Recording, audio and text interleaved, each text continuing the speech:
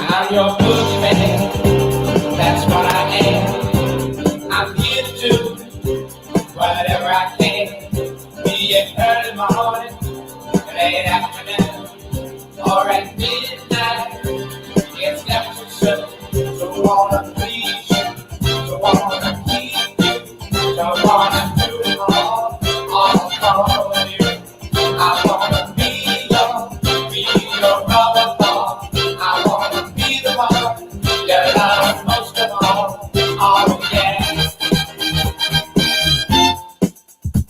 I'm the boogeyman, I'm the boogeyman. Turn me on, I'm the boogeyman, I'm the boogeyman. Do what you want, I'm the boogeyman, I'm the boogeyman. Turn me on, I'm the boogeyman, I'm the boogeyman. Do what you want, I'm your boogeyman. That's what I am. I'm here to do whatever I can. Be it early morning, late afternoon, or at midnight. Oh, it's got you certain. So I wanna take you, so I wanna hold you. I wanna give my all to you. And I want you to completely understand. Oh, where I'm at, and where I am. Oh, yeah. I'm the boogeyman, I'm the boogeyman. Turn me on, I'm the boogeyman, I'm the boogeyman. I do what you want, I'm the boogeyman, I'm the boogeyman. Turn me on, I'm the boogeyman, I'm the boogeyman. I do what you want, I'm your boogeyman. That's what I am. I'm here to do whatever I can. Be it early morning, late afternoon, or at midnight. Oh, it's got you singing. I wanna be with you. I wanna be with you. And we be together, do anything. I wanna see you, all in you. I wanna love you up from sundown to sun. Oh yeah, oh yeah.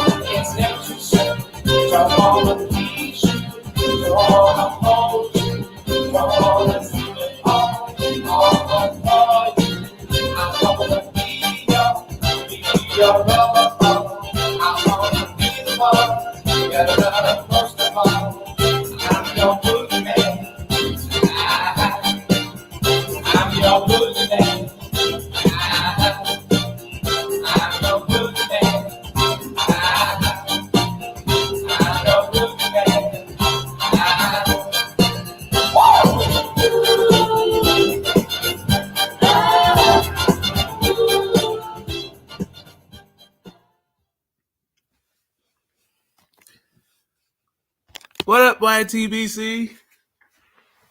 It's actually Saturday, but we're still going to get it in this week. Chopping up all the news that is topical and interesting in the world of boxing. And, you know, sometimes we get into other subjects every week. Sorry, yesterday I had a lot going on with the old better half, so couldn't actually get a part. But hey, we got two guys, Bruce and Cesar. I'm pretty sure more people come through. Oh, Showtime more. Let me get this thing going on. Yeah, but we have some. Actually have some pretty. We have a fight that is kind of flying under the radar that I wanted to talk about this week, as part of the whole like boogeyman thing, and I wanted to chop up with that, like really the concept of the boogeyman, in terms of it being the a guy who is high risk, low reward, so really can't get fights. And sometimes you can market guys as boogeymen who they really aren't. Um, and then sometimes it's just when it comes down to it, they're trying to marinate a fight and build the guy's profile up, so they move him in a particular way. And yeah, we're gonna chop up that and like who actually is happening. But yeah, we have some really entertaining fights left this year. Like I said, one is going under the radar in the Ergashov Subro Matias fight. I wanted to get into some detail about that. I don't think I've really given uh, my take on the Edwin Dallas Santos Shakur Stevenson fight, so I'm going to do that also. Um, and yeah, Dave Morrell, the guy is definitely like flying under the radar. There was guys like David Benavidez that they're saying was a boogeyman and nobody wanted to fight him a few years ago, but now everyone is really calling him out. Um, and Morrell, it seems like, fits that description of that low risk, high reward. So, yeah, we're going to get into those guys' fights. Well, David Benavidez doesn't have one, and so really he just banged on the table. But Subra Matias and Shakur Stevenson, they both do. And I'd like to hear what you guys have to say about um, what you guys got to say about whatever boogeyman I may have left out. Like, is Better Be a boogeyman? I'm not quite sure. They may be. It seems like they're aging that dude out. I don't know. I just wanted to talk about these guys. Um, Also, it occurred to me, I was asking people about their idea about fight of the year, and for me, I hadn't given like my idea. And it turns out the one that I can remember having the most fun watching, and then maybe it's just I might be biased, but I really like that Jeremiah Ponce versus Subriel fight. Now I know it's kind of hard to get fight of the year, and I mean it did have, I don't know, they seemed to it probably needed to have more back and forth with Subriel maybe going down or something. But for me, so far, that's the most entertaining fight I've watched this year. So yeah, I'd love to hear what you guys have to say about it, what you guys think about it. Let me go ahead and post the link. I'm not gonna. I don't think I'm gonna do one of these marathon streams. I may.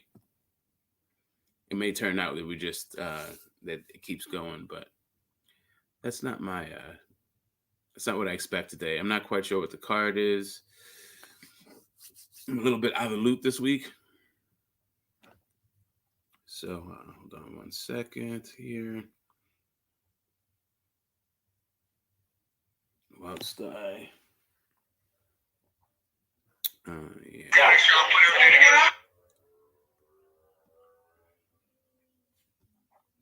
Okay. Okay. Yeah. I'm going into the studio now. I hope everybody had a really great week. And I hope you guys are having a great weekend all at the same time. If you guys have any fights, or some fight that's going under the radar tonight or this afternoon, I'd love to hear about it. So we got here. I'm in the studio. A couple more subs. That's what's up. Mm-hmm. Let's see. Okay, I don't need the dashboard, my friend. Take me into the content. All right, let me do this for my. All right. It's probably easier to do it through my phone. I'm tripping. Okay. Or faster, at least. Let's try it that way. All right, here we go. Let's go to lives.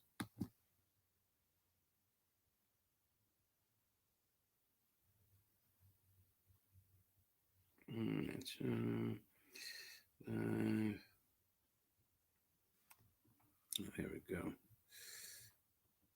Alrighty. Let's go into there. All right.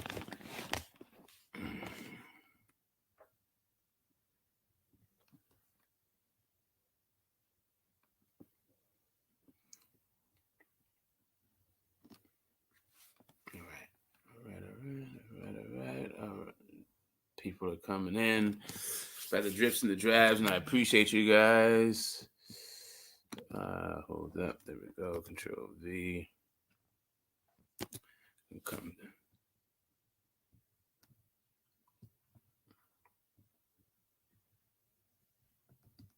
I don't know why in the hell I would need to. Oh, pardon me. Yeah, it's been one of those weeks. Like the weather turned on me, and I've just been waking up. Fall is not one of my favorite times of year, I gotta tell you. Well, yeah, anyway, it's all good. We're gonna get through this whole thing together. I'm gonna be able to pin this link to the top at some point, but just not right now. So let's get back to it. Why don't we? Okay then. Let me welcome some people in. So Mr. Catterall Linares. I don't have a lot of interest in that fight. Linares is not really a 140 pounder.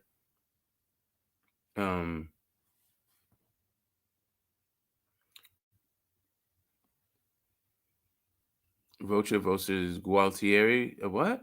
Rocha's fighting another. There's another Gualtieri in the mix.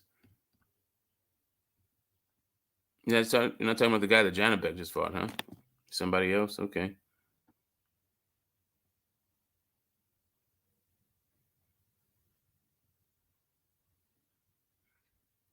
Oh, Santillan. Yeah, okay, there we go.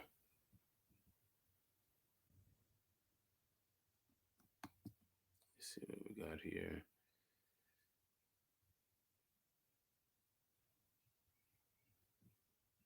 You're trying to ban me from my own shit, huh? That's interesting. What's up, Mr. Moore? How you doing? Smoke Dog, what's going on, bro? Another week round. Yes, sir. Yes, sir. You know, sitting here watching Penn State and Ohio State, chilling, making some food, man. I might tune into Linares and Catterall. I mean, I don't think it's going to be competitive. I think Linares is a little passing, Catterall is pretty good. So we'll see. Yeah, and Linares, I mean, has he done really anything at 140 except for getting knocked out? And that's the last thing I remember him doing at 140.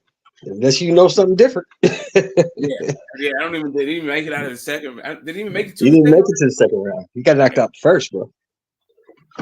He got knocked out the first. So now. Yeah, that's what's up. That's what's up. So this Benavidez Andrade undercard. Have you checked out who's on it yet? No, I haven't. Who's on the undercard at Benavidez? Oh yeah. No, I haven't. Who's on the undercard? So one of them, there's a fight, Ergashev versus Subriel Matias. Oh wow. Well, any card he's on, I'm watching. Yeah. Ergashev, and he's fighting another guy that is cracking the Subriel Matias. Subriel Matias, I think he's working like a 90% KO ratio. I can't remember what his actual record is right now. Right. It was about 90%. This guy, but he's knocked out everybody he's fought because remember the last guy that beat him, he came back and knocked that guy out. So he's knocked out everybody he's fought. And Ergashev is not far behind him. 23 wins, 20 by knockout. But they all in the Ukraine or what? Where's his knockout? The last one. Now he knocked out. Shit, I just watched the. I just watched the Jose Valenzuela fight again, the Rayo fight with El Santos. Ergashev knocked out this. I mean, he hasn't really fought anybody that that can punch back really, but he has fought a good guy. I want to say like Angel Martinez. What the fuck is this guy's name? I mean, you know, let's be honest. Neither one of them dudes have fought super world beaters, bro. The best guy that Matias ever fought was probably Ponce. Yeah, it's not so much. It's to me, it's not so much. Have they fought gigantic competition? It's just that when it comes to the punching power that they both face, like Right. seems to be a dude with a lot of power, but it's against guys that he hasn't really. Those guys can't really crack back. Right. Super is fighting. Those dudes can really fight. Those dudes can really crack. Right. Well, the thing for me, Smoke, is the fact that for both of these guys, when they get in the ring with guys who ain't supposed to be there, they get rid of them. So yeah, we give them that. So all right, he fought Miguel Fox, Ergashev. Got rid of him. He's trained by Michael Fox. I said Miguel. He's trained by Michael Fox, Michael the White. Mm-hmm. But he's trained by Sugar Hill. Okay. Right. Now stop right there. Stop right there, Smoke. Give me your assessment of Sugar Hill as a trainer. What do you think of that guy as a trainer? I think like he's an X's and O's guys. Like he's a strategy guy. Right. I think he might. I mean, he's just so celebrated for the whole Tyson Fury thing. That's why everybody knows who he is. But he's been at the amateur team for a while that we haven't really had a lot of success in. Right. So, as far as success goes, I think it's limited. As far as his idea, like what he sees in the ring, I think he sees everything. His ability to translate that out to his people, that's a different thing. I don't know. He seems to have a unique style of communication with the way that he speaks, like the cadence and all that other stuff, that it seems like you'd have to be with him a long time to really understand what he's talking about. Okay, I got you. I mean, I don't know. You think that, right? One of your better trainers, if you're already a professional and you're just trying to work some things out, he seems to be like, I mean, at least as good as Buddy McGirt. Okay. Yeah, but like what? I don't really know. Yeah, that whole idea about taking somebody from nothing to something, teach them everything they know about the game, and take them to a championship. He hasn't done that. Yeah, that's true. That's true. And, what do you think? And you have to give respect to that guy in Texas because he has done that. I mean, no matter if you like him or not. I think he's a shit trainer. But, I think he's one-dimensional trainer. All his fighters look the same, but shit, he has taken a dude to the top. You know what I mean? Two of them. Yeah. I mean, well, actually, he had one for both of them. Really came from other trainers, but he did bring them up. Well, Ronnie Shields. I don't know. Like Ronnie Shields is a pretty good. Ronnie Shields built Charlie. He built Jermaine Charlie. And now he also has fuck the dude like Little Mike Tyson, his name is fucking escaping me now. The other guy in his trainer, what the fuck is he from? Anyway, his name will come back to me. I can't believe I'm forgetting. I'm having a brain fart about this guy's name. I've seen him fight fucking back in the day, like the black Latino guy. Fuck, what the fuck is his name? Jose Guzman. Yeah, Guzman in this corner now. Yeah, he does have Guzman. And he kind of boxes like that. So I don't know. But it is a celebrity gym. He does seem to now. Let's see if he's making guys better. We've only seen AJ out once. Huh? And we haven't seen Ryan Garcia, what he looks like yet. So we'll have to see if he's got a good fight coming up too. He's fighting that guy at 140. He's on 11 fight win streak. So we'll see what's up with that. Yeah, if he's able to shore up some of the holes, and keep those guys, guys like AJ and Ryan Garcia, like improving on their craft and interested in fighting and all that other shit. If he's able to do that, I like no matter what you say about his ability to prepare for a fighter, his in fight, like his pre-fight strategy. I think his Right. pre-fight strategy right now is just like a glaring hole in this game.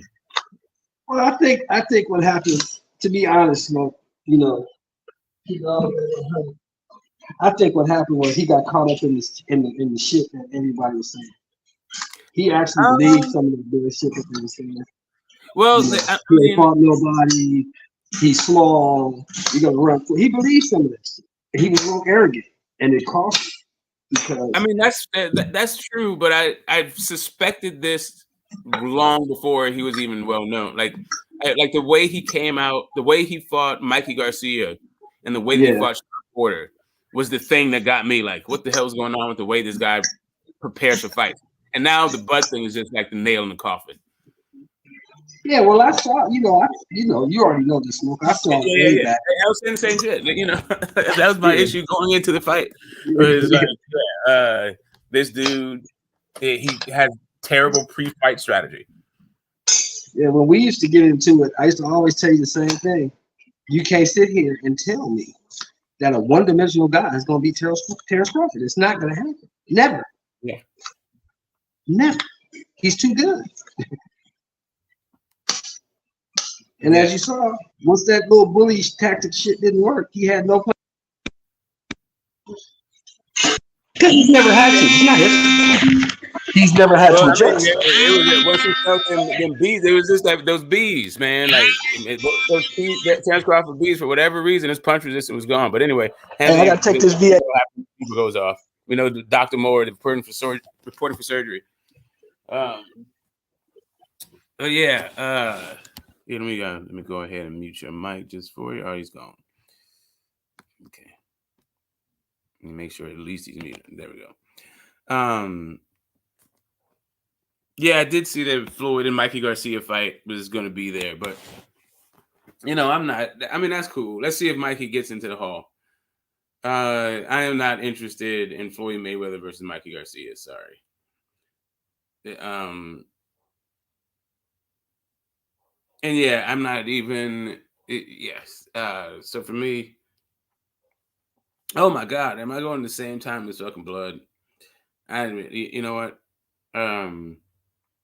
Here's I may hold up a second. Let me check a look at this thing. I just got in where I fit in today, although that's what I was attempting to do. But I wasn't trying to step on anybody's toes and split the focus here. Oh yeah, he just started. He went right after me. Okay. No, yeah, I'll keep it going. We'll be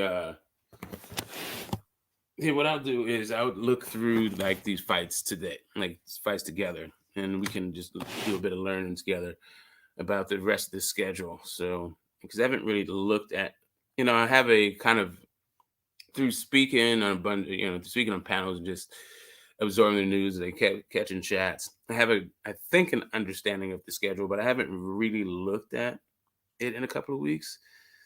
So, yeah, I haven't seen what all of the remaindings, what the rest of the boxing year is supposed to look like. So let's take a look.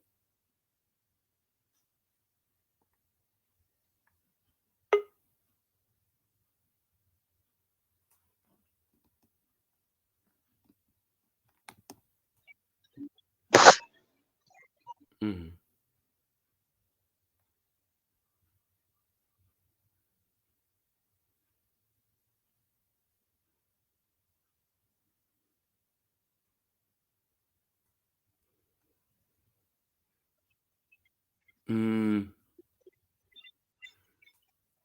Yeah, Mr. Lightning, I think we're gonna get into that. One of the things I wanted to discuss, yeah, is definitely the Regis Loma. We're gonna get into, Regis Haney, and we can get into that right now.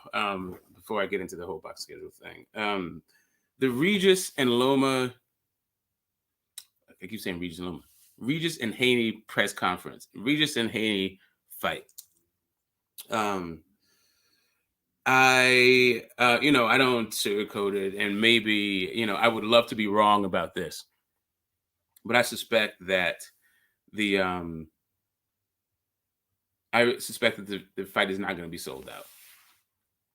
I think if I wait until December to get my tickets, I'm going to get it at a cheaper rate than that they are right now. It's just the nature of what's happening in the Bay Area. Yeah, it's it's just not a fight town anymore, and the Chase Center, like, it's just a bunch of transients. Really, like, here's really, like, I go for Warriors games. Right, that's the only time I've been to Chase Center, and the Warriors are like a championship basketball team and all this stuff. They still got Hall of Famers all over the place. Steph Curry is like first guy, the only guy to get like a unanimous MVP, back-to-back MVP. Anyway, whatever. They have, when I'm talking about playoff games, the people there don't know shit about basketball. The people who are paying the ticket to go to Chase Center to root for the Warriors, they're just going there to see and be seen because it's like the hot ticket in town kind of thing, and to say that they were there. Yeah, boxing doesn't have, Devin Haney doesn't have that kind of cachet. Regis doesn't have that kind of cachet. The other part of it is the whole the Black community in the Bay Area, right? So a lot of us have a New Orleans, like a New Orleans origin, like the families that came here, that came maybe after World War II, like mine. My grandfather was a GI. He moved his wife and kids to LA, actually, and then my mom, after college and shit, came with my dad and moved to the Bay. So as a California family, we've been here since 52. So that's what 71 years, right? And then as a Bay Area family, we've been here since 68. I don't know, 50 something years. What is it? 54, 55, somewhere in there. 54, 55 years. Point being, that community is gone.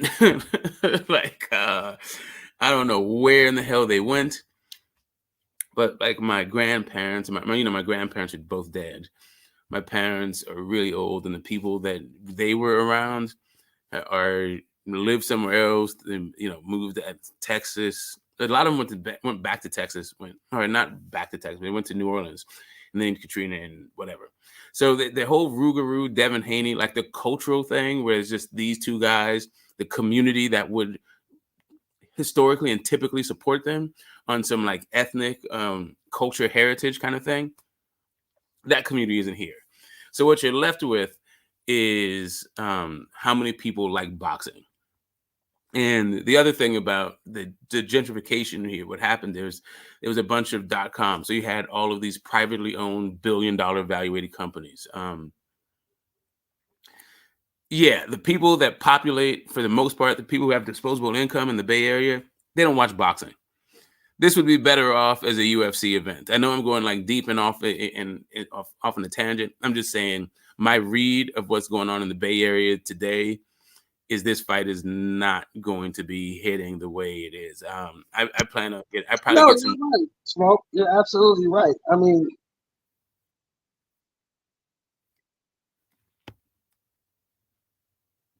Oh shit! What happened to you? nobody knows who the fuck that dude is, bro. Hello. Yeah, you left for a second. You went out. So what you said? I was right. Devin Haney, what?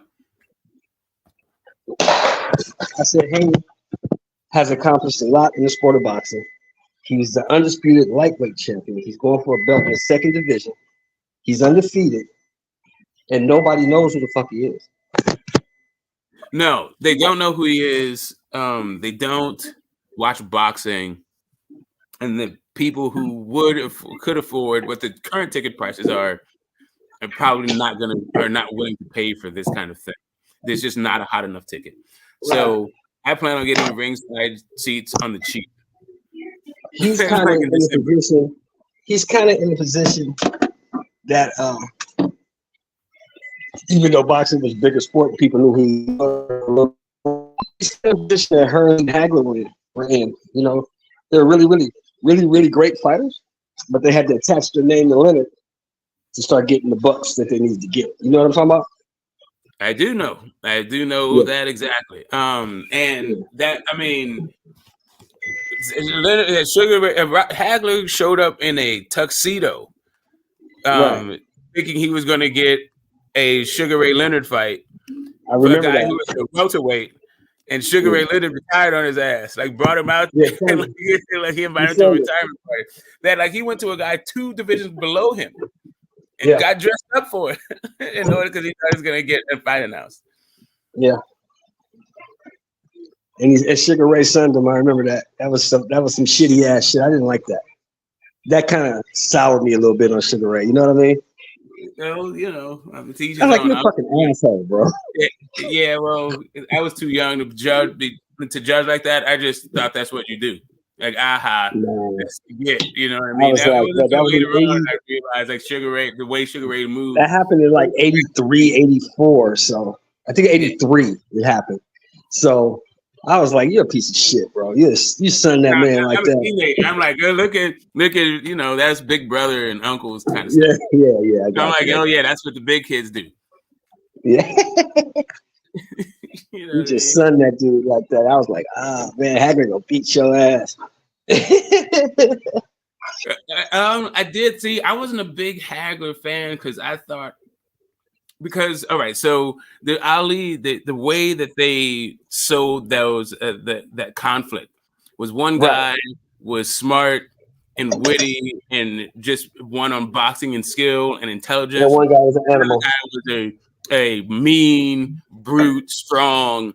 That you know you like nobody. The only way you could beat him is by outsmarting him and being gifted, right? So I was always into the smart, gifted dude. Yeah. And Sugar Ray Leonard and Hagler, they portrayed it.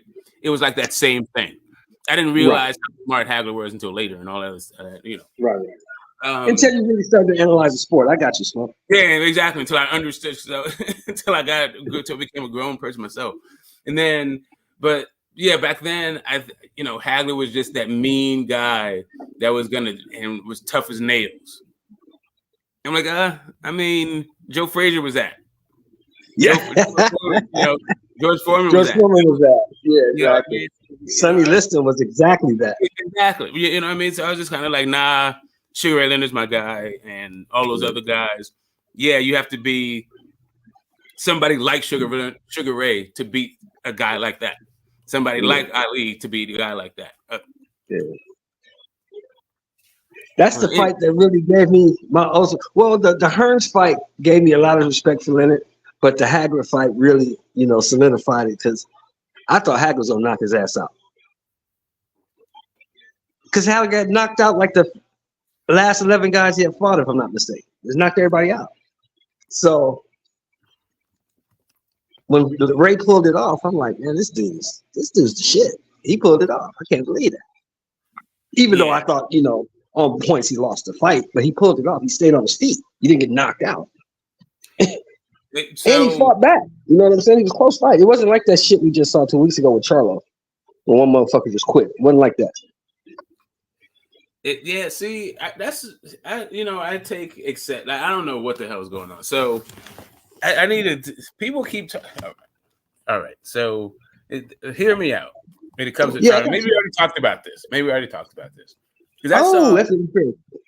Go ahead, bro. What I saw was Charlo doing everything is in his power to not get knocked out. I didn't see a guy who quit. I saw a guy who tried to fight in order to not get knocked out. I saw a guy who tried to run in order to not get knocked out. I saw a guy try everything in his power. Like, it stood his ground, tried to trade and get his respect, all of that stuff. The only thing that like he had to use every single ounce of everything he knew about boxing in order to not get stopped in that fight. That's all that happened. Like, Canelo was too big, too strong, and better than him at boxing. Like, it's just like That's what I was watching. I didn't see a guy who gave up, a guy who laid down. I saw a guy who was completely in over his head. Well, what I saw, and that I do agree with, Smoke. I ain't gonna sit here and lie to you. I do agree with that with that assertion.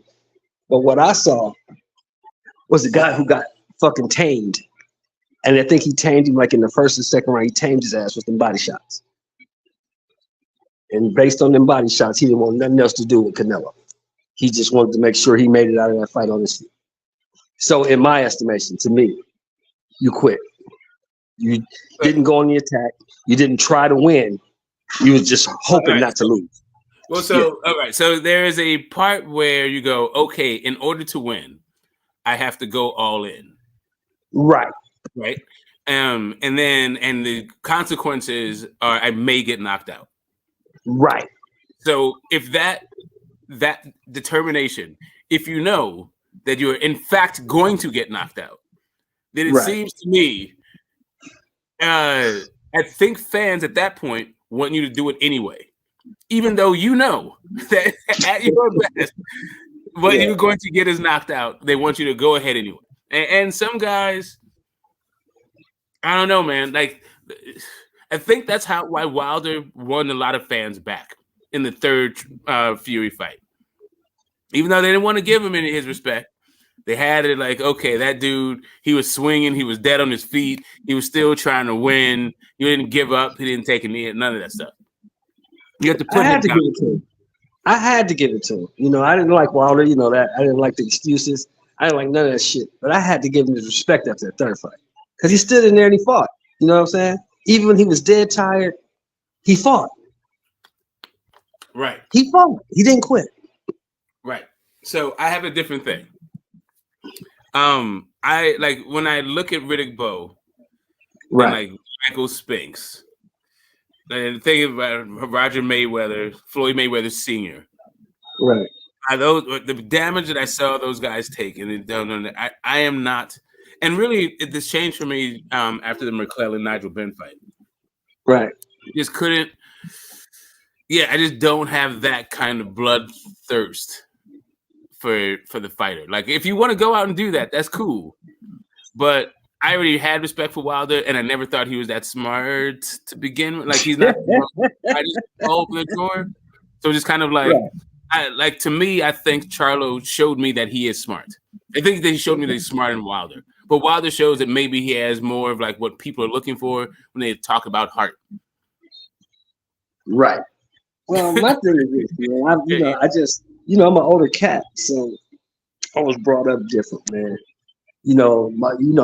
We've talked about our upbringings a couple times, Smoking. What I've always told you, the way I was taught, you ain't got to win. You ain't got to win, motherfucker, but you do got to fight. Yeah.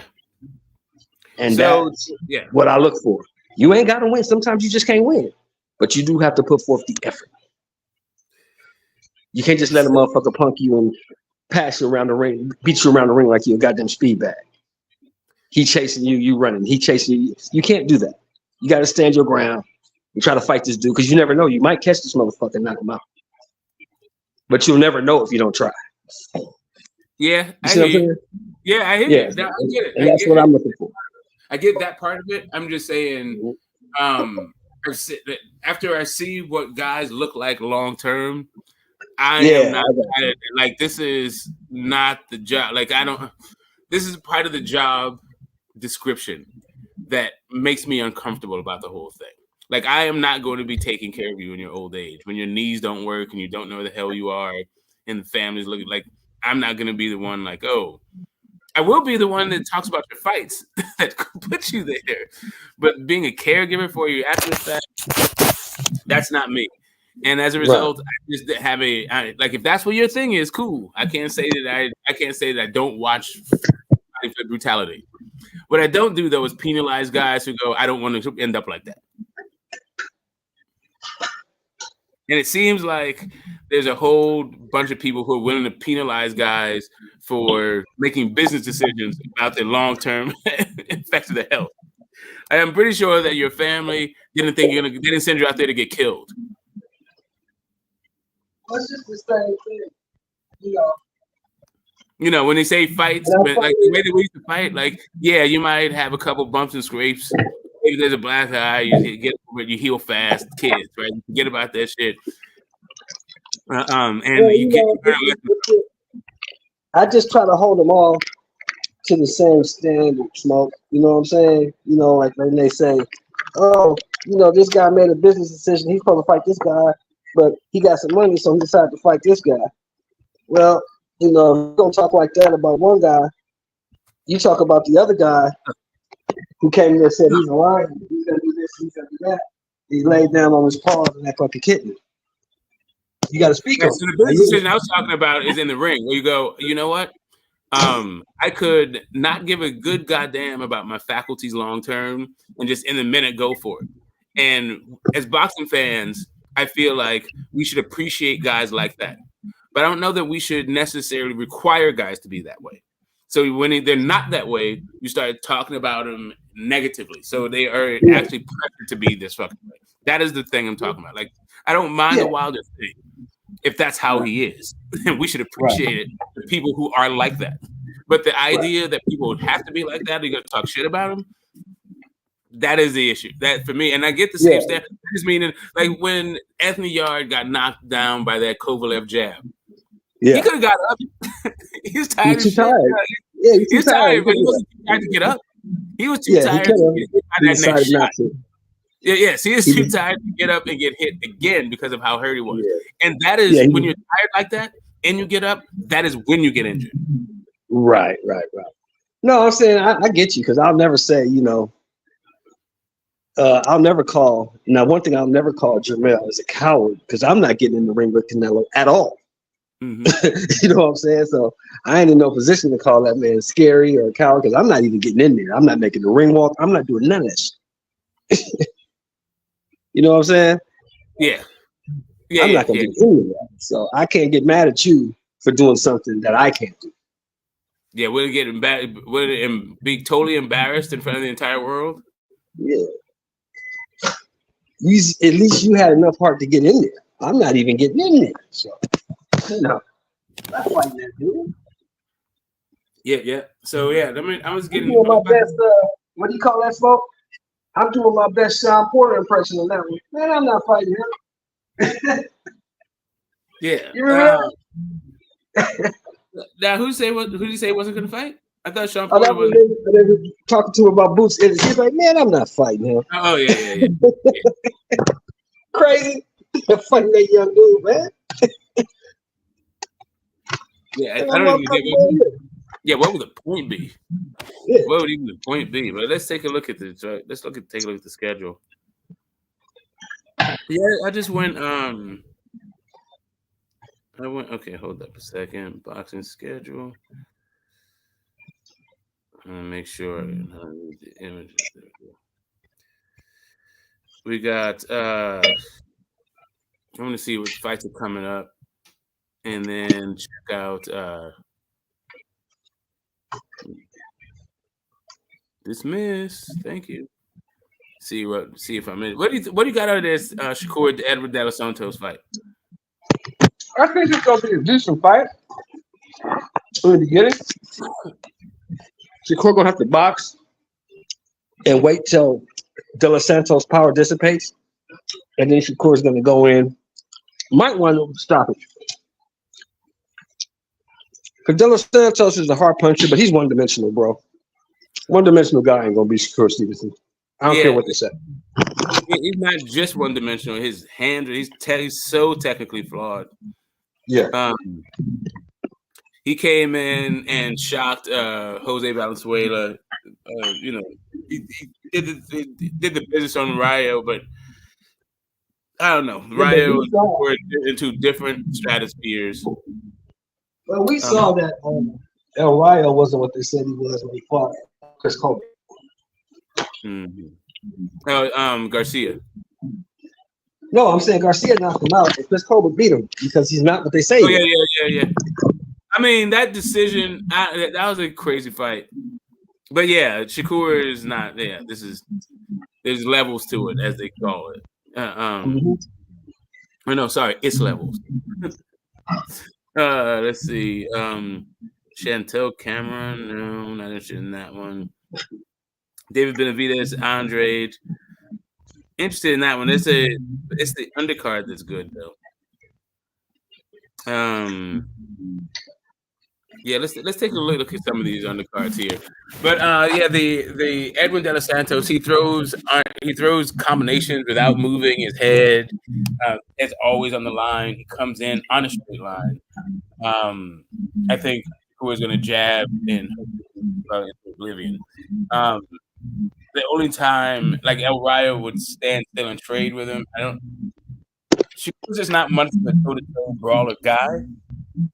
And even though I know it was a late replacement De Los Santos, so El Rayo couldn't like prepare for the guy, and maybe he could have had a different game plan. It's just El Rayo is not near Shakur's level. So yeah, I think, and also El Rayo dropped in that fight.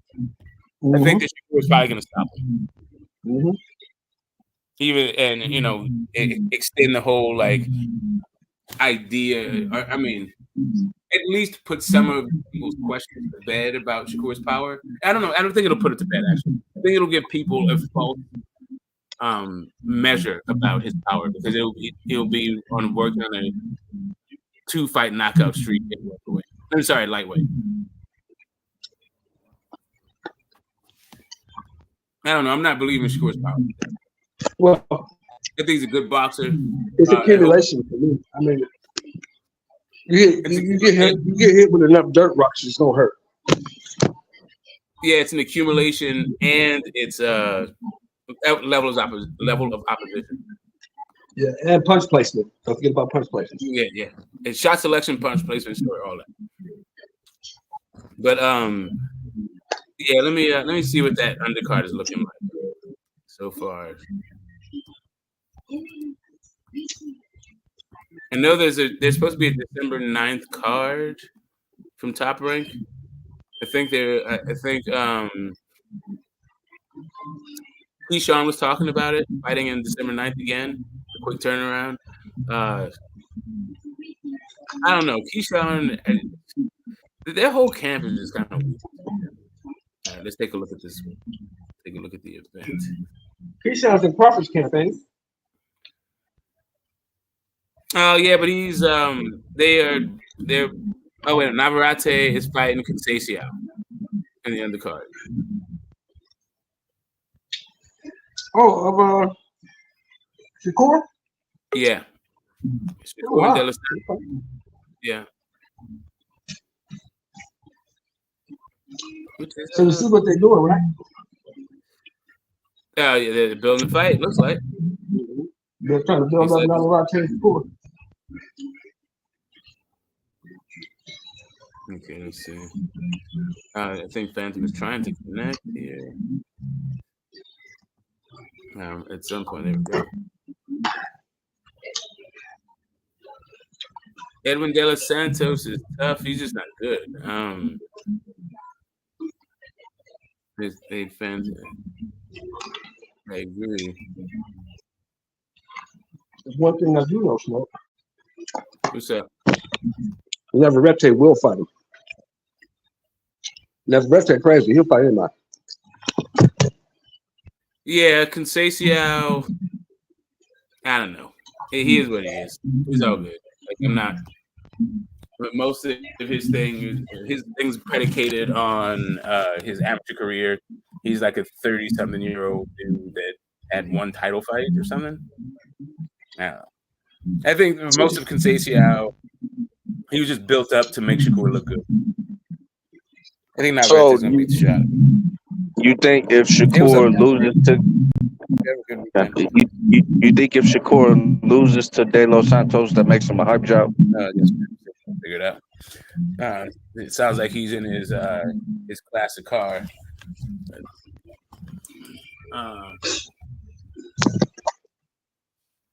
That'll make him a hype job. This makes him not what we thought he was.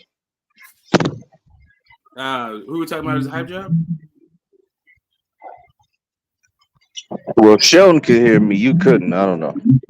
Okay. Yeah, Okay, now I can hear you. His question was, if Shakur loses to De Los Santos, do we consider him a hype job? My answer was no. He's not a hype job. He's just not what I thought he was. Just like Errol. Errol's not a hype job. Errol just isn't what people thought he was. If He's not a hype Shakur, job, wait a minute, if Shakur loses to De Los Santos, is he a hype job? Yeah. Hell yeah. No, that's what the question was. He's asking you. I'm answering it. Yes, and I'm answering a resounding yes. Of course he is.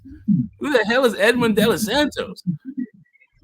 We're talking about Shakur is supposed to be the best defensive fighter in all of boxing, the heir apparent, one of the heirs for the Floyd Mayweather legacy, like division champion. Supposed to be the class division of boxing, like in some people's mind, Shakur over everybody. If you lose De Los Santos, I don't see how you're not a hype job. How do you write that train again? That's going back to the drawing board. Okay. So now what you're telling me is, hold on, stop right there, Smoke. So you're saying he's a hype job if he loses. So what you're telling me then Errol Spence was a hype job, right? No, Edwin De Los Santos is not on the level of, I don't know who the hell, maybe from my opinion. Like, okay, so let's talk about the names that made Errol Spence. Talk about those names and then compare those to Edwin De Los Santos. Okay. Guys like even Mikey Garcia, even little Mikey, better than Edwin De Los Santos. What Mikey might get in the Hall of Fame. Yeah. Sean Porter, El Brook, even Ugas, even the Ugas at that level, all better than Edwin De Los Santos. And Spence won those fights. If Spence lost those fights, you wouldn't have called him a hype job because of the level of those guys outside of Mikey Garcia. If Mikey beat Spence, then he would have been called a hype job. Well,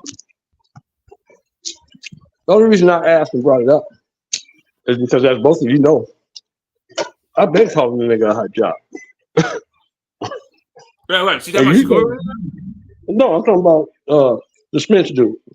Oh, yeah. Well, I'm just saying, Edwin De Los Santos. If you call Spence a hype job, then Shakur, you would have to call him a hype job if you lose to Edwin De Los Santos. Well, not really, because Edwin De Los Santos is what, 15-1 with 14 knockouts? Yeah, but in where? In so Dominican Republic? If he gets knocked out by this guy, I mean, it's not out of the realm of possibility because basically what we said, this guy can knock anybody out. Nah, I don't think Edwin De Los Santos can knock anybody out. Is he in the same boat as Matias where he's knocked out everybody's fault and then came back and avenged the loss or something like that? Wait a minute, we're talking about De Los Santos. Yeah. Did he avenge that loss? Hold up a second. Let me just my man. Hold on. That loss could be against a straight scrub and probably was. The losing in the first place is the issue. But really, it's just like. Let me take it. I mean, I get it. Don't get me wrong. I get it. I get it. I understand. I want to know if Phantom, you consider him a hype job, Phantom? Oh, Phantom. Okay, it's Phantom. Phantom, will you consider him a hype job? I'm still on the fence about it. Depends on how you lose.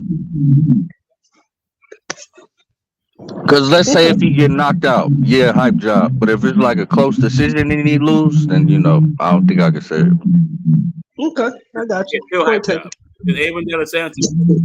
How is Edwin De Los Santos? If you got this guy being supposedly undisputed, right? The guy you favor to be undisputed, or people haven't beaten Tank. People have Shakur beating everybody at 135.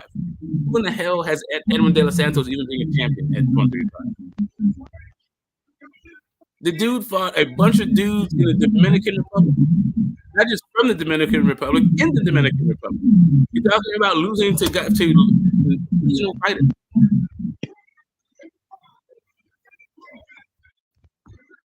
Yeah, but Edwin De Los Santos doesn't suck. Sound like he's garbage, I mean, does you have to not suck in order to do a thing? Like, so if a guy's not sucks, you get outboxed. You're supposed to be the premier boxer, and you get outboxed or it's even close. It's what becomes it against one of the guys who's supposed to be the best fighter, one of the best boxers alive. Like what? And, and you get outboxed by a guy that doesn't suck. Like, what? But see, I was talking to somebody about this yesterday, Smoke. The same thing what you just said. And I was telling somebody that you got to stop crowning these young dudes before they've shown, their true colors. You got to put them in some difficult scrapes. That's so what you I'm can telling say this guy is the second coming of this or the best of this or that. You don't know what this guy is because he ain't never really been in a close fight. But that is what the hype. Shakur ain't never really been tested. Bro, yeah, who's ever tested Shakur? Edwin De Los Santos has had 4 fights out of the United States. The first one, William Foster III, he did not revenge that loss. No way. He lost the first time he came out of the USA. First time he came touchdown to Shores, he lost a UD. Oh no, it's a split decision in an 8-round fight.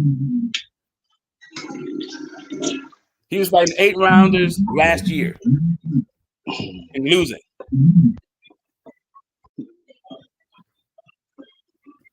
And you're trying to tell me if this guy outboxes Shakur Stevenson, who is his 3rd division, undefeated, 2-division champion, unified in the 135. I mean, at 130. That's not a hype. Okay. Okay, what's the difference between a hype job and overhype? Let's say he'd be over. He would be shit. I don't know in that sense until I'll tell you the difference. Until he reads. Yeah, go ahead. I'll give you the difference. Ever Berlanga is a hype job. They fed him a whole bunch of guys that they really could whoop, and when they put him in there with some real competition, you saw what you got. So that is a hype job. Overhyped is what happened on July 29th. Where a guy was really, really good, and you liked his backstory, and you liked him as a person, maybe because of the guys he hung out with, the things he said, you know what I'm saying? But you really didn't analyze it from a boxing perspective, and you saw what you got. He wasn't what you thought he was. You thought he was this monster, and he's not that because he's one-dimensional, flat-footed, and he's easy to beat if you're a boxer. You know what I'm saying? But he's never fought boxers before. He fought guys who would stand in front of him and let him punch on him. And that's what you get. You know what I'm saying? That's the difference. Errol Spence was overhyped. Right now you're underrated. Edgar Berlanga is a hype job. Right. So for me, I think you're doing Bud Crawford a disservice. That's what the best boxer alive can do. Right. I don't think that anybody that can box with does it. I don't think I'm doing Bud Crawford a disservice because Bud Crawford said the same thing I'm saying. He said exactly the same thing. No, I know, but Crawford can do that. I don't think that anybody that boxing can do it. Bud Crawford can say it, but because Bud Crawford understands his ability. But not everybody. This guy's overhyped. This guy's not what you think he is. That's exactly what I said. I didn't call the guy trash. I just said he was overhyped. He's not a hype job. He's overhyped. No. He's not. I agree with that. Yeah, I agree with that. I agree with that. All that stuff. So I got you. So to me, it would take me. Would I go all in on hype? Yeah, I'm sorry. If he loses to Edwin De Los Santos, he's a hype job. For all that rah-rah he's been doing, all the publicity stunts, the way that they're moving him, everybody's ducking him. He's the boogeyman. Yeah, I don't know, bro. I don't know. Too much is given, much is expected. Does it matter the method of losing? Like if it's like split decision, it's still a hype job, like something like that. No. If he gets injured, if something happens or he gets injured in the fight, no, he's not a hype job. It would be like an act of God. But if there's some sort of skill set, but if he loses, split majority, any kind of way, if he loses, Smoke is saying that he just loses to this guy. Yeah, if this is his level, if his chin can't stand and Edwin De Los Santos is out, if he's able to land that shot, like if he gets Hasim Rahman in South Africa, or Yeah, I'm still going with hype job. Sorry. I don't care if it's a lucky punch from the gods, you know, to quote AJ.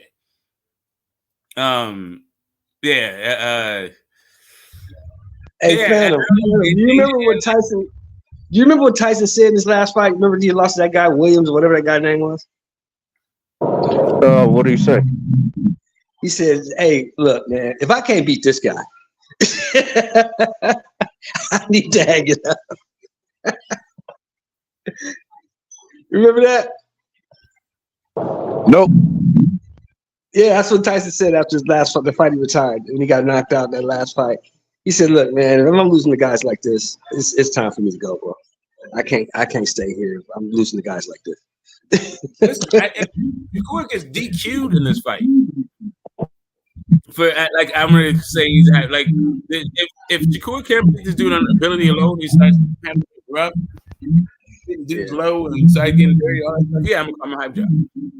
Yeah, when you think about it hard, if you think about it, Smoke's right. If he loses to this guy,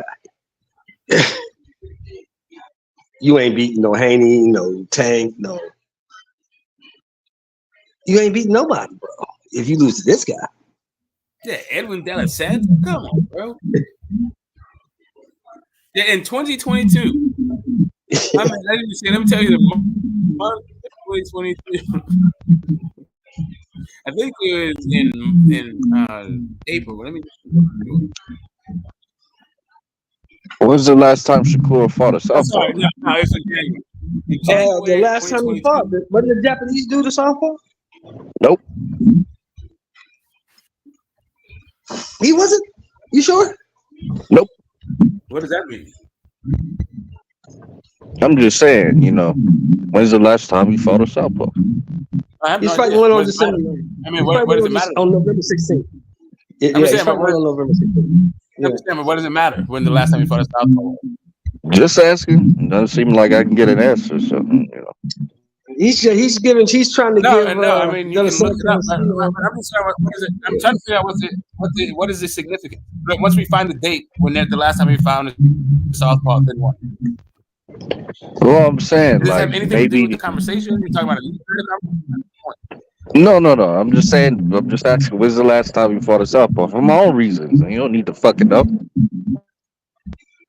Okay, well, you can look that up though. What the hell? You can look at what. And who's the he? Edwin De La Santos or Shakur? Shakur. Okay. Do you know when the last time Edwin De La Santos fought a southpaw? No, but that wasn't the question. I know. I'm trying to. Yeah, I mean, okay. You got secret reasons for not doing your own research. Okay, bro. I'm trying to think. Okay. I don't think whatever the answer is to those questions. If Shakur Stevenson never fought a southpaw before in his life, and Edwin De La Santos has only fought southpaws in every single fight. De La Santos and Shakur loses to him. Shakur's a hype job. I'm not quite sure what like the southpaw has anything to do with, at least with the conversation we're having, but you know, to tie it back to the conversation. Yeah, I'm with Smoke. I think Edwin is in a bad position. He's in a bad way. I don't see any way possible he can win this fight unless there's an injury or he just lands some lucky shot. That's the only way I see him winning this fight. Yeah, the only way I don't say he's a hype job is if he's injured. Even if he gets DQ'd. I'm saying, like, if you have to resort to the kind of tactics that would get you disqualified against Edwin De La Santos, then whatever.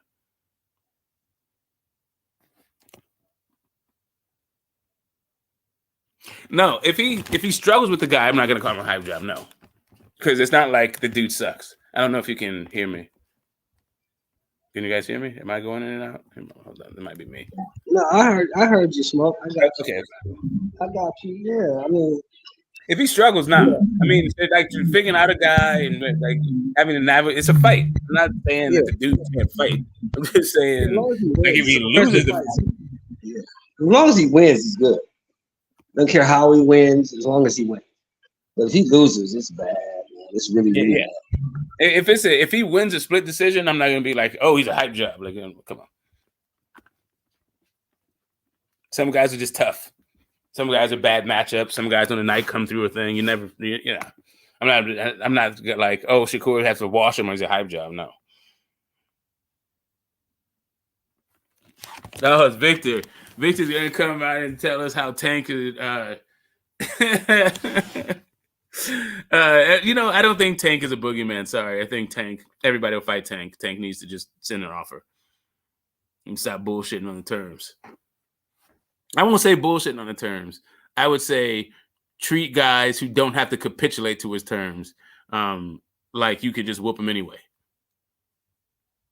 But anyway, I'm sure Victor's going to hit that button, hit that like, and tell us all about Tank, what's new in the world of Tank. Oh, hopefully he will, at least. But yeah, but Corey gets hurt, touched, a lot of the struggles. It's Corey, nah. Yeah, like tough fights are tough fights. I hope it is a tough fight. And I hope like Shakur has to show wrinkles. I hope De Los Santos does present the problem for him to solve. Like that's what I think. That's what I hope for a fight. Yeah, he ain't no Yoshino. You know, that's a Dominican southpaw, bro. He not gonna just coming there to get his ass beat. Yeah, have you watched a lot of Dominican boxing? I watched enough of Elwin De Los Santos to know he's not a bitch. That's what I'm saying. Sheldon, you on mute, bro. You on mute, Sheldon. No, I said I don't think he has anything to say about it. I mean, he's probably coming not to get his ass whooped, but that don't mean he's not gonna get his ass whooped anyway.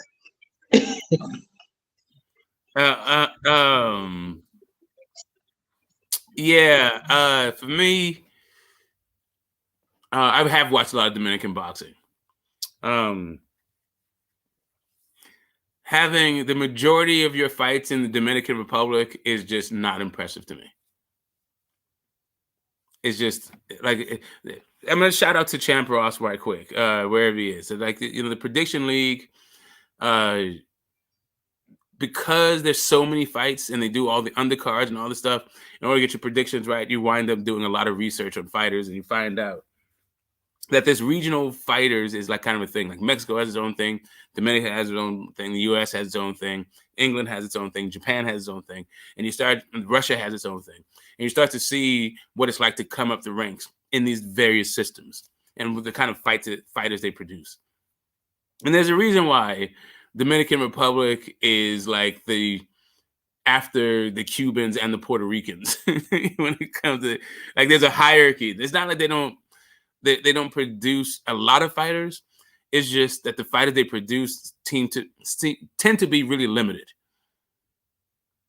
And it's not about being hard, having a lot of heart or anything. That's not what it is. It's that their technical ability isn't that good because they don't have the coaching, the sparring, or the gym. Right. Hey, Phantom, you at home? Are you on the road?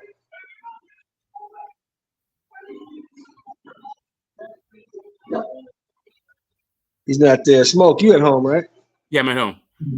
Yeah, the card is on. The undercard is on right now. If you're interested. No, of Catterall and Linares. Yeah, that's what I'm saying. Yeah, the Catterall thing, yeah. Yeah, sure, I'll put it on. Why not? Yeah, Jorge just walked in the ring, looking spry at 40.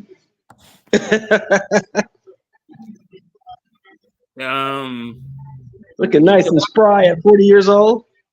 Who, Linares? Yeah. Oh, that's banana. So that's unfortunate. Well, geez, 40 years old. I don't know. 40-year-old. What is he now? A junior welterweight? Yeah, he's a 140 pounder. And this is his what? Third division? Fourth division? Fourth division. Damn. Yeah, you got to get 26, 30, 35, now 40. His second fight at 40, in which he couldn't get out of the first round the last time, and now he's at 40 years old. He's going to give it another shot. The bucket list fight or something like that. Whatever, man. Josh Taylor won't fight the mother. Well, it's not Catterall's fault. Josh Taylor won't fight the motherfucker. So, yeah, I mean, if I am Josh Taylor, I'm not fighting. Yeah, fuck. The Catterall. I don't know what's going on with him. Maybe we can get Catterall and Matias or something. What's the WBO? This is a WBO, I think. WBA or WBO. Let me see. Hold on. Let me rewind right quick, and I'll tell you exactly what this is. That's Tio's belt. Tio said he's still retired now. Oh, he's retired again? He said he's still retired. Not retired again. Yeah, I guess he's acting like he never came out of retirement.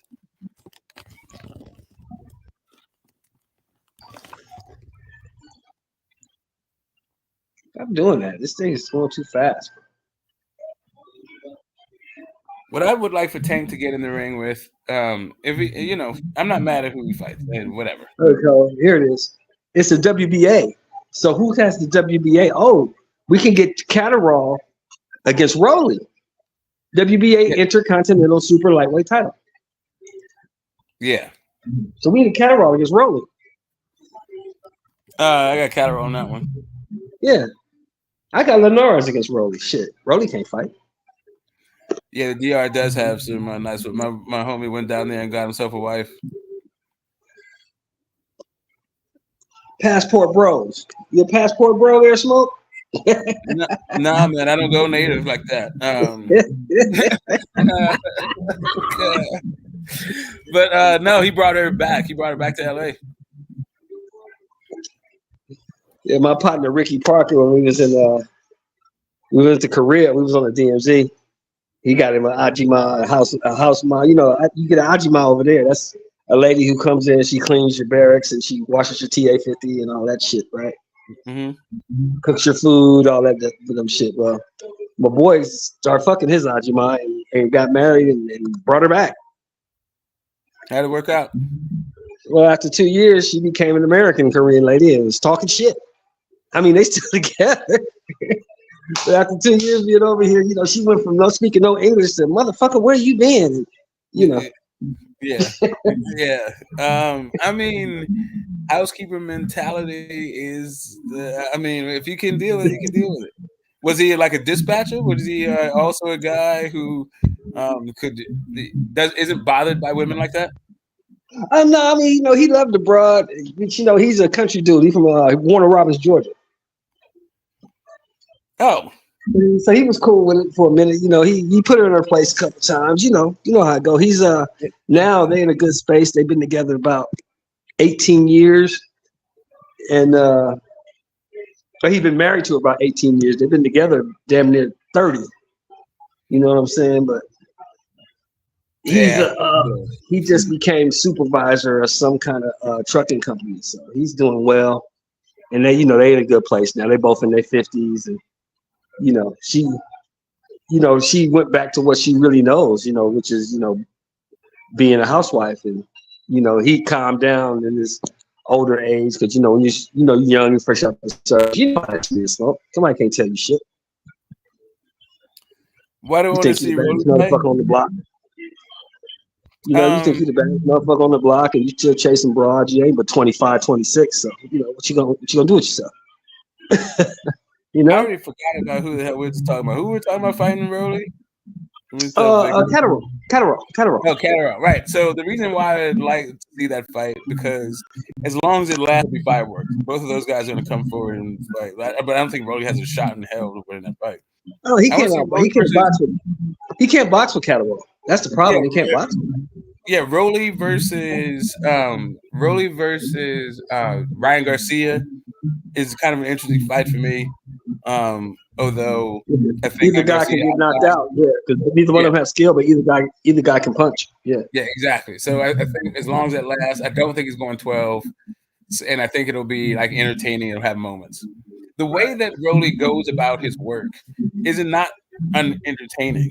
With the way he slammed Yigit, the way he's getting he did, even when he fight, the way he fought Tank, it's entertaining. It's just like the dude just is not winning. That's all. Did you hear what he said about the old guy from Brazil? What? He said that's the hardest puncher he ever fought. Okay, cool. He said that old man hit hard. And you saw that in the fight. That's why, they had to save Rolly, because that old motherfucker was going to knock Rolly ass out. He was going to knock Rolly out, bro. Yeah, and Rolly would have deserved it, too. Well, I couldn't ever get to that fight. I tried to watch it on 4 separate occasions just so I could get there, but nah. Oh, I watched it.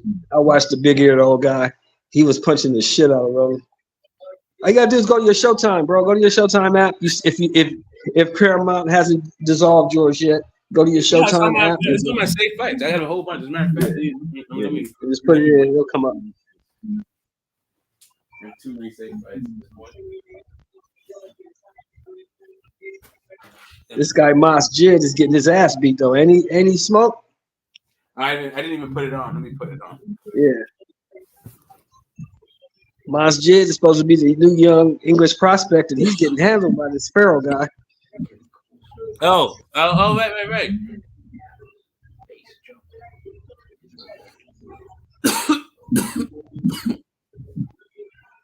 Yeah, the English and the Mexicans. The English. Ooh, big punch. Oh, Mas Jid trying to fight back. He just caught an elbow to the chops though. What fight are you watching?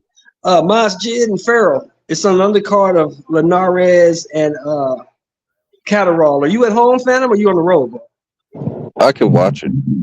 Yeah.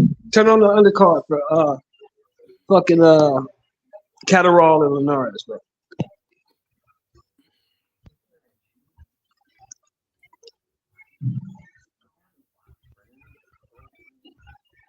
I like this.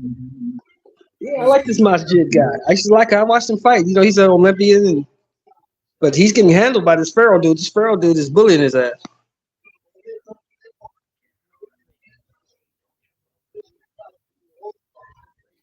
God damn. That's how you beat a guy who's longer and a better boxer. You make him very uncomfortable. And that's what Pharaoh's doing. He's making this dude uncomfortable. So do you think that Regis is going to drop Haney in the fight?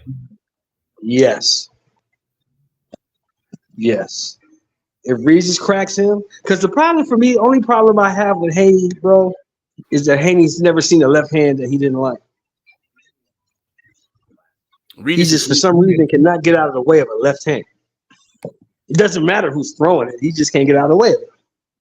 Because he's always dipping to that side to avoid the jab from an orthodox, and it don't fucking work with a southpaw. And I'm telling you, bro, this is a fact. I think this is a fact. If Regis Prograis cracks him, clips him the way Linares clipped him, he's not getting up, bro. He's not getting up. I think Regis hits 3-4 times harder than Jorge Linares.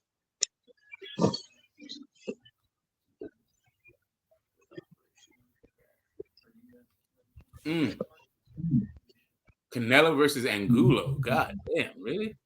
Why is Regis such an underdog? Why is he such an underdog?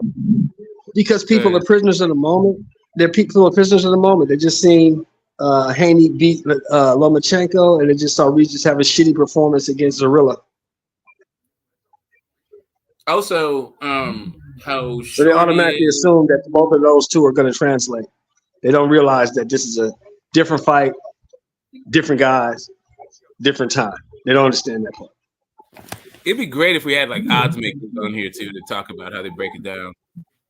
You know what? I'm gonna see if I can reach out and find some odds makers to talk to. Okay, so let's just take a look at this event here. Man, he's whooping his ass. God damn. You watching this, Phantom? I'm working on it. Oh, working on it. He's fucking him up. He's making him very uncomfortable, bro. Using his head, his shoulders. This Pharaoh guy is kind of dirty.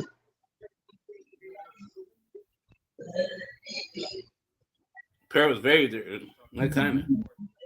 Oh, Pharaoh went down. He caught him. He clipped him.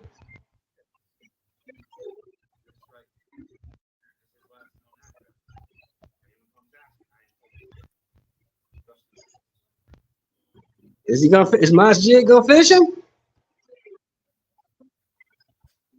Looks like Mas Jid gonna finish him, Phantom.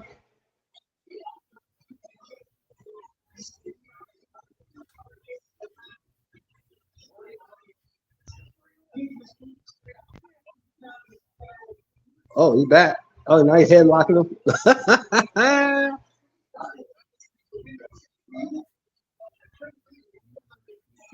Ooh, good shot. Good body shot. Ooh, good body shot. There you go. Ooh, Masjid getting off on him. Ooh, good right hand. Ooh, another right hand. Oh, good uppercut from Farrell. God damn. Great battle, fellas. Yeah, I'm checking that. Oh, he went low. Farrell done went low now. Farrell getting dirty. He went low.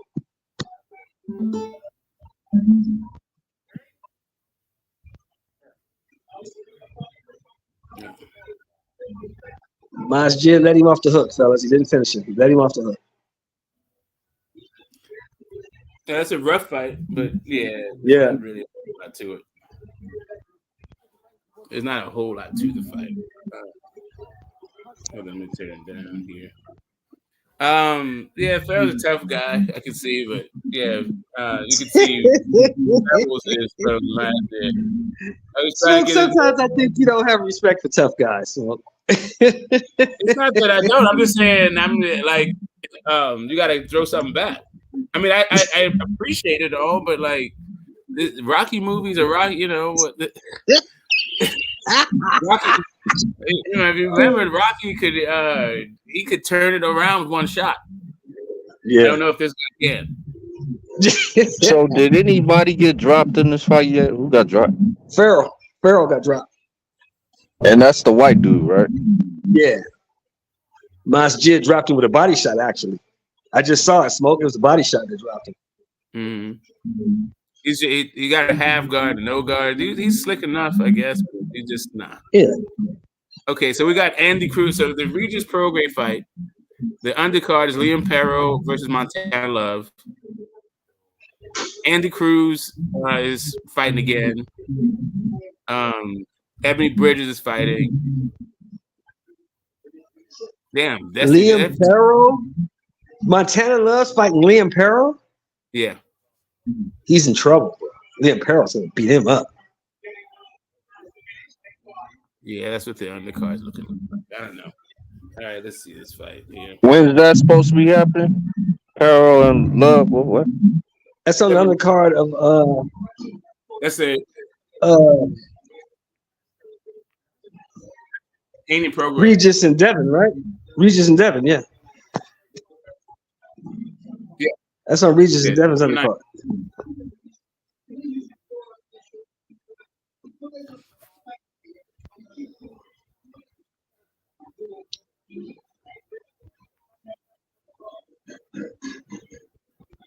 Okay.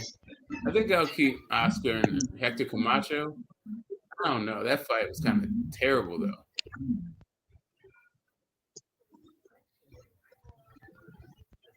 Wait a minute, it's only 8 minutes? Yeah. Let me take this off my recording. Yeah, I recorded all these fights.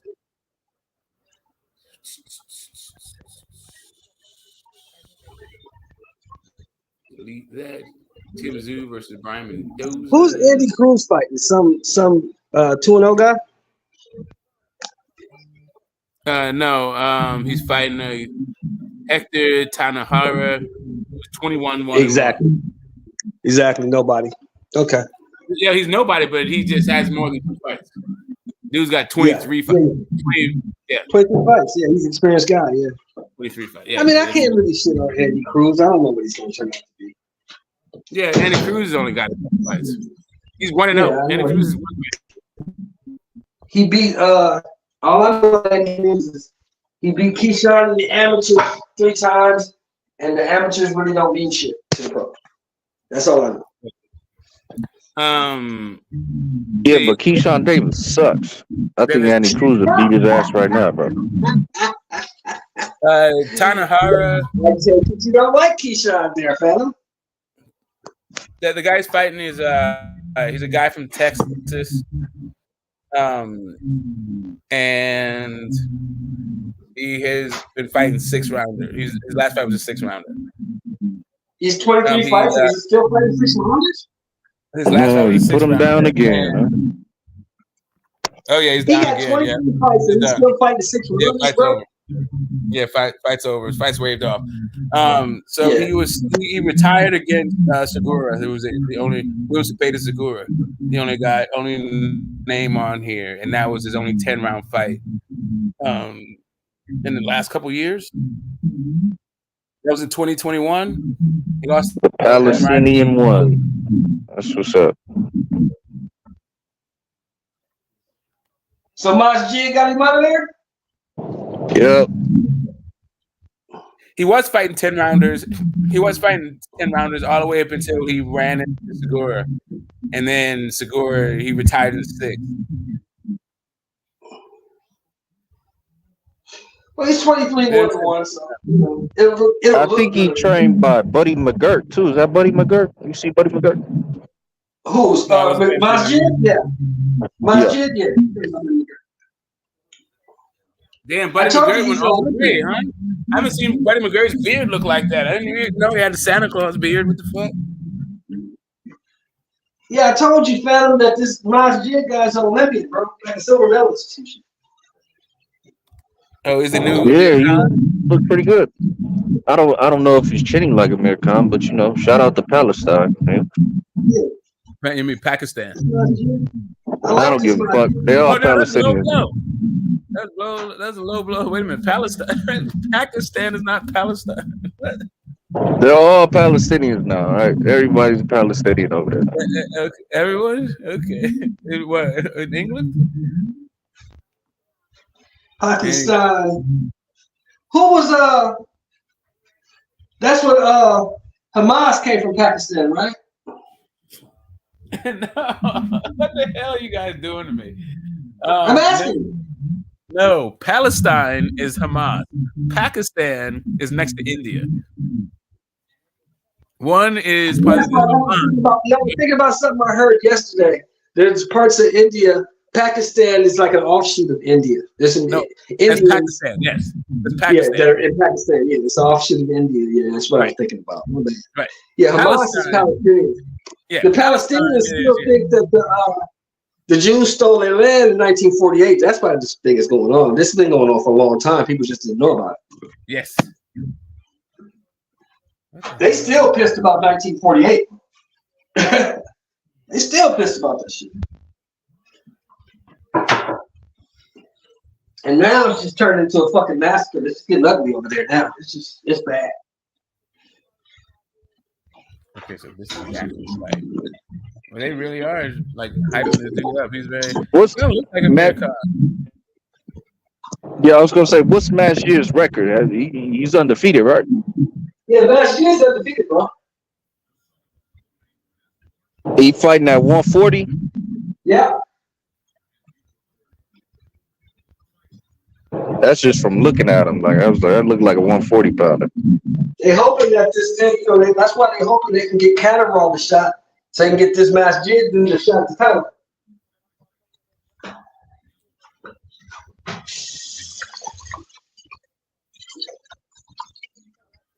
Because he's pretty good, don't get me wrong. But he's a couple years away from a Matias or a motherfucking Tio or somebody like that. He ain't ready for that shit.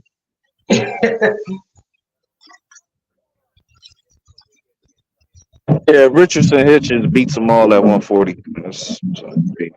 They just gotta wait to fight him. That's all. I could agree with that, but I gotta see him in with a Rolling Romero and a Matias first. He gotta beat a guy like Beat the Matias. shit out of Rolly. What the fuck? I'm sure he would, but he gotta beat a guy like Matias. Beat that guy, and then I got you.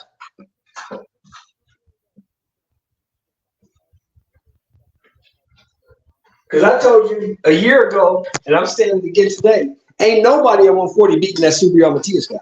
Ain't nobody beating him. Man, Richardson Hitchens waxing that nigga, bro. Well, put his ass in there. He got to actually put his ass in there. Let's get him in there. Yeah, that's the one name Subriel Matias don't say. You know why? Because he can't box. He can fight, but he can't box. You're in there with Richardson Hitchens, you're going to have to learn how to box. Okay, well, let's get him in there. Because I ain't That's seen ridiculous. Richard do The shit. reason why nobody's saying Richard Henson is a child. He just got there. He just is not No. even got in the championship No, contention. no, Like, no, no, no, no. Let's not lie because his opponent said nobody really want to fight this guy because he's a tough fight. Nobody knows who the fuck he is. But I'm no. willing to take on the tough fights, so I chose to fight him. And we saw he got waxed for 12 fucking rounds. Yeah, but the point is that was his first fight to put him even in championship contention. Like, why would a champion go talk to like call a bunch of prospects?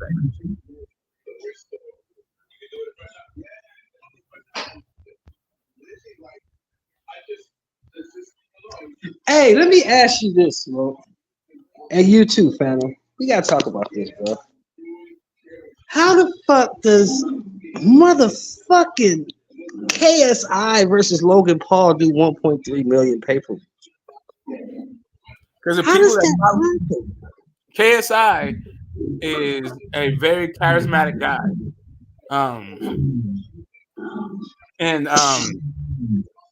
Yeah, I mean, people would like to watch him. It's just like reality TV kind of stuff. That shit just fucked me up. So basically, what you telling me now is that Logan Paul and KSI are the faces of boxing, right? No, that means that they can put on a boxing match, and a lot of people will pay for it. Because what those people who pay for it know about boxing is a different thing. Oh, okay. I got you. And that's 1.1 million in the UK, probably. I doubt they had a big market share in America. It's still 1.3 million. What does it matter? Well, the number of people that watch, well, how much they paid for it kind of matters. It's like 30 pounds over there or some shit. I'm gonna say this. It's gonna piss some people off. I'm gonna say this is gonna piss some people off, but I don't care. The bottom line is, what's that motherfucker's name? Tommy Fury is probably making a hell of a lot more money than your favorite fighter, bro. And that's a goddamn shame. And that is a goddamn shame. But he's starting to. I don't know what it is, but he's saying he don't want to do it no more. I don't want to do the sideshow boxing no more. But you suck as a boxer. You suck as a boxer, bro. Like that's your shtick right now. They all want to fight you because you kind of suck, but you're still credible because of your name. So stick with it, right. Yeah, stick with that shit, man. You just made a bag. You just probably made what Regis and Haney gonna make for this fight. You just made that in a bullshit ass cartoon fight.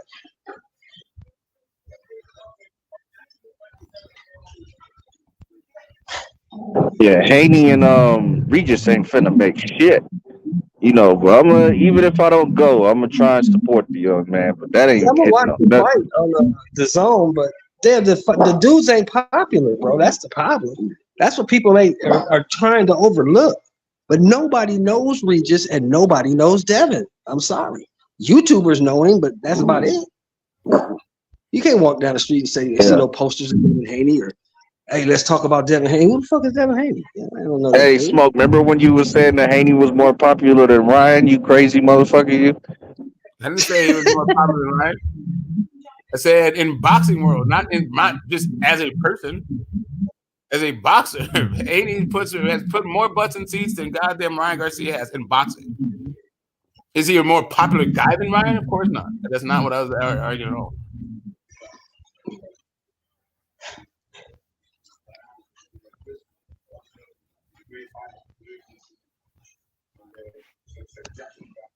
Yeah, I was telling somebody the same shit last night, fam.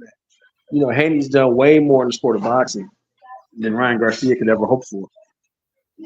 But Ryan Garcia's made more money in the sport of boxing than Haney can ever even think about. That's the fact. He made more money in one fight than Haney made all 30 of his. And what's this thing about Haney having a loss in Mexico and then paying it off? What's going on with that? What up? Well, everybody in boxing, if you've been in boxing, you know that when you fight in Mexico, you know, you're just trying to pad your record, number one. And if you lose, you can go to the sanctioning body, pay the judges, pay the referee, and they'll take the loss off. Everybody knows that. But now they're trying to accuse Haney of doing that. Okay, so is there any evidence, or is it just some niggas talking out their ass? That's what it's some niggas talking out their ass, number one. And number two, they trying to say they got it from a credible source. But mighty funny, huh, Smoke? Nobody will reveal who that source is. Yeah, not only did it not reveal the source, but when it came right down and saying it to his face, nothing. Wouldn't say it. Wouldn't say it. So Didn't bring it up at all. you take that how you want to take it, family. But man, ask you. So you believe that I had my loss taken off my record? You believe I bought my loss off? Oh man, I don't know, man. I don't know. I'm just saying. I heard it. I don't know. But you earlier was saying all on Instagram that the nigga was a cheat lead. Don't let him get away with it and all this other shit. And when he wasn't there, but when he's there, now your whole tune changes. Kind of suspect, bro.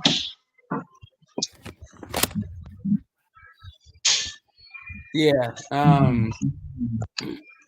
Sounds interesting. Whatever. I think it sounds like it's the year in the snitch informers. That's what it is. It sounds like snitch is cool now. Like now we want to hear about the snitch. Yeah, dirty Smoke. There's something wrong with Smoke. There's something wrong with you, man. It's a year of snitch. It is, man. First we have Bill Haney on the camera. Now we got Devin Haney. I don't know what the thing is. And also Cambosis talking about snitch. I don't know what's going on with Haney and these people. Yeah, watching Haney sell a fight was kind of cringe. I used to think that, hey, Devin need to talk more, but now it's like, nah, shut the fuck up, nigga. Let your dad talk, please. Shut the fuck up.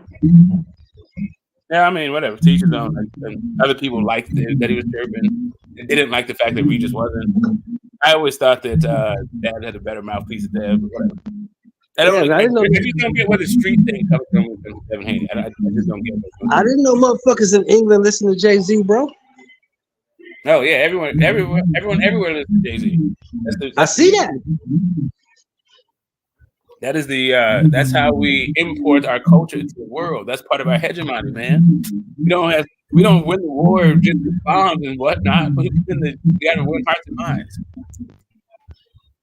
Play 2-2. They listen to 52. Yes, sir. You said James Dean show? No, I said I didn't know England motherfuckers in England listen to Jay-Z, and I didn't know they listen to 50. I didn't know they listen to 50 and Jay-Z over there. I thought they had their own little England rappers and shit like that. Well, they do, but they still not as popular as Jay-Z and 50. Yeah, they over there. I ain't never been no big Jay-Z fan, bro. He's cool. He has some cool shit, but I ain't been like rest of these motherfuckers like Jay-Z's the GOAT. Like what?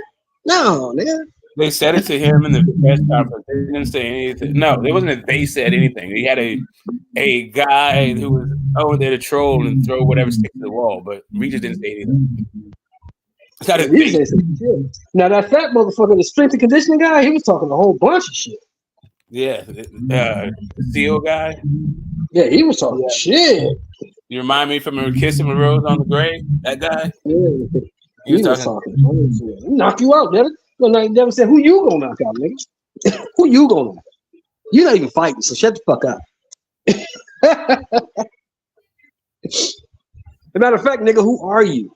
Yeah, that's what. Like, who the fuck is that guy? Yeah, it needs to start going in. Your team's not even here. Who is this person? Who the fuck is that guy? Who's there to like celebrate? I mean, that's Dev. I guess Dev. People were feeling the heat. They want Dev to chirp. I don't need Dev to chirp. All that other stuff, I don't. I don't need. I'm always. I bear witness to. I chronicle fans' response to stuff and what fans want, but that shit don't have anything to do with anything I'm interested in. Really, like I don't know why you need a fighter to like speak at all. Outside of telling us what he wants to do or what he plans on doing, that kind of thing. So we know. Yeah, I plan on fighting 4 times a year. Blah blah blah. Yeah, the idea that we got to settle the fight like that, the way that most people go about settling the fight just seems like kind of weird. But people loved it. I like the press conference. It's better than if Regis and Dev were just by themselves. I think together those dudes' personalities are like, yeah, they're just not. I want to see the fight. I don't need for them to talk. I don't need there to be bad blood between them. It would probably be more interesting if there was bad blood. Like, actually, if Regis if Regis was doing what the strength and conditioning coach was doing, would that mean more people would buy the fight? I don't think so, but maybe. The strength and conditioning coach doing it, that's just because we want to see blood sport. We just want to see somebody talk a gang of shit to somebody. Looked like Regis didn't eat his breakfast that morning. That's why he was maybe a little bit more subdued. Nobody's gonna buy this fight anyway. This fight's not on pay-per-view. It is on pay-per-view. Yeah. Well, it's on the Zone. If you got a subscription to the Zone, you get this shit for free. The Zone pay-per-view, bro. The Zone pay-per-view. Brother, I'm looking at the Zone right now. I'm subscribed to the Zone. If you have a subscription to the Zone, you get this fucking fight for free with your paid subscription. You don't have to pay for this fight. Well, I let my subscription run out, but from what I understood, it was the Zone pay-per-view. It's not, bro. I'm telling you, I'm looking at it right now. It's not. Yeah, I mean, Eddie Hearn is crazy, but he's not stupid. Ain't nobody pay-per-view and Regis Prograis versus Devin Haney. Who gonna buy that shit? Ain't nobody buying that.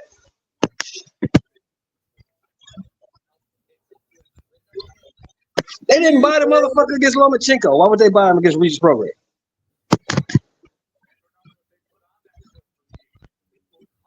It say pay-per-view on the goddamn banner, Sheldon. I'm looking at it too, nigga. What are you I'm talking looking about? at it right here on December 9th. It's free. It doesn't say pay-per-view. It's right December 2nd. That should say the Zone pay-per-view. Nah, don't believe that. The thing is, you're looking at the flyer for the fight. Shelton is actually looking at the Zone. He's looking at the Zone schedule. You guys aren't looking at the same thing. Yeah.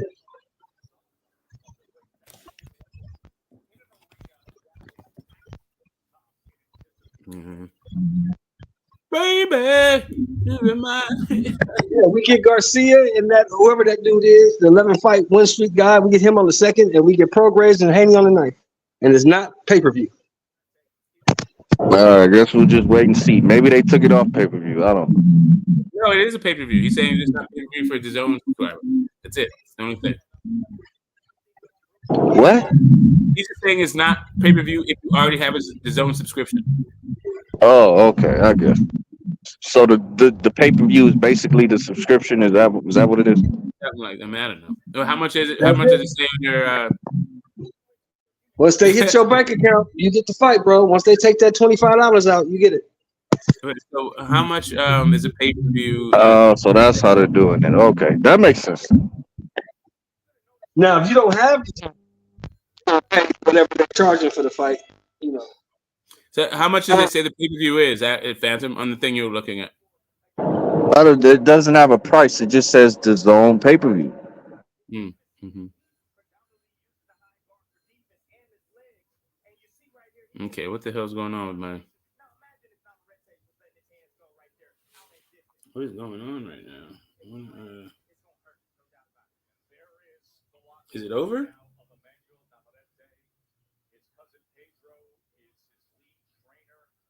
So I guess they're basically calling a subscription a pay-per-view. I don't know.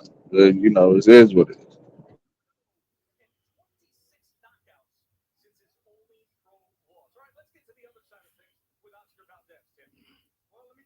Oscar Valdez.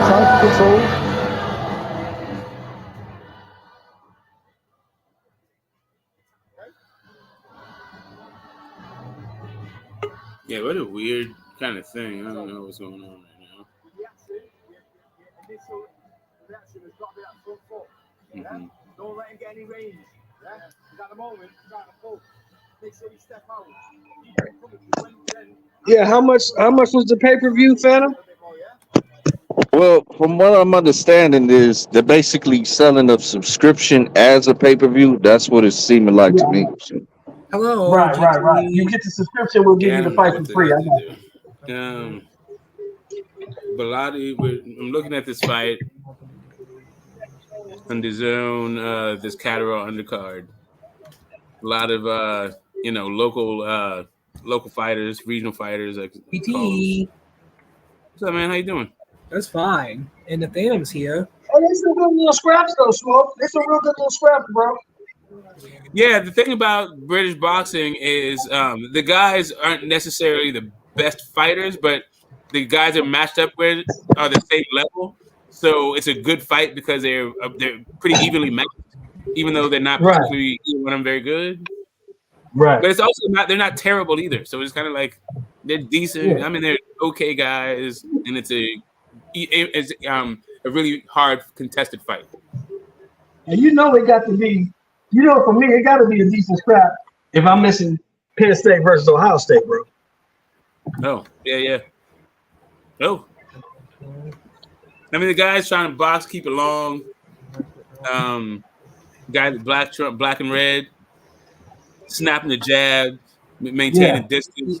The other GT. And guy is Aziz, working his way in, but he's not shooting the jab, so he's losing the battle of the jab, but he's still trying to stalk him without see the his guy, jab. the guy in the blue, right? The guy in the blue is something like 16-5 with 13 knockouts, right? And the guy in the black and red is 12-0 with 1 knockout. Yeah, exactly, and that's what it seems. It seems like his whole thing is about maintaining range, using his hands and his feet to stay out of scraps. GT. What's up, Brandon? Hello. Nathaniel's here. Nathaniel is here. He's been here for a while. Nathaniel is here. He's been here for a while. Yes. This is the first time I'm going on your panel today. What day you want to come back to my channel? I don't know. Are you talking to me? I just catch it whenever I'm free and you're live. I hop on, hang out. Why have I did a StreamYard live stream tonight? Pardon me? Why have I did a StreamYard live stream tonight? Why? What? No, I'm sorry. I didn't catch that. Why is it what? Why have I did a StreamYard live stream tonight? Why is there a StreamYard in your stream tonight? Why have I did a live stream on StreamYard tonight? I don't know what that means. Like a live stream on StreamYard. That's why I do most of my streams. Oh, you're gonna stream tonight? Is that what you're saying? Yes. Okay, cool. All right, that's all you have to say. You don't have to tell me what platform. Okay, I got you. That's why I was confused. Yeah, if you're going live, that's cool. What about you? How long your stream gonna last? How long is what gonna last? My stream? Yes. I don't know. If you go live, Brandon, make sure you go live after the fight, bro. I need to do it in the evenings between 6 and 8. You should make that about 8:30, bro. Fights are still on at between 6 and 8. Unless you got a bedtime or something. And I'm doing What fight is even going on tonight? You know, you got the California card, Smoke, the Inglewood card, Rocha and some fucking guy. Oh, Jesus. Why is it about 8:30? Yeah, I'm seeing this. We're in the round 3 of this Fiaz versus Bellotti fight. Yeah, round 3. Yeah, round 3. What was that 8:30 part you was talking about? Boxing. Here's another fight that comes on tonight. The Golden Boy card. No, I'm talking about me live stream at 8:30.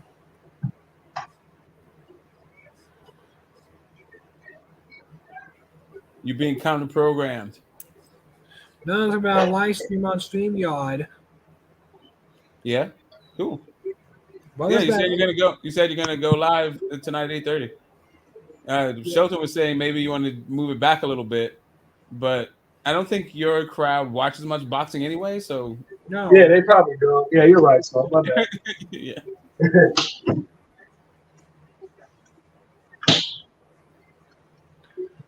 And the people, I don't know. The people that they don't typically watch every fight that comes on. They stick to the big ones. This fight's alright. I don't know. It's an okay fight. I feel like I've seen this fight a billion times, just with different fighters. Was it like deja vu? Yeah. And the fan is here. The style matchup is okay. It's just they're so limited. It's like taken away from the actual entertainment value, but they are both the same level, so it is competitive. At least there's that. But yeah, these two dudes are not going anywhere. They'll never be champions.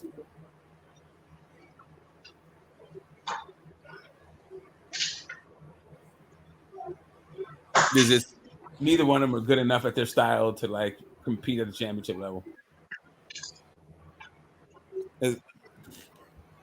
Well, I mean, I would say, will they fight for a title? I'd be surprised they even fought for a title. But This is a British title fight, bro, because it's 12 rounds. It's a British title fight. okay, Or Commonwealth. Hey, Phantom. Yep. When do you want to come back to my channel? Yep. Knew you were gonna ask that. I already knew. I'm psychic when it comes to you, Brandon. I don't know. I gotta split my time in between the tavern and this shit and other shit. So I don't know. Yeah. You do have a favorite Looney Tune character? Yep. You already know it. Daffy Duck. consequences as long as I'm rich. Why did they live stream on StreamYard tonight?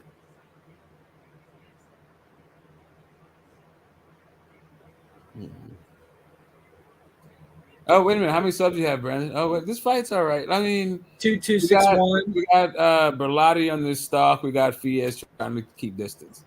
If Berlotti would jab his way in, he'd probably have a lot more success.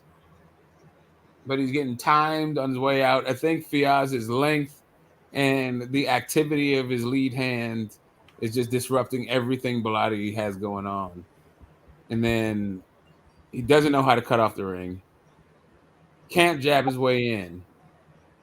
And so it's just rinse, Ross, repeat off of a jab that isn't that even good a jab. Well, Fiaz is a better fighter, you know. If anything, this is a glorified showcase fight for him. So he should win pretty Yeah, easily. but Martin is a brawler and Diaz is a boxer. Yeah, he's a brawler. He's a guy that, that made it on toughness his whole career. That's what I'm saying. Fiaz is the better fighter. Yeah.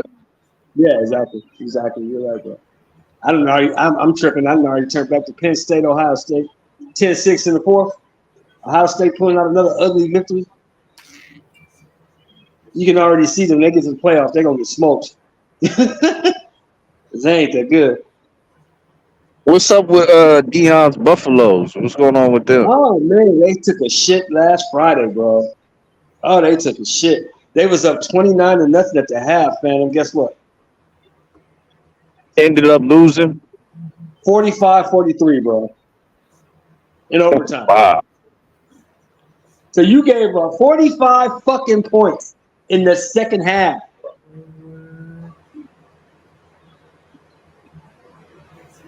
But Deion already told you, I need some dogs. I ain't got no dogs. I ain't got no dogs in the offensive and defensive line. They just got out-athleted.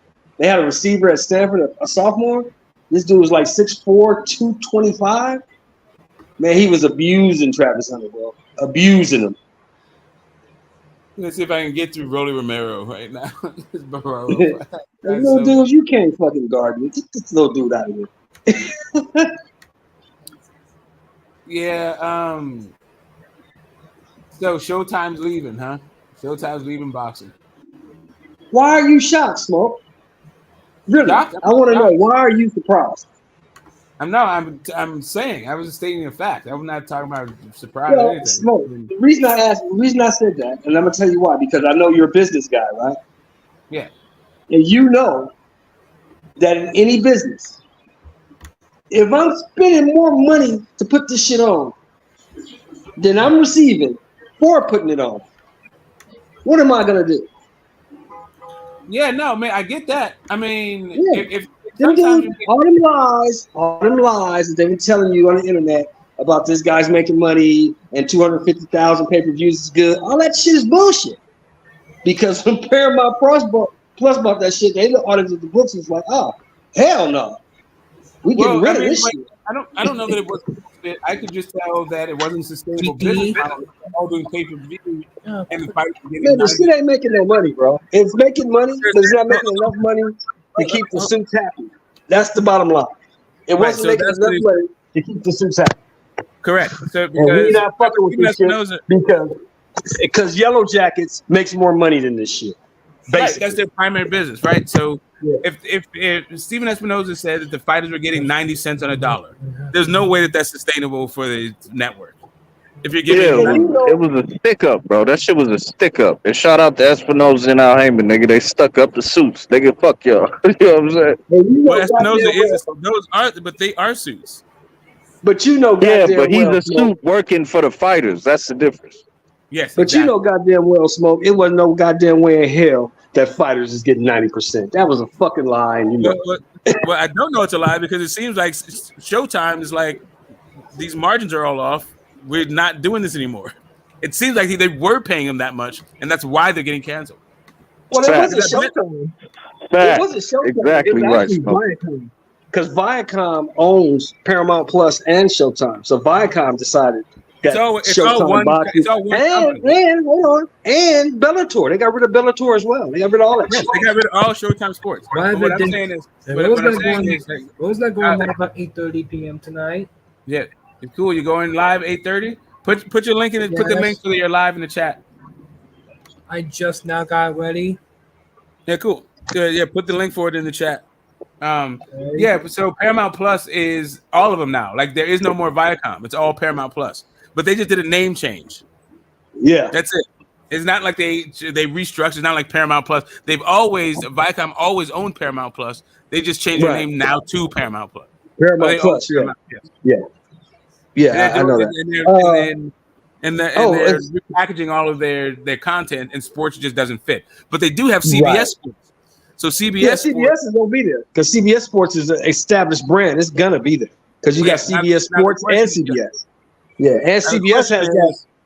Yeah, go ahead. CBS has that $14 billion contract with college football and a $15 billion contract with the NFL. So CBS ain't going nowhere. Yeah, CBS Sports is still there, and maybe they can put on big fights there if CBS warrants. Yeah, maybe if they choose to. But the thing is, from what I hear, and by the way, on a side note, just real quickly, Oklahoma about to lose this game, man. They only up by 1 in the fourth quarter. So it looks like they got an upset alert.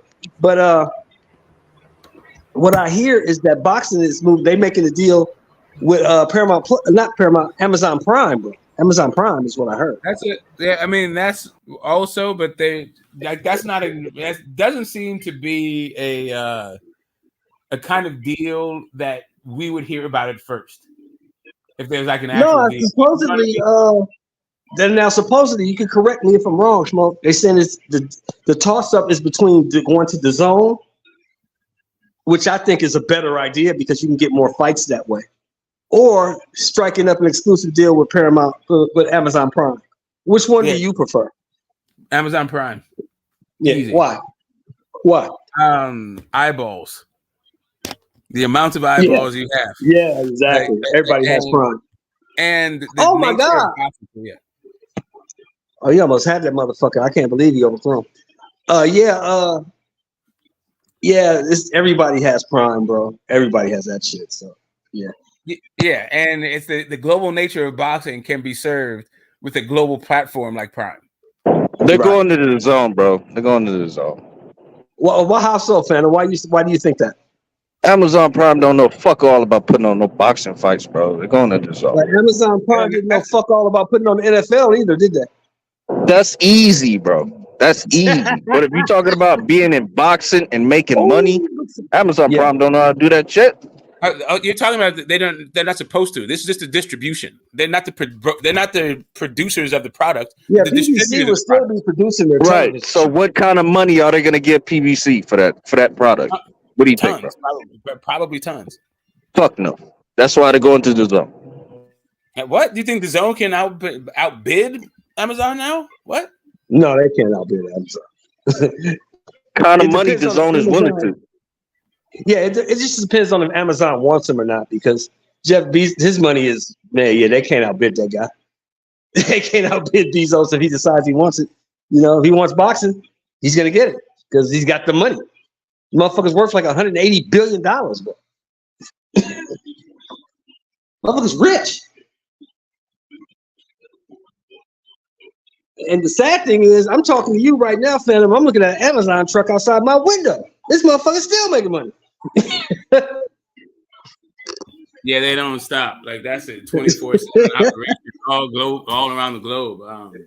And that's the thing about the Amazon network as it exists. It's really, if they want to distribute your content, the only thing left is how you promote that content. So people go to where it is because like everybody's had Amazon. Yeah, I just don't think they give a fuck about boxing. And no, they don't. They don't have to. That's the whole point of it. It's whether or not you can direct traffic. How long the contract lasts is a different thing. But right, how you structure it is just a distro deal. Like that's why they're going to the zone. They have to worry about none of that. The zone already has all of that. You got motherfucking KSI and Tommy Fury doing fucking million pay-per-view buys, bro. Like, fuck out of here. They ain't going to no Amazon Prime, bro. So they have KSI and Tommy Fury doing 1 million pay-per-view buys in the UK. Now, if it was on Amazon Prime, you're now looking at 100 million eyes. Is it like so? The UK, like, okay. So I don't know how to put this into like terms. Like, if you actually think the zone would be a better destination when it comes to distribution. I don't think it'd be better, but that's where they're going. That's it's just. I mean, I don't know. Like, I'm not trying to get ahead of the story. Where they go is where they go. I would hope. I would like for them to go to the zone, fam, because that way you got Matchroom, Golden Boy, and PBC under one banner. It ain't no more sides of the street. You can get these fights. You see what I'm saying?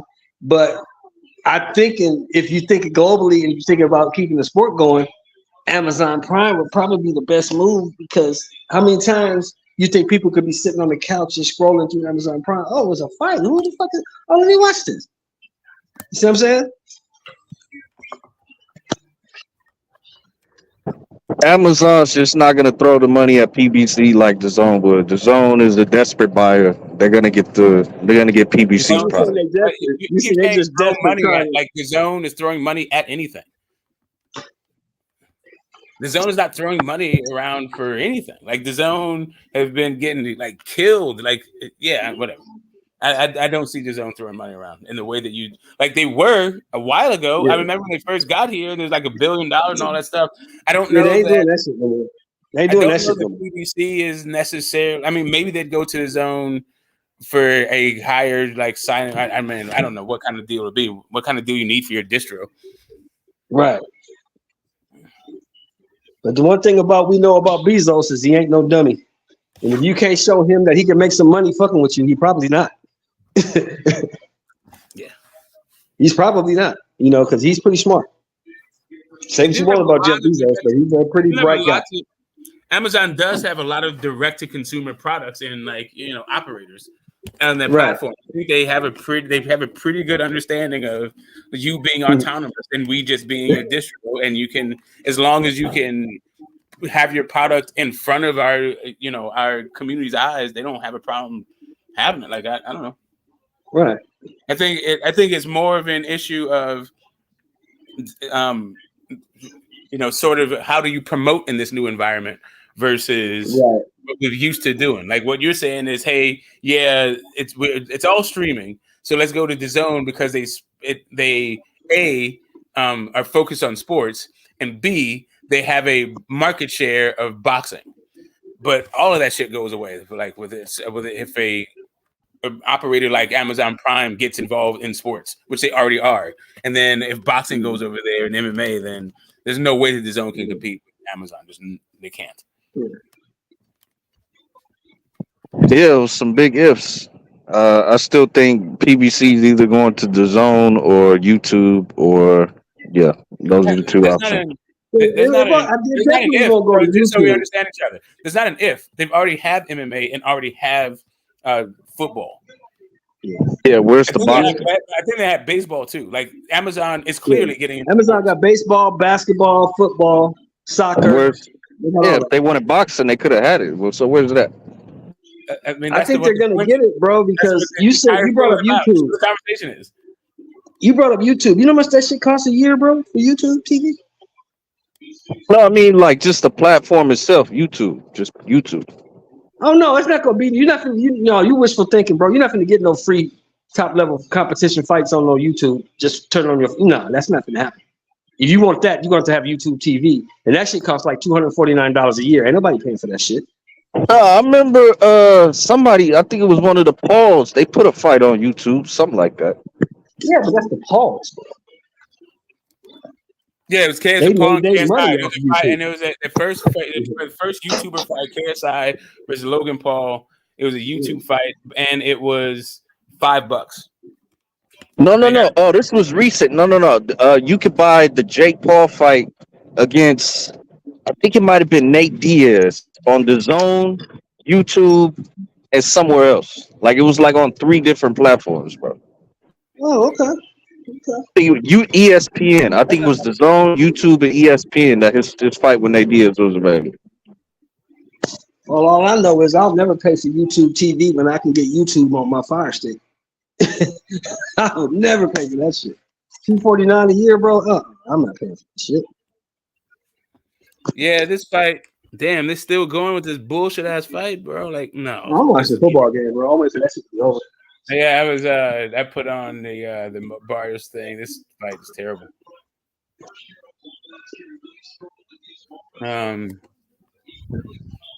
Right. I got to. Let's see what's going on a second. Yeah, Catterall Linares. Huh. This is what they got for us. Yeah, I'm just watching. I just want to see Catterall, bro. I want to see how he looks.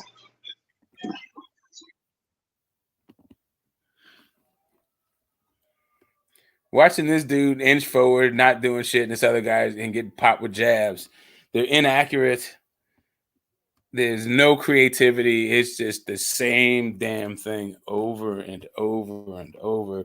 Why in God's name is this a 12 round? Is this a 12-round fight for real? Yep, probably one of them Commonwealth or European titles or some shit. Yeah, British title fight, Commonwealth title, something like that. It's 12-round fight though. What are these guys? 40 pounders or are they lightweights? No I think below that. Damn. Oh, they can't be, but they're not throwing enough shots. They're either 130 or 135. Yeah. Okay.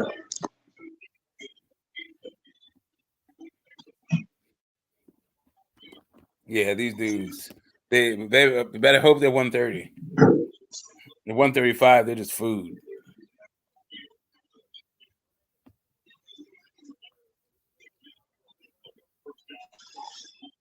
Mm-hmm. Yeah.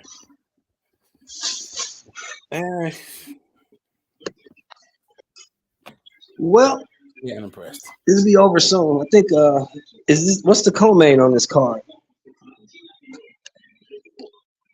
Yeah. Is this the co-main? This might be the co-main, no? I have no idea.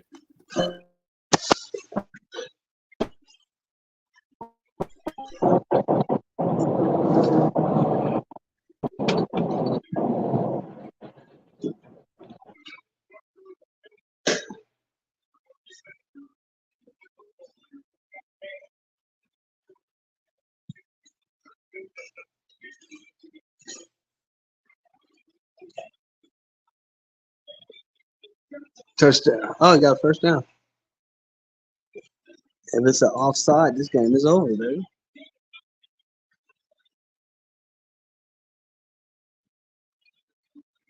Smoke. Yeah, what's up? What's the co-main on this card, bro? Yeah, I have no idea. Oh, okay. I have no idea. I'm right now I'm gonna switch devices right quick. I gotta take a quick run. So I have to just go to my phone. Let me hop on in here.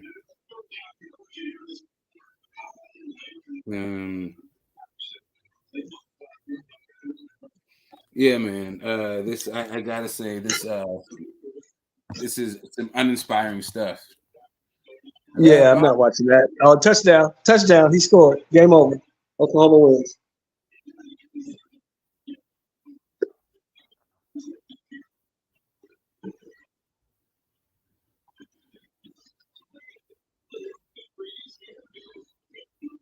Enter studio. Nah, they gonna lose. It's over.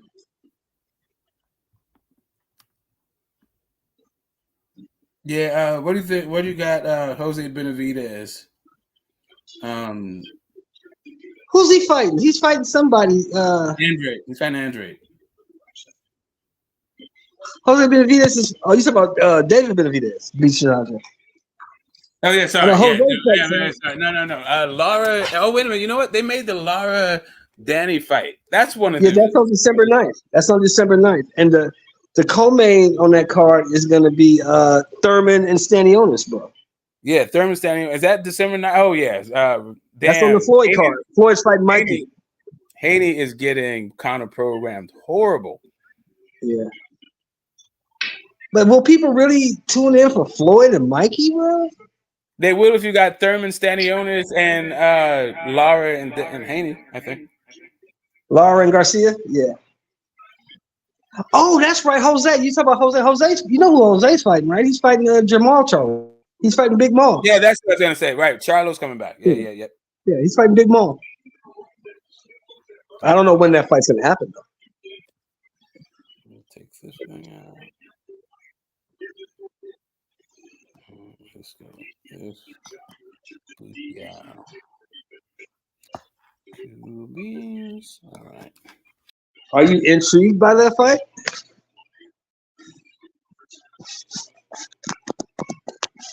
I'm intrigued by Maul coming back. That's the only way. Kamaru Usman.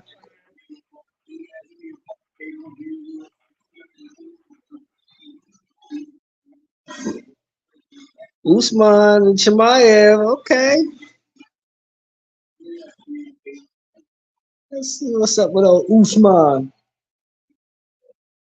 What, that fight's about to happen now?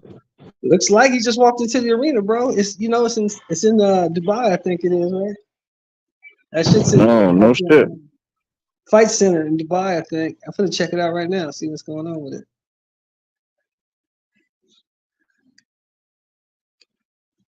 With Volkanovski. It's Machayev versus Volkanovski. It's supposed to come on tonight, so I don't know why they're showing that nigga Usman now. That shit's not even on yet. Yeah, that's tonight. Oh no, they got some MMA on right now. Let me see. Usman and Chimaev is on right now, actually. It's on right now, bro. Round one. Oh shit, I didn't know.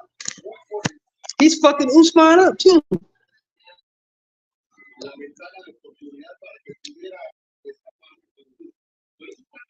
He is fucking Kamaru Usman up. So the fight is on now. Yeah, Kazmat Chimaev is fucking him up.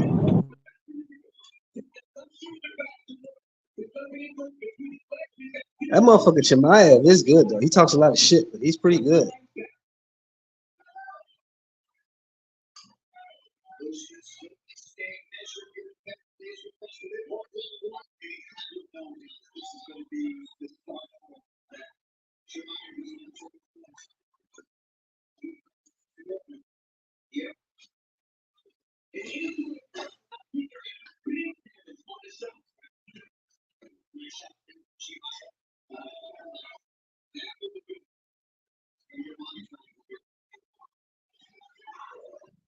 Usman standing up. He's gonna drop this motherfucker on his back. Oh, he got him by the neck. Oh, he gonna choke him out? Nope, can't do it.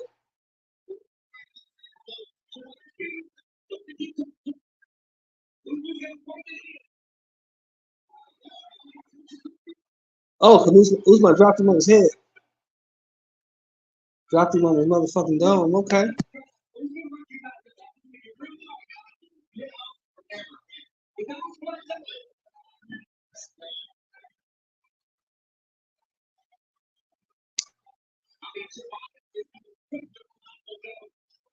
But Usman got fucking old now, hasn't he, fella?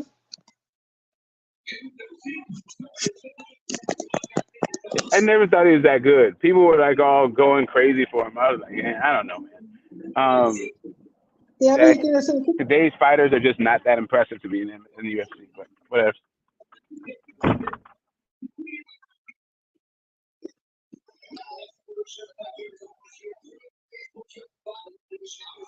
Oh, he got him again. He's choking his ass out. Oh shit.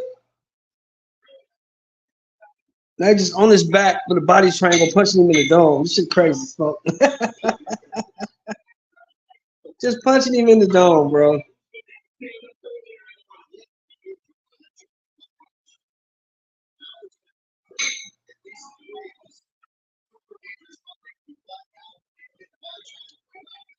You gotta knock this dude, man. You gotta crack this motherfucker and just knock him.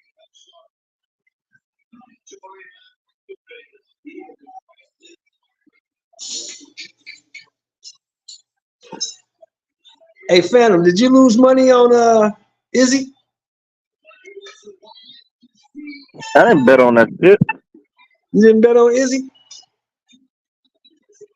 Izzy got fucking big boy. He got fucking manhandled. That boy hit Izzy with a right hand in the first round and dropped him, and he took all the fight out of Izzy, bro.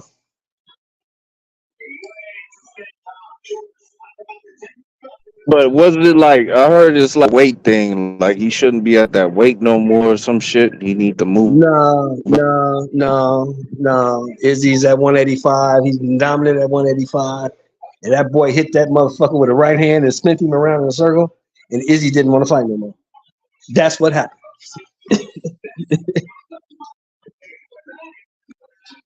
So you think it's gonna be a rematch? Or is that Izzy it? said Izzy said he taking a whole year off.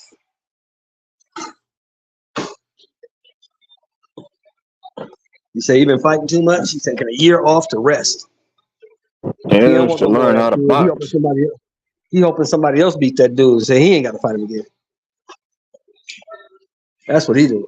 He ain't trying to fight that dude. So who's the next top dog after Strickland? Like who else is I don't know. who can fight him and beat him? And see, that's the beauty of MMA. That's what makes it so fun because anybody can beat anybody at any time. You see what I'm saying? Except for John Jones. You can't beat John Jones. But anybody else, yeah. Except for John Jones. Yeah, except for John Jones. John's just different. And he finna show that in November when he beat the shit out of this. What's his motherfucking name? Stipe. He gonna fuck Stipe up and retire.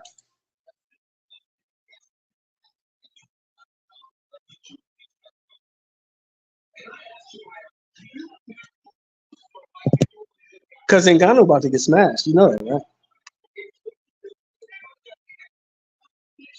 Hey, we'll see. Man, Fury gonna beat the dog shit out that man. But in a more competitive exhibition, I'm hearing Floyd and Mikey Garcia. You know, I don't know if I want to see. You want to see that? I don't want to see that. I mean, Mikey and Floyd, that shit gonna be so two old fat dudes. I don't want to see that shit.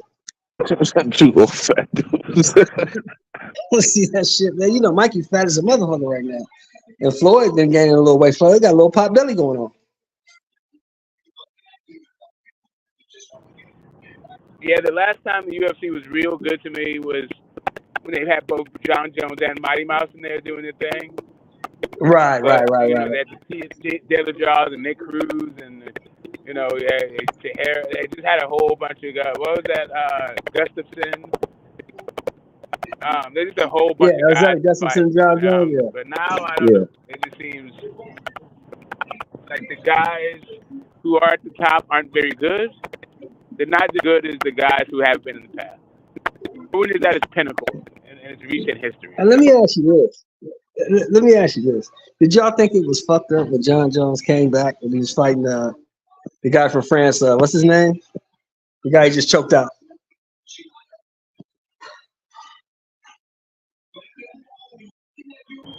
When he back?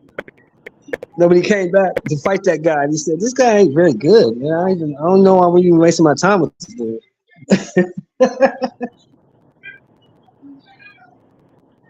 And everybody said John's being very good. Cool I don't know why John would say that. Like these guys, they're all right. This is the number one guy. John is tripping, and John came in and got that motherfucker out of there in what, a minute? I told you this guy wasn't shit.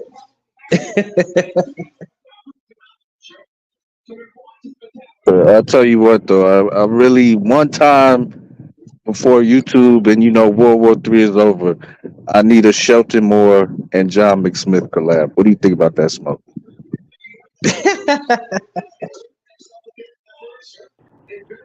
On the I don't channel? think that Shelton gives a fuck about what Joe is talking about for most of the time.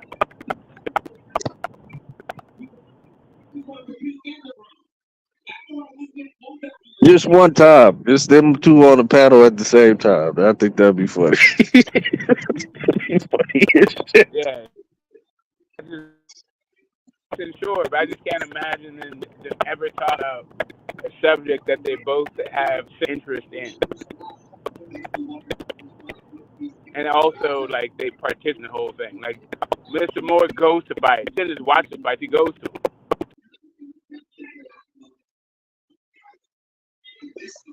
Smokey shit was all fucked up. I thought it was me. No, that was Smokey. That was Smokey. He was trying to get his shit together. I think he probably out. Probably going to buy some breakfast or something.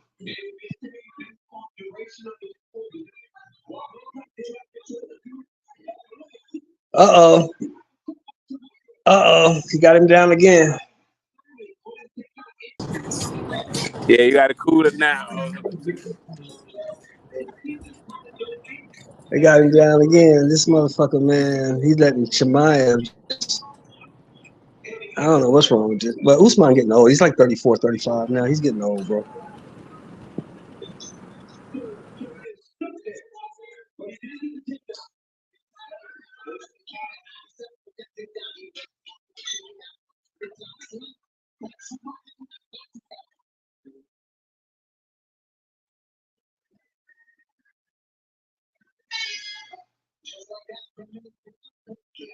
Yeah, he gonna lose this fight, bro.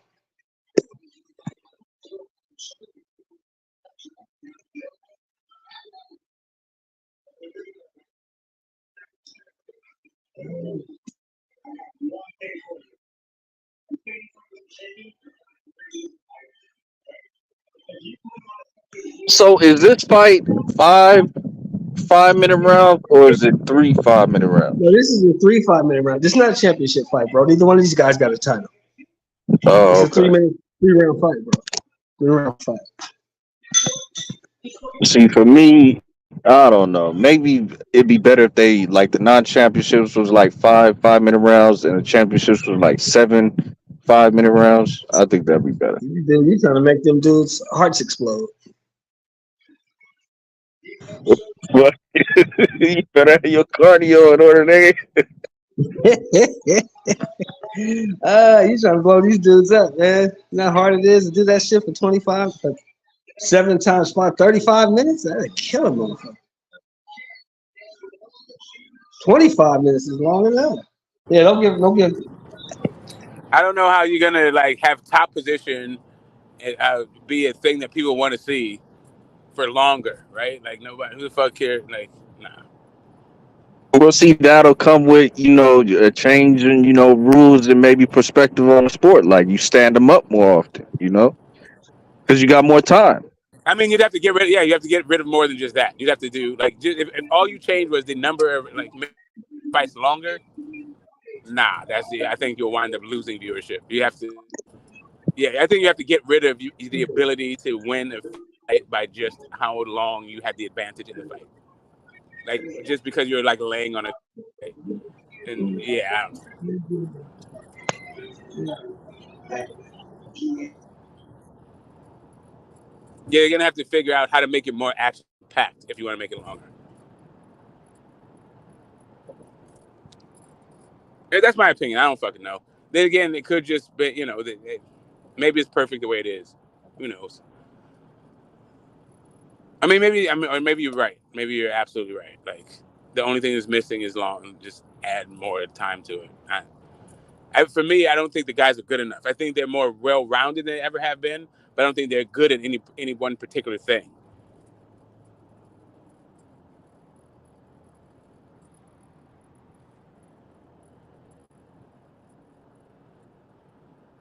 Not too many gold medalists like running through the UFC.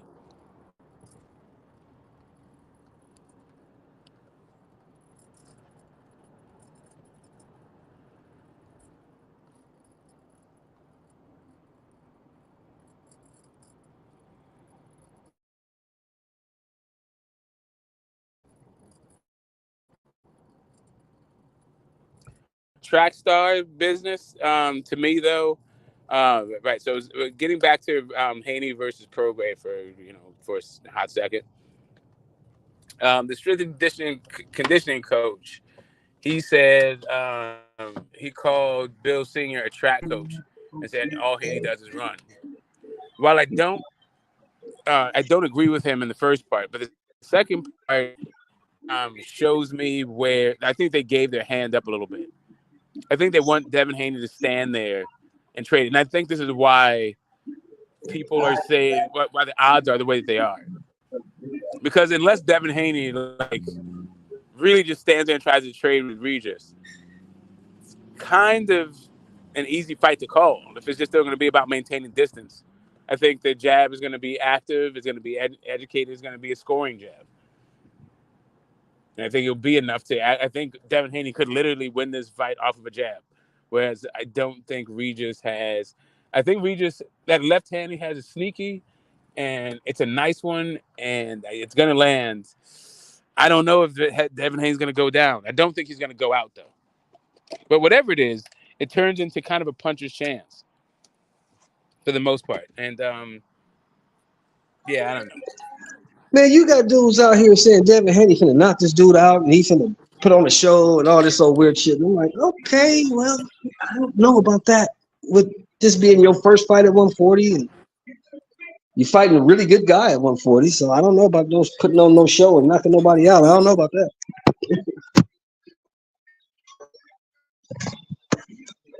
I mean, you couldn't knock out the last old dude you fought, so what makes you think you're gonna knock this one out?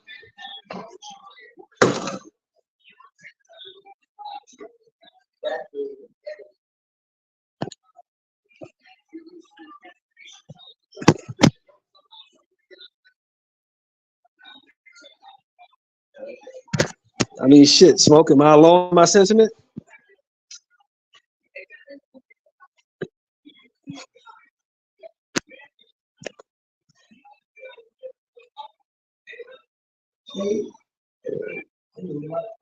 He got escaped. He escaped. Okay.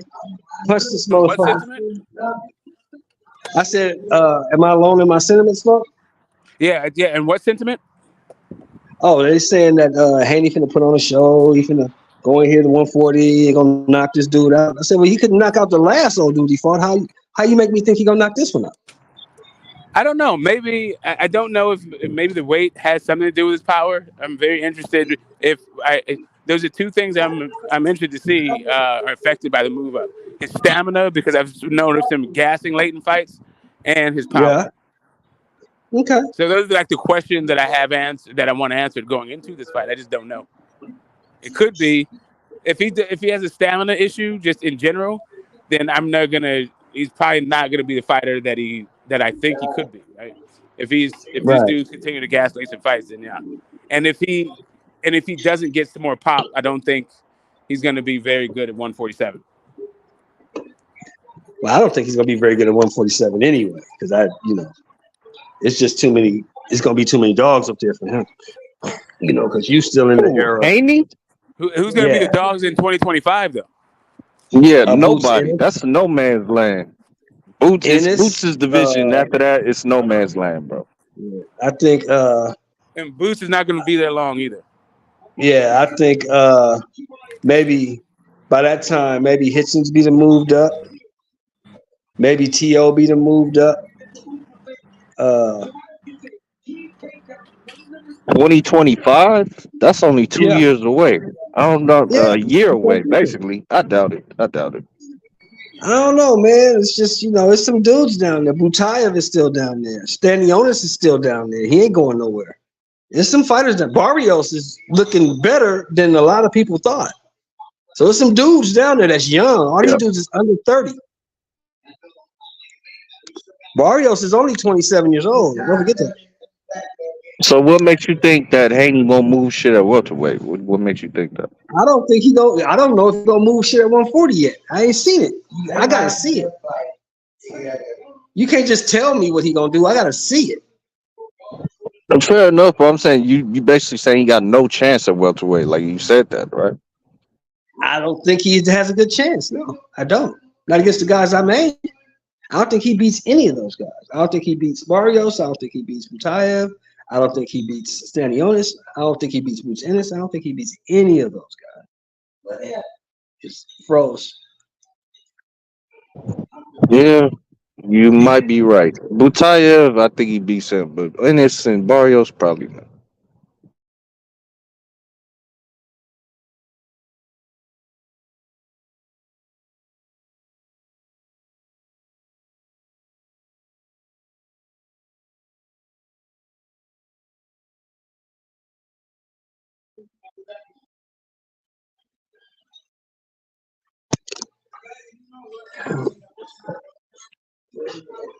They're in Abu Dhabi. They're in Saudi Arabia.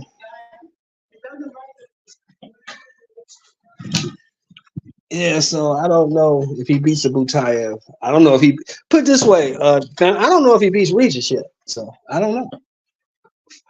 He might not get past this dude.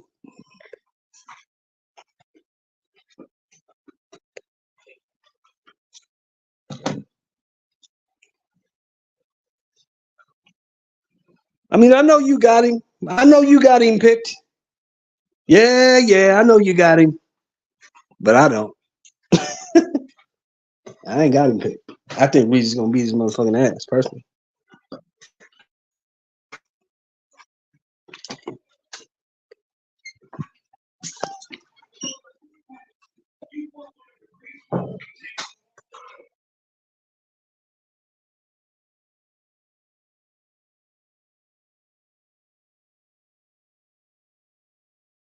What were you saying, Sheldon? I was listening to Hamza Chimaev said we need to all be peaceful and all No, that shit. I know you got him. I said, I know you got him. I know you got him picked. But I don't know if he even gonna. You talk about Butayev and all these other guys. I don't know if he gonna beat Regis yet. So Yeah, facts, we gotta see facts. that first. Yeah, we gotta see that You first. betting on that, Sheldon? I'm assuming you betting on that. He's one of.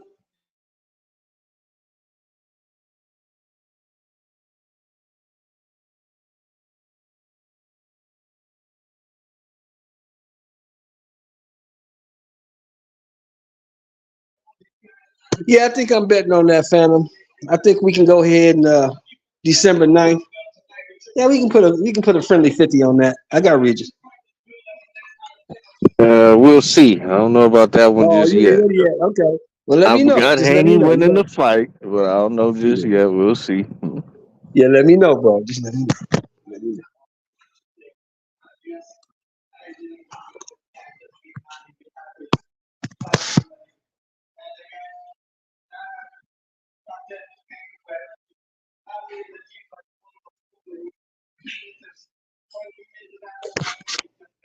So he gonna fight strictly middleweight. That's 170, right?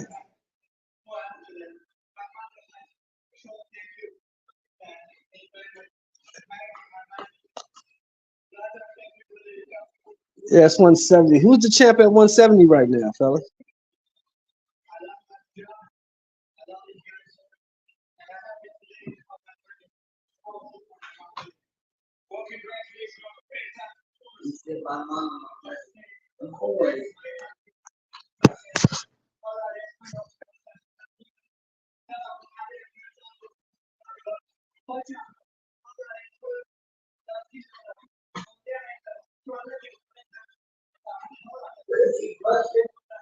Yeah.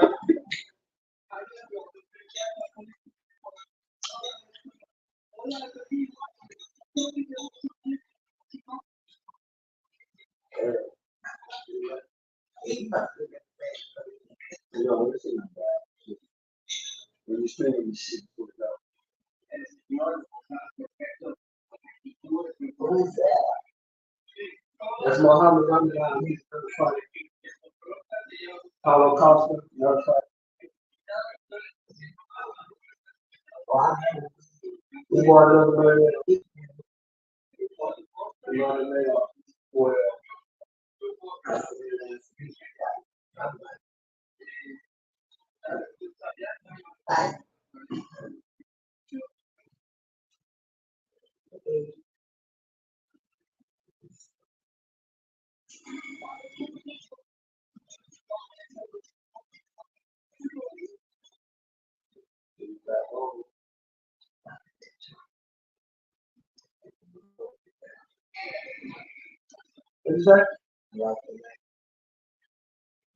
He said she want to help.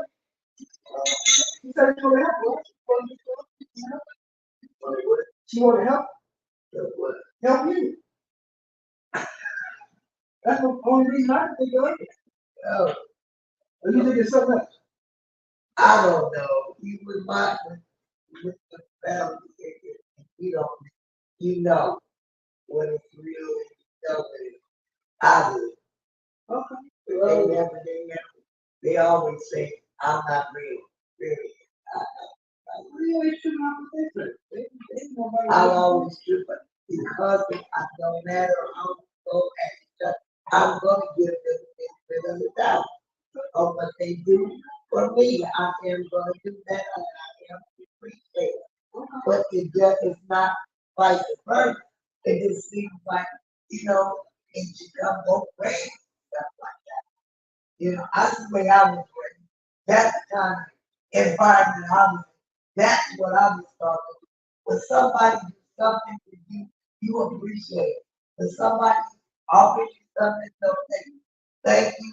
You notice I say it all the time. Right. Because I am taught that. Right. But the thing is this. I was talking, if you do something for somebody, this is what you do. You don't put it under the tongue. You do it because that's what you want to do. Talking about it, doing something like, and you talking about it. If you want to do it, do it. If you don't want to do it, don't do it. Yeah. Right.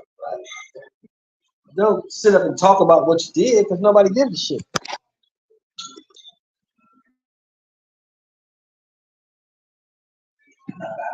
They got a bunch of shit on Smoke.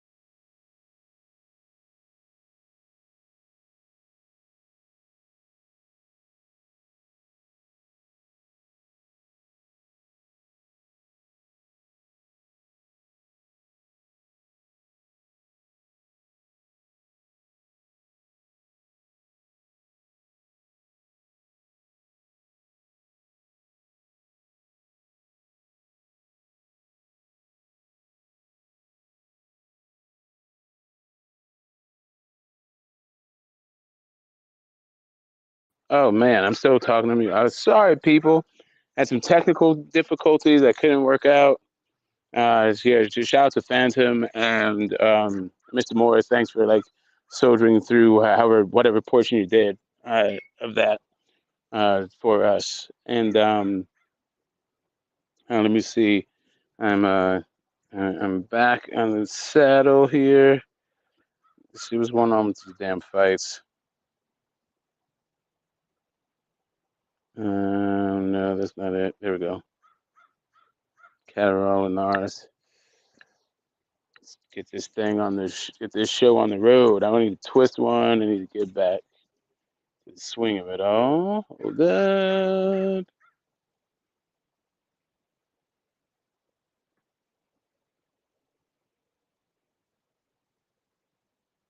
All right. Tell me if I missed anything. That one fight was boring as all get out. No, actually, my neighbors are going at it. Okay, the guy's finally like making his walkout. Hold on a second. Let me fix my audio here. Sorry, guys. Give me a second.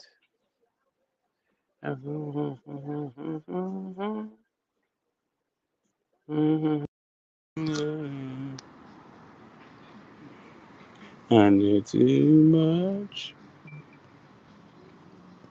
That make me crazy. Okay, sorry. Somebody is they're rocking the Gnarls Barkley in the background. Hold up a second. I don't want to get any sort of copyright strikes. Let's build up a thing. Let's at least get through this card together. And let's see if there's anything worth a damn after that. In addition to that.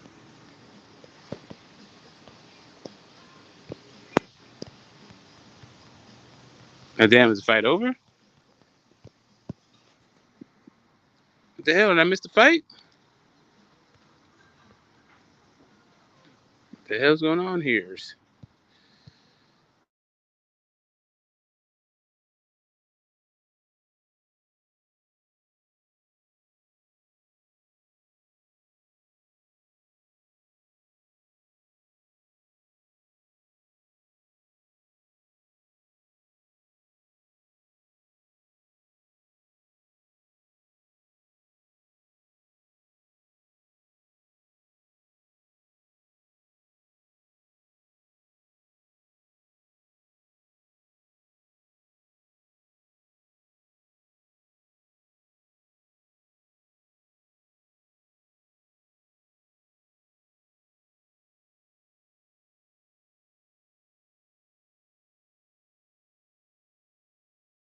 Talking to, and I'm still on mute talking.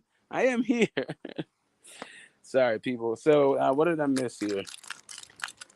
What did I miss in the fight? Trying to work out these technical issues.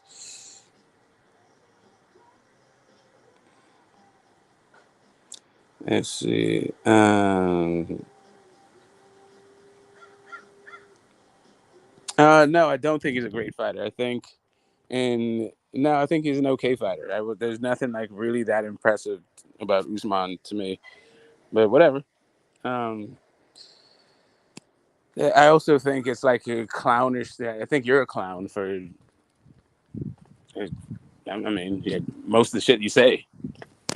Like you calling other people clowns is not like I don't know what makes you think your opinion is worth listening to at all.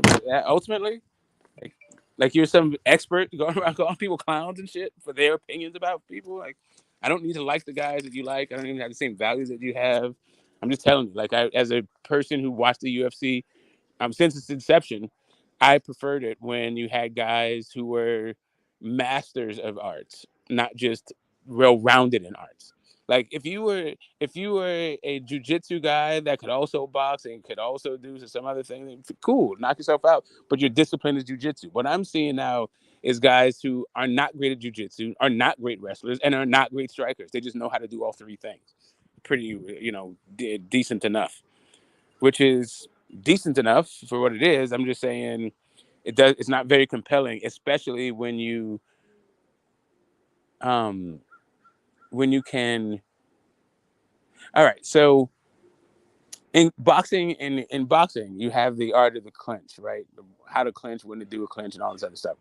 But most people who watch boxing think that clinching should not be in the sport, and they think it interrupts the action. Where in today's UFC, that clinching, you could, depending on if you have momentum and where that clinching has happened. Let's say you have a guy up against the cage, and you're clinched and you're driving the cage. You're in position. You're in a dominant position, and you can win the fight just by being in a fight that is almost primarily or almost solely clinching. You can still win. Um, and yeah, I just don't that kind of that I don't know, that kind of interaction. I just not. I don't find it to be particularly compelling. But you guys do what you want. I mean, I'm not telling you like who to like. I'm not telling you who to think is good. I don't know why it needs to be the objective opinion of everyone else that some dude's a good fighter. Like some people say that Muhammad Ali was trash. Like who the fuck cares? That's what Floyd Mayweather said, right? He was like, "How's he gonna be the best ever?" He got beat by somebody with 8 fights. He did get beat by somebody with 8 fights.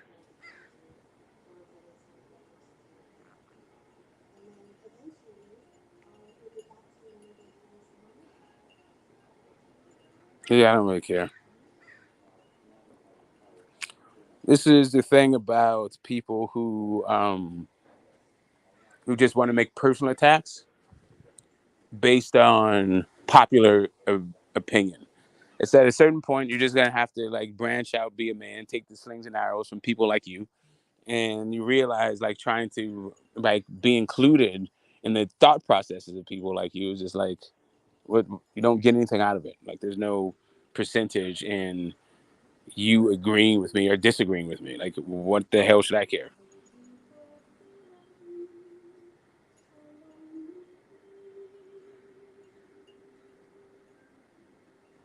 Okay.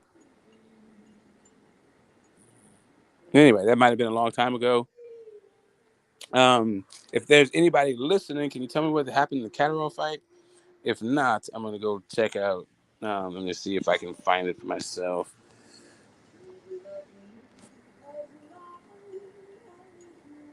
Anyway, Mr. Lightning, who's 35 years old, Mr. Lightning?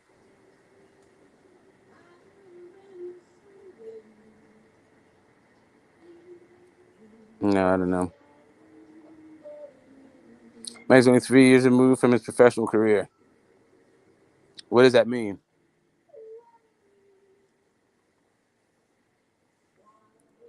Um, it sounds like he hasn't been a professional for 3 years. Is what it sounds like. He's coming up. It seems like really this seems to be a bid to sway the judges to get him in the Hall of Fame.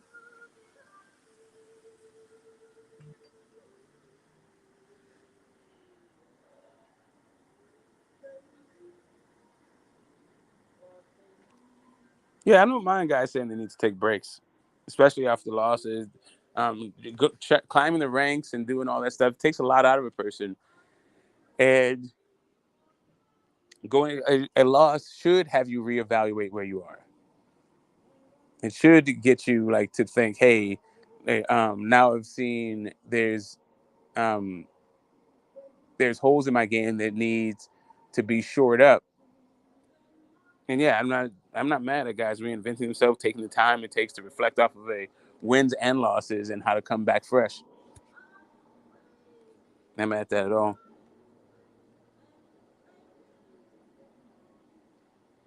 No, I'm not done. Rich was here for a second. Damn, Rich. Come on back. All right, so apparently I missed the Catterall. Let me go see what happened in the Catterall fight. You guys aren't telling me anything about it. So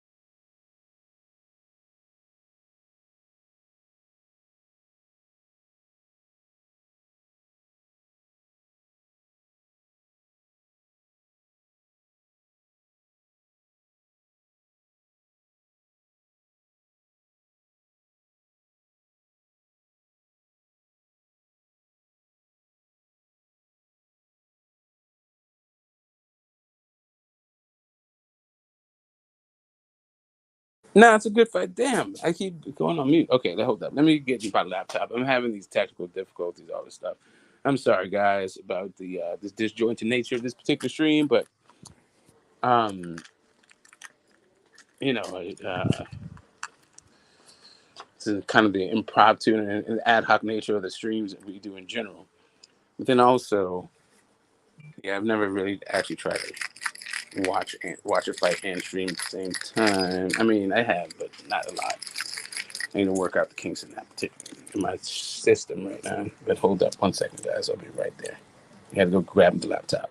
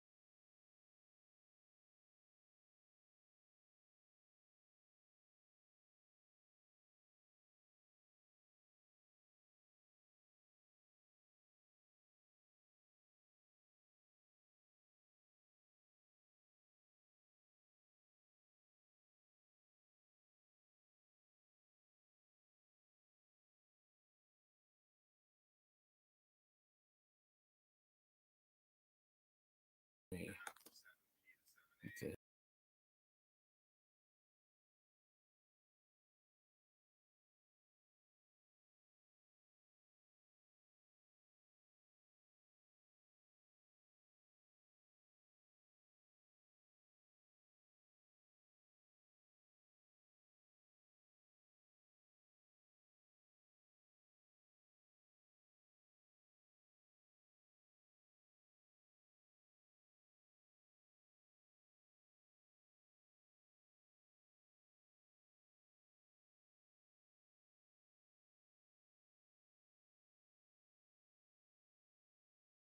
Oh,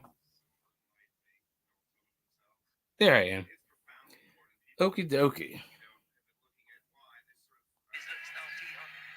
Okay, let's turn this down.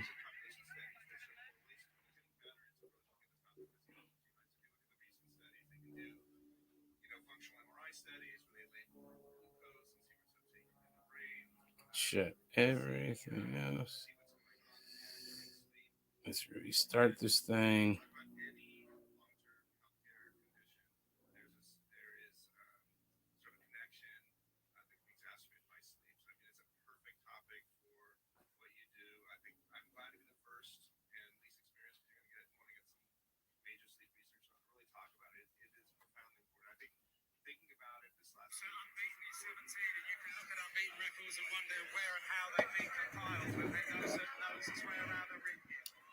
These guys are definitely chucking them. It's you know, um, they're letting the hands go.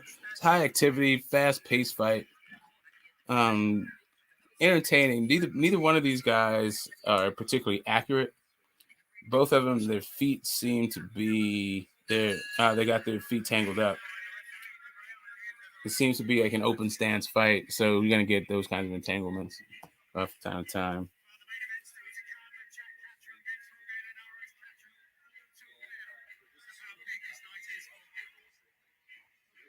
Yeah. Oh, Jack Catterall coming out party, huh?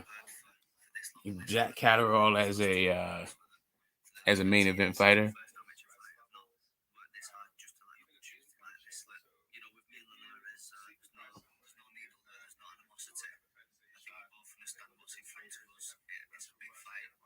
Mm-hmm. Yeah, I'm not.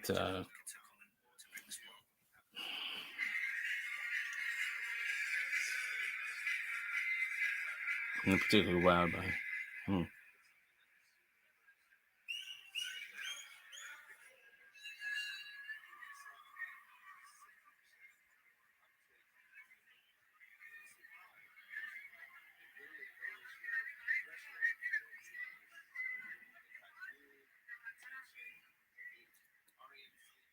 Yeah, it seems to be like lower weight classes, the amount of punches they throw, and they seem to be like kind of bigger dudes. I can't quite tell,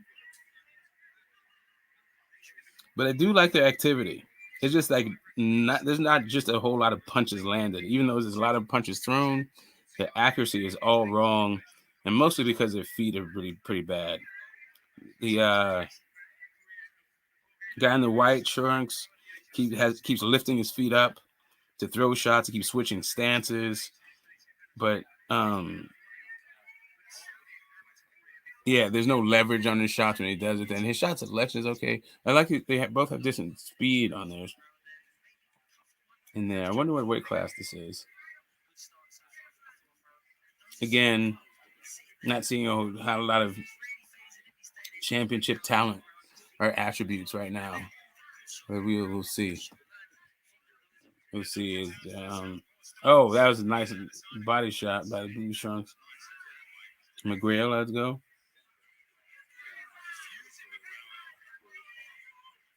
There's a nice shot by shot with McGrail. McGrail seems to be getting the better of the action.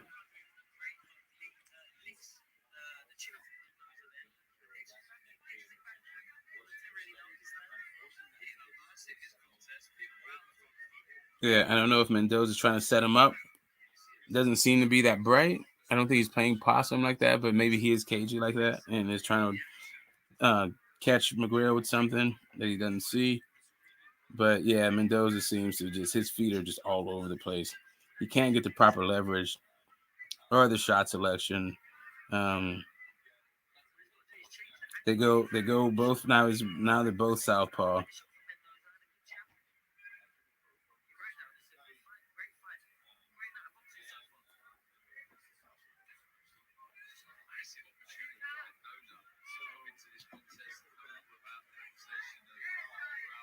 Yeah, he just doesn't have the shots.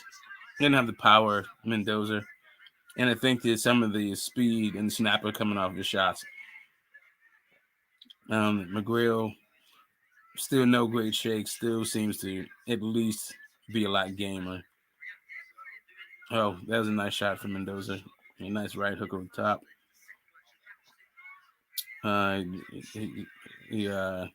He jabs and gets a straight left for his troubles, Mendoza. Yeah,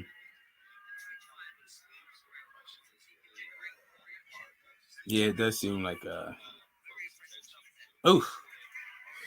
yeah, from this little what I'm watching, I'm looking at Mendoza being and McGrail at least winning this round. And the round before this one also. So yeah, let's see what we got here.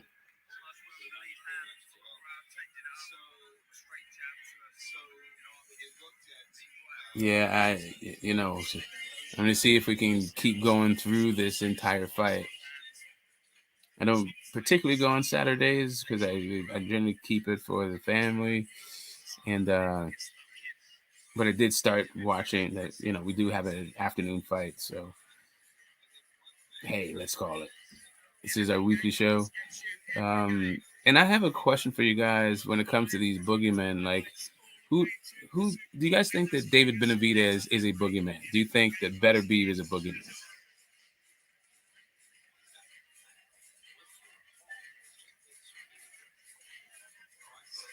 Let's see what's going on with this one.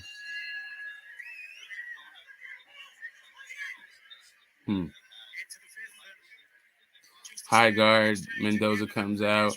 They're just taking pictures right now in the center of the ring, looking at each other, probing with the jab, not really snapping it. There you go. Mendoza hits McGregor with one. Nice stiffy. Mendoza pays him back with a nice little uppercut to the ribs. Mendoza comes with a 5-punch combination. Most of it's on the gloves. Yeah, these guys just aren't accurate. Like, that's really the issue. Like, it's a decent amount of activity, decent amount of speed, some nice power shots, but they're just not finding their target because of how bad their feet are. If you want to throw a punch with speed, power, and accuracy, you have to have your feet in the correct position to do so, and these guys just haven't figured that out.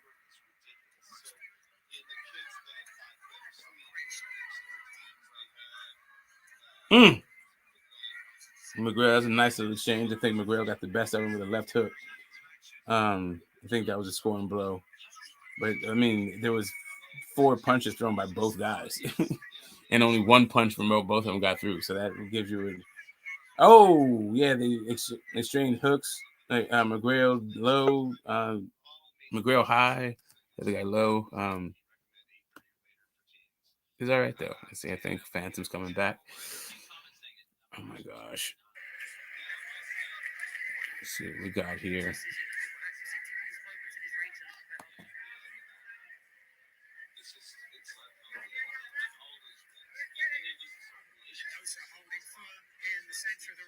Are you calling fights now? I'm calling this one.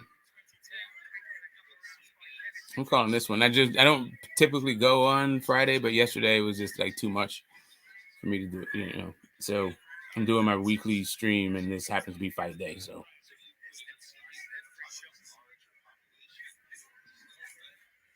but no, I'm not. I like to enjoy fights versus call them. Just watch what's happening. But yeah, trying absorbing what's happening and also calling. Like I'd have to, I could up my energy and do all that other stuff to make it entertaining for other people. But I just like watching what's happening. Like I said, these two guys, they're giving us what they have, right? So I have to take my hat off to them for at least showing us what they have. But to me, they're not showing me very much. So who's winning? I got McGrail. He just seems to have the. I think he is showing the better defense. I think he is showing the better ring generalship, and I think he's winning off of the clean, effective punching, being both damage and disruption. Did you ever finish the documentary? No, but I did watch at least 10 minutes of it in 2 days consecutively, including yesterday. I just haven't watched any of it today. Why do they have that same music playing, like that ominous music playing in the background throughout the whole thing? Like what? Like as a piece of filmmaking, man, it's just kind of like, holy shit! Like I think it changes, bro. If you keep watching, like the music changes, the tempo changes. Yeah. Okay, cool. Like so far, I'm in the same ominous music with a bunch of sound bites from unqualified people. Like they don't explain anything of why they're saying what they're saying. They just are giving me a bunch of factoids. First off, that I already know for the most part, and then the other part is like is sort of apropos of what. There's not really too many solutions they have going on. It's just like this great big boogeyman that's stopping the progress of humanity, and it seems to be all of them. What they were going for was like problem, reaction, solution. Like if there's a problem, how do you react to it? So I think it's like a 3-step thing, and you just got to watch the whole thing to get through the steps, I think.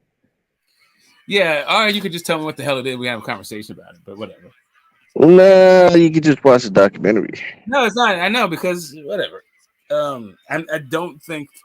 So here's the thing: watching 140 minutes. I mean, sorry, an hour and 40 minutes of something. So, like yesterday, I was watching another thing. Like I'm trying to get through an 11-hour documentary on quantum fields. So in between these things, where I'm watching my thing on quantum mechanics, and then they start talking about physics of it all, and the shit that they're saying is so fucking stupid. Like it's not even true. Like when they start talking about the physics of it all, like what they're saying isn't accurate, and then it doesn't even mean anything, even if they're worse, if what they were saying were true. I don't know, dude. It's all good. So it's hour and 40 compared to 11 hours. Like you can fit that in, bro. Yes, I would rather, but I'm not listening to it than one that's way fucking longer, but also has information that I can glean from and also move on. Like I have a better understanding of the material. This particular material is chewed bubblegum hyper. Like it was interesting in the 80s. I'll put it to you that way. When I was in college, the shit that they were talking about was like kind of like cutting edge back then, fucking 40 years ago almost. It's just kind of like what am I like? Ultimately, just get to your point, because I'm not one of these. I'm not one of the people that need to be educated on the subject, and the way that they're even trying to educate people, I would disagree with. I don't even think this is a really good way to educate people. So now I'm just trying to, just get to the fucking point. Just tell me what it is you're trying to say, and tell me what you think the solution is. Fair enough. I just think if you watch it all, you get a better idea instead of just 10 minutes. Go ahead and fork it in for that hour and 30 more. You know what I mean? And maybe you have a better idea. I guess I don't know. Better idea what bad filmmaking and poor argumentation with a bunch of facts that I knew 30 years ago. Like, comment, and subscribe. Like maybe there's some mystery conversation to be had. I just need to wait for it. Yeah, you just gotta watch and wait. I guess I don't know. Just fucking watch it, bro. Shit. Yeah, I am. I'm just telling you. As I go through, this is my reaction to what I'm watching.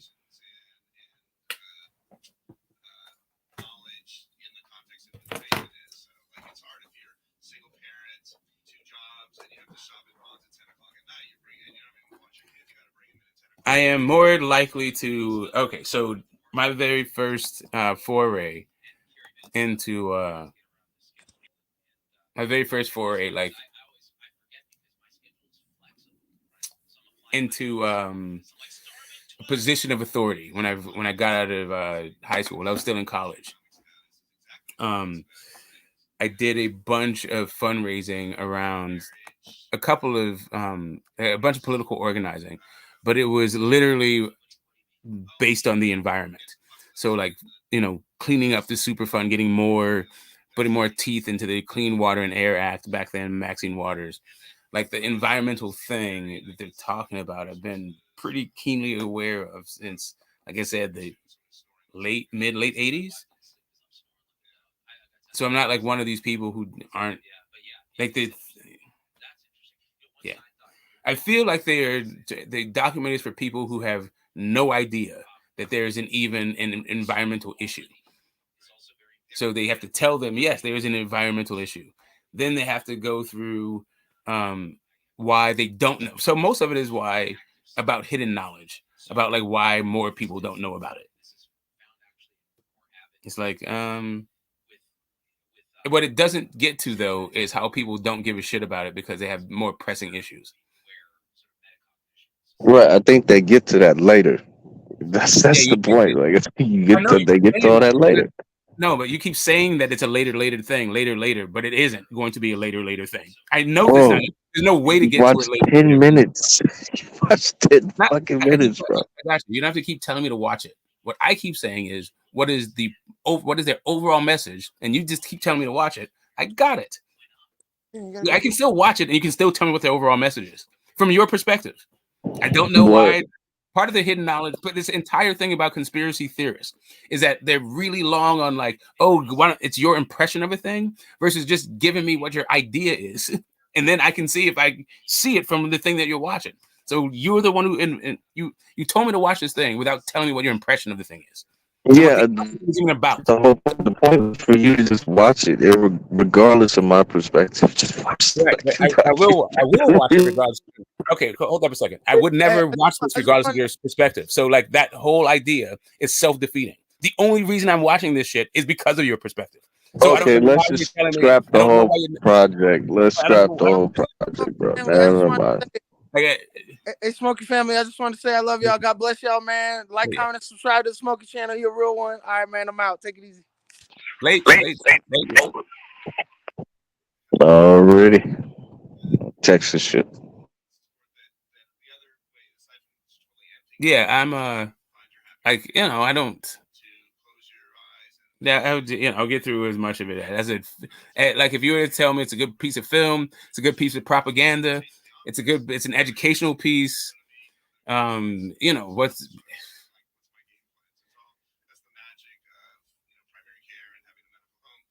Yeah. Anyway, so this I thing don't is, know. the documentary that we're so people who are unawares of the back and forth with Phantom and I are having right now. He asked me to watch a documentary called The Lost Century. And right now, so I guess got to the Nikola Tesla portion, the JP Morgan, how capitalists want to monopolize our energy sources and how that is ruining our planet and also having humanity not progress along the trajectory that is probably ultimate in an optimal way. And it's for both power and greed. And both things are the thing to be determined. But there's some mixture of either power or greed that are keeping us from not reaching our full potential as quickly as we otherwise might as human beings, right? If not for power and greed. That's the thing that I'm picking up so far. Yeah, I would say that's down the right trajectory. Yeah. Yeah, that's what I'm saying. It's kind of like, duh. Like, I don't need an hour and 40-minute documentary for this. So now it just becomes like, what are the subject matters that they're using to frame this kind of world, this perspective? And I don't disagree with him. I understand that, yes, Nikola Tesla could have given and wanted to give energy to everyone. Not only that, I understand that there are other inventions out there that gets shelved. And like here in Oakland, we had a public transportation system called the Key System that would run from a spot like that's a neighborhood right now. They took all the train stations out of everything, but there's a really hub in the middle of a neighborhood that you could catch a train to Chico. And it was like an hour and 45 minutes to get all the way to Chico, which takes 2 hours to drive there. Right. And a ton of money. But anyway, so it was really convenient. It was really, it was efficient and it was cheap. And most people rode it. So the rubber and oil companies colluded with the car companies because, you need rubber for tires and oil to make the cars go. They bought the Key System in Oakland and ripped the whole thing up. From all around California, from Northern California, they had a train lines. This is in the 40s. They did this. I think they ripped them up in the 50s. And tore up the tracks so no other train system could run in. They not only bought the system, discontinued it, but they also destroyed the entire system so that everyone would be more dependent on cars. That's typical capitalism, the way that I understand it to work in America. So I don't really need I've had so many examples of this particular thing. How it works on the energy level is the specific, sure. But how it works out, I think, in our day-to-day lives. And I mean, the last examples of it we had, it was when Trump put a whole bunch of oil execs as heads of the EPA, and they just started tearing down the regulations because, capitalism says that we don't want regulations, and it's all these regulations that are limiting the activities of capitalists. And while fundamentally that can be the case, or functionally that can be the case, the issue is that the way that we practice capitalism here, you're going to have to regulate it because of all of the damage it does outside of the cost of manufacturing, right? So when you look at something like cars, since we're talking about energy and all this stuff, what's not included in the price of cars is how much pollution that cars actually produce.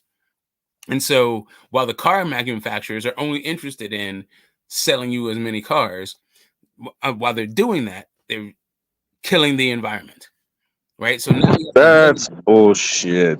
no, that's why they have regulations in the market to how you have to have low emissions. Not only is it not bullshit, but I lived through the 70s and the Southern California. If you look through the thing, like it used to be when I went there, right? When I went to LA and being from the Bay, the air quality was night and day.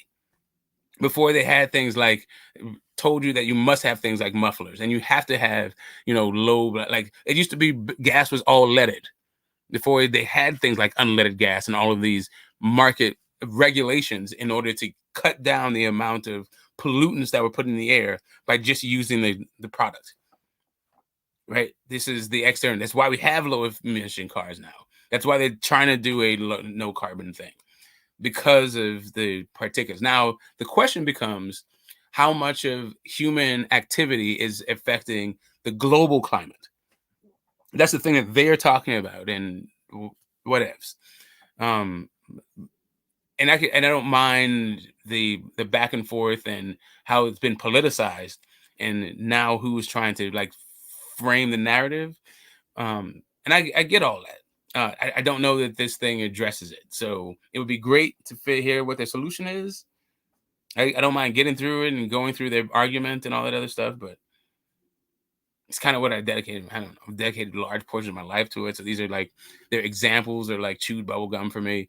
They're the way that they're framing the conversation is for someone who is not as familiar with the subjects as I am. And so it's just a little bit tedious. It's even when it comes to like the art of making film. So like even the art of documentaries, I feel like I am better at making documentaries than this person who's made the documentary. Forget what the content is even.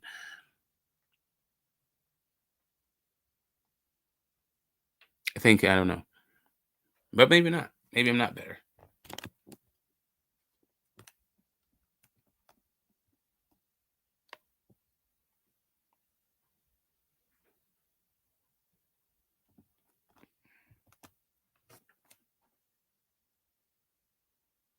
I don't know what the cause is that I take the piss out of.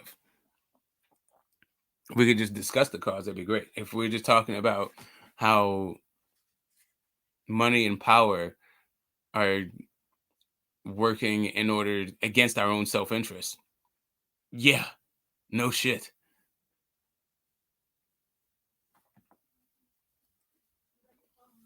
There is a way to do paradigm shifts. There is a way to build consensus. But how do you get at that particular thing is, in a world, in a world. Oh shit, we just been rambling. Oh shit, stepped away from it. No, well, I don't know. I'm talking to, I was, Technique said something, am I taking the piss out of our cause? The last line of bullshit I left off of the '70s, air was dirty or something. That wasn't a line of, but that's just a fact of the matter. I'm just saying, like, it sounds like you are so interested in this particular documentary because you are not as versed on the subject. No, I thought this was your area. That's why I suggested it. But no big deal. It is an area, sure, but I mean, how is it like if you were someone who had been, like, let's say a staunch environmentalist for 40 years, what new information do you think the documentary would provide? That's a good question. I think it will like provide a whole different take on the energy issue and how to solve it and exactly what happened, because if you talk about certain inventions were held back from the public for the better part of a century, well, that's a big fucking problem. And then going, so how do you solve that? And not only that, well, these inventions that were held back, they're pretty revolutionary and better than wind, solar, all that bullshit that they spew out to the public.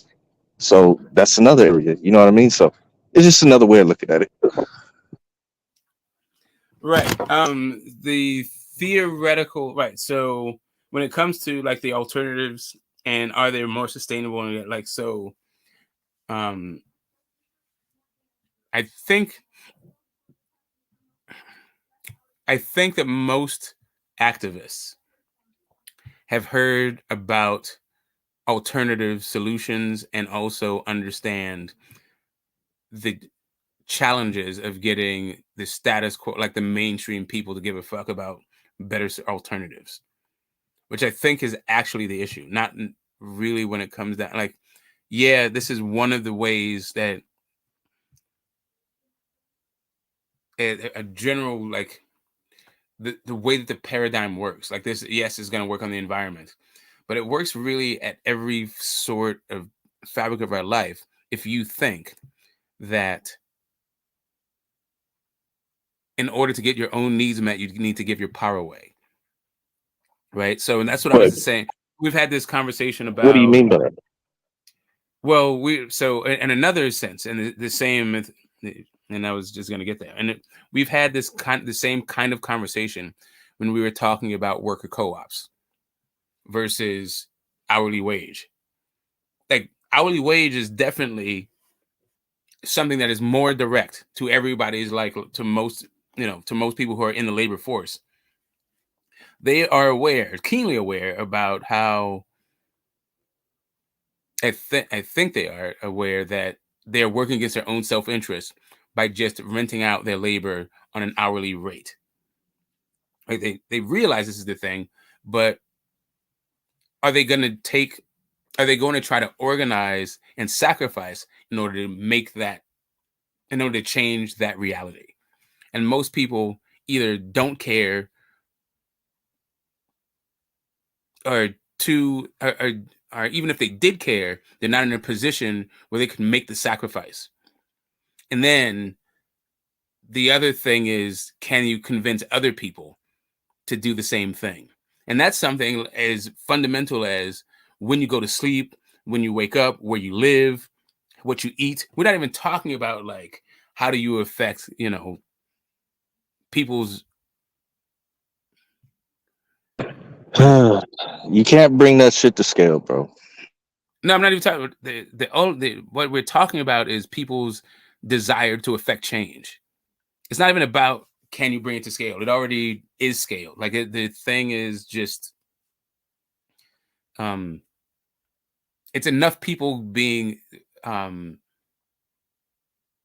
incentivized to make changes and who those people are. That's really the way that you affect change, no matter what it is. Like, the environment cool, the, like, electricity cool, or whatever the hell it is. It's this thing.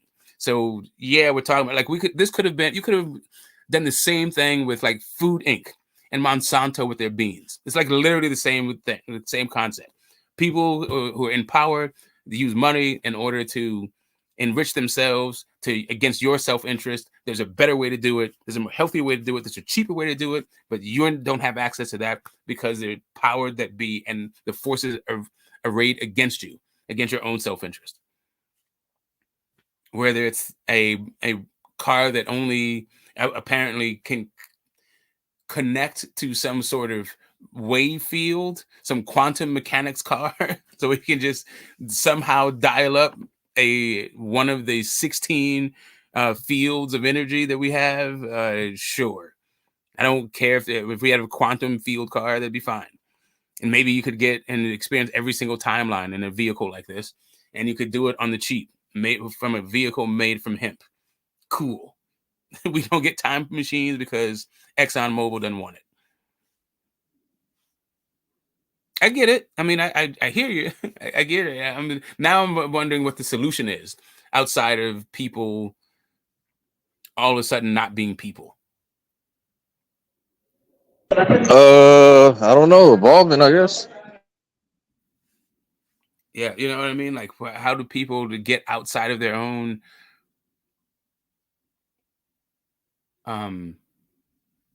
what is it? Their own set of challenges that they have to negotiate just to house, feed, and clothe themselves in order to wonder about what the world is going to look like in 50 years.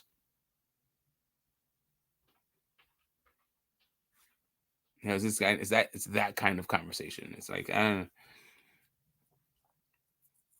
that's why I was saying that I think like the worker co-op thing, even that conversation, it becomes a little bit more fundamental to where people are, to where people value, because that's literally what they're doing with their lives every single day.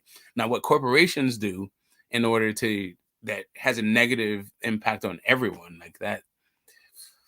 Fuck. Now you got to band together with your neighbor to do something about that, and then a bunch of neighbors and all that other stuff. It's just it's a different kind of process. I don't know. But I'm definitely gonna watch it to see what the hell their solution is. I don't know how you have corporations or investors or entrepreneurs attack innovation differently. Like, how do you have something that is going to benefit everyone, offered to everyone, and that's supposed to? Yeah, I just think the system is going to have to collapse and reform itself. I say probably within 5 years, you're probably going to have a collapse worse than 2008, and the system is probably going to have to restructure at that point. Restructure? What do you mean?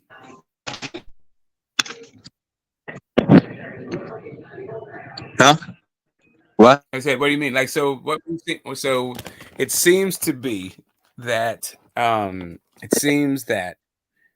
they're like people are interested in capitalism, right? Like human beings, for the most part, all these governments, all these different countries, they have some form of what we describe as capitalism, which is a free market, which it was not even capitalism, but basically that capital is going to be the driver for innovation, right? And then it's capital. And there are examples that aren't that, right? Where you have labor being part of the value, right? So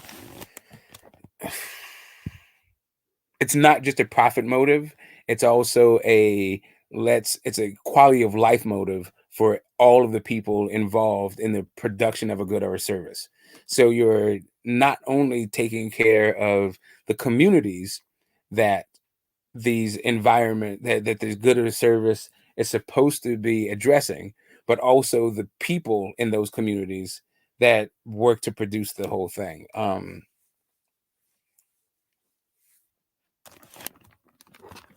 I think that happens before some tinkerer in a garage who may discover cold fusion, and then that shit gets fucking bought up by ExxonMobil and then shelved.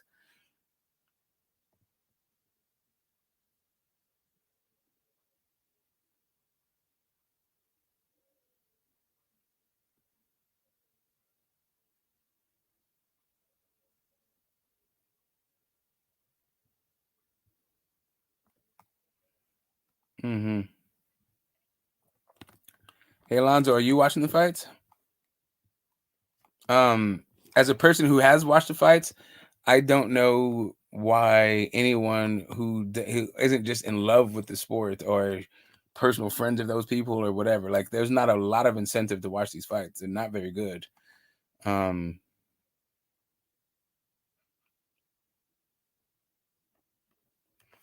Yeah, many years in the past, the carbon percentage was much higher. Yeah, exactly.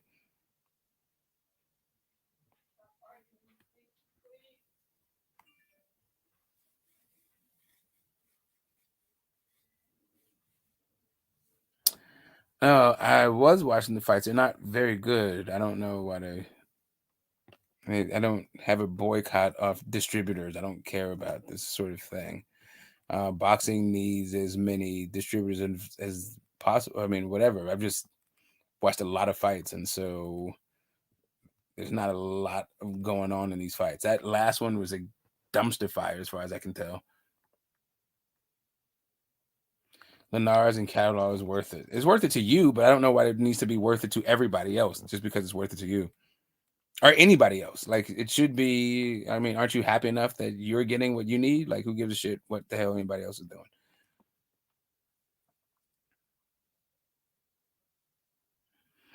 Linares and Catterall is quality. I don't agree. I don't agree that a 40-year-old Linares who's fought at 140 pounds once before, got knocked out in the first round, is like a quality fight. Like, I get that they are both names, but yeah, if this is a quality fight, then Catterall needs to fucking.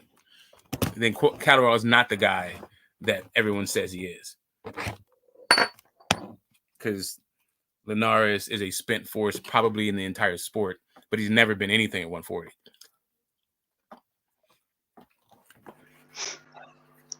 Hey, what's up, GT? What's up, man? How you doing? Yeah, good, thanks. I'm kind of intrigued by your conversation with Phantom Okay. and the video. Is there any chance, Phantom, you could drop the link in the chat so I could have a It's called little The Lost Century. like It's called The the Lost lost Century. what? The The lost Lost century. Is it the last? The Or Lost. lost? And then you couldn't Lost. found. Okay. Okay, gotcha. Is it on the YouTube? Yeah. Fantastic. Okay, cool. I'm not protecting McSmith. I'm protecting my chat because you're in my whole fucking chat trolling some dude that's not even here. I don't understand why you think that would be something that I wouldn't push back on, especially when I'm watching the fights and they're fucking trash. Like,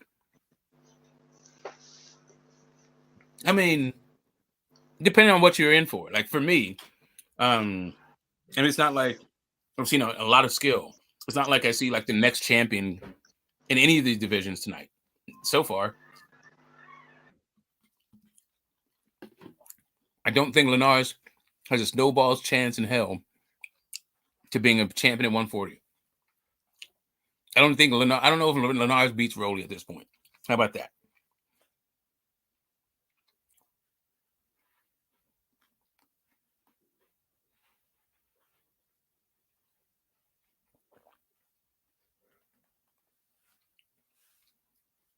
Yeah, that's all.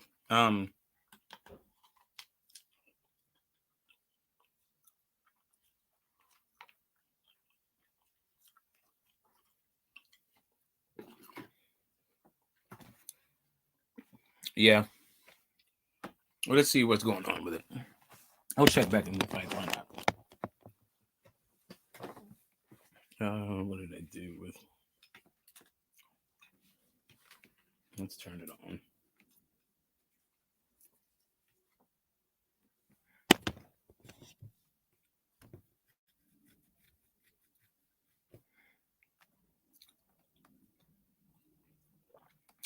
I don't know that I'm protecting Smith, bro.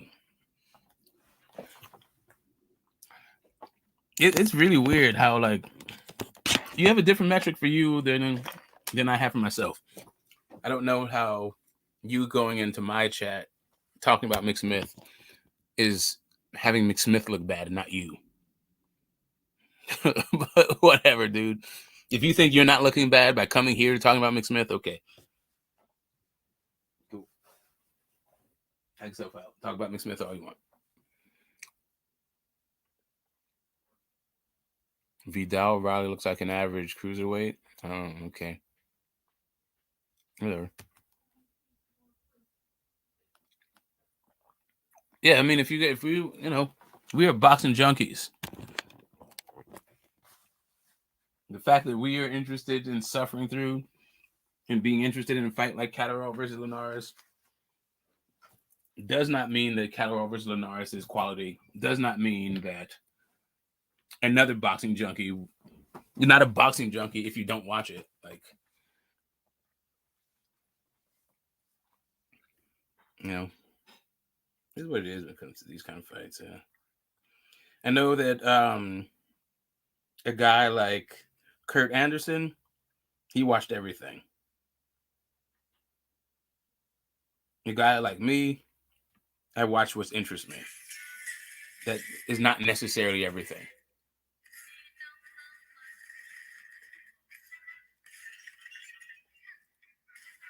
Oh, Tyson Fury commercial, huh? Tyson Fury bobblehead.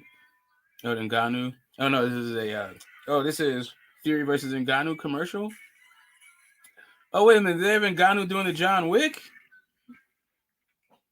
What? Okay. I haven't seen this promo before. Interesting promo. Oh, Hollywood? Is this in LA? Are they fighting in LA? No, they're fighting in Riyadh. Oh, look at what they're wearing. Oh my god. Okay. Anyway, after watching that promo, I have even less interest in the fight than that. If that's even possible, I didn't realize that I could be less interested in this fight.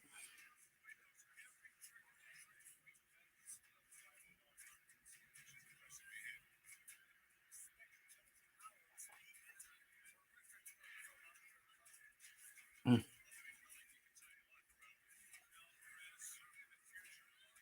Oh, nice. Okay. Yeah, the Zone is doing commercials for the Boxing Archive. Let's see if we get Catterall walking to the. See if we get Catterall walking in. There's AJ. Yeah, so far just a bunch of commercials.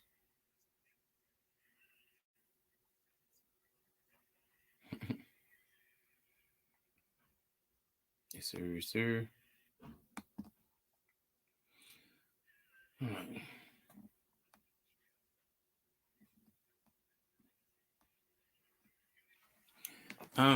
Technique. This whole idea where you set yourself up as some like arbiter of who knows about boxing or other thing, like you have to realize, I don't think you know anything about boxing. I think that what you are here to do is try to make yourself feel better about by talking shit to other people. Like that doesn't at all speak to your knowledge at all. As a matter of fact, people who do what you're doing generally is to mask what they know about it and to act like your opinion is the objective reality. I don't know.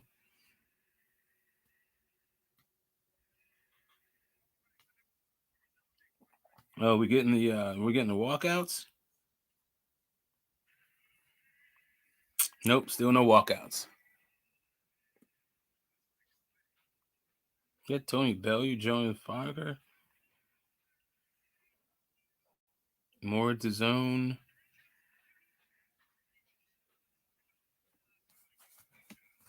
More to Zone commercials.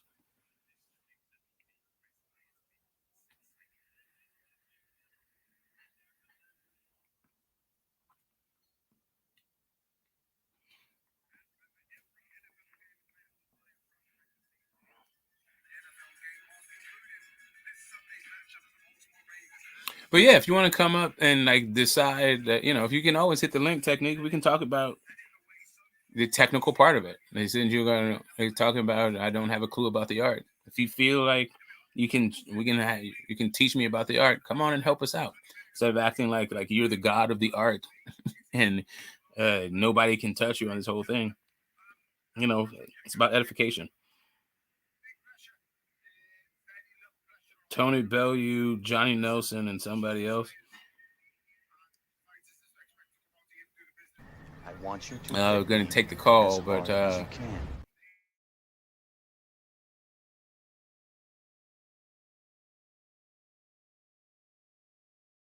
yeah. My bad. I guess that's some kind of art.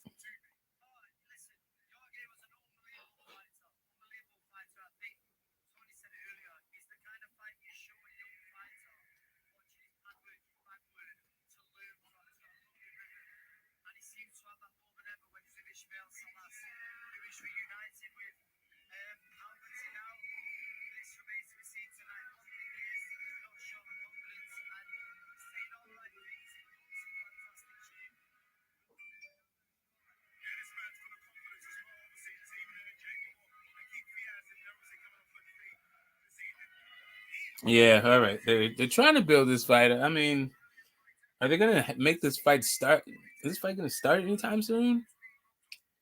You know what I'm gonna do? I'm gonna twist one up. Twist one up. See if you guys read. Hey, did you find that? Did you find the documentary the Phantom was talking about, Tommy? No, I haven't looked for it yet. I'm still listening to you. Okay, no, that's all good.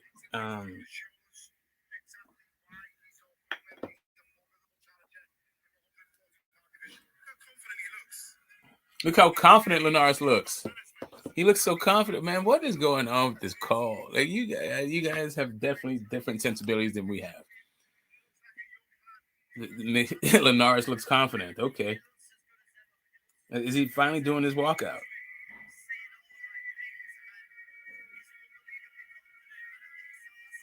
And also, what's up with the Jorge? Why is it never Jorge?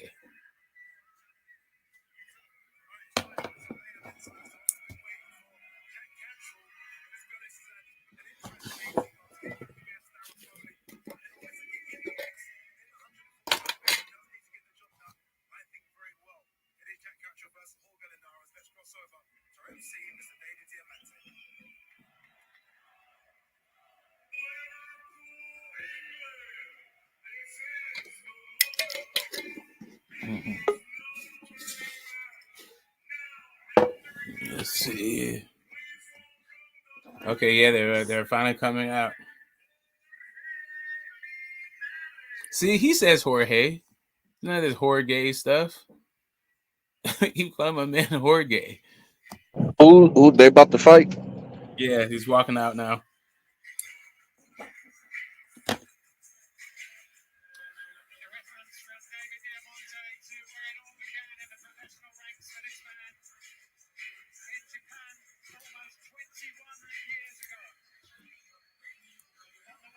Damn, Jorge's been around for 20 years?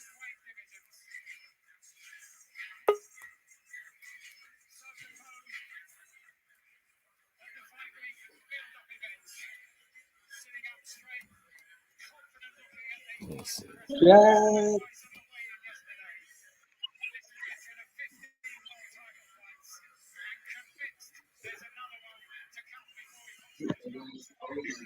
El Gato, fellas. The cat, what? I mean, that dude, he's been That's defamed. El Gato, man. That's Jack Catterall. What are you talking about? Oh, I That's thought you it. were Norris. He's that guy? His nickname is El Gato. So whatever that means in Spanish, that's what he is. He's the cat, huh? The cat. Jack the Cat Catterall. Oh, because his name is Okay. Jack Cat, huh? All. And Jorge, the Last Samurai, Linares. You know Jorge Linares lives in Japan. You know that, right? Yeah, by way of, and is it Venezuela by way of Japan? I mean, Japan by way of Venezuela. By way of Venezuela, yeah. He lives in Japan. He's a star over there in Japan too. They love him over there. I mean, why not? He's probably a foot taller than damn near everybody. Shut up, Smoke. That's wrong. He's not a foot taller than the goddamn sumo wrestlers, goddamn it. Okay, almost everybody. That's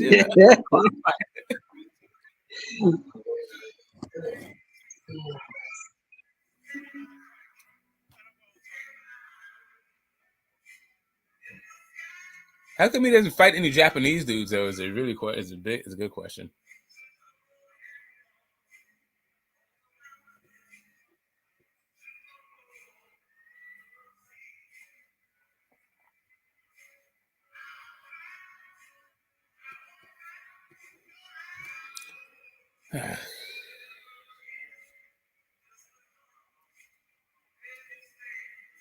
Stand by me.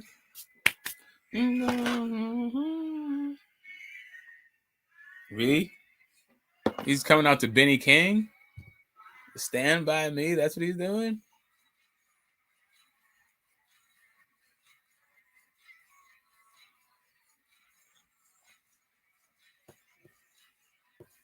If Jack Catterall loses this fight. Oh, if he loses to Jorge, yeah, man, it's bad for him. He's supposed to smoke Jorge. Jorge's like 39 years old. They just said that he's been in the business for 21 years. Yeah, Jorge been around a long time. He made his debut in Japan 21 years ago. Yeah.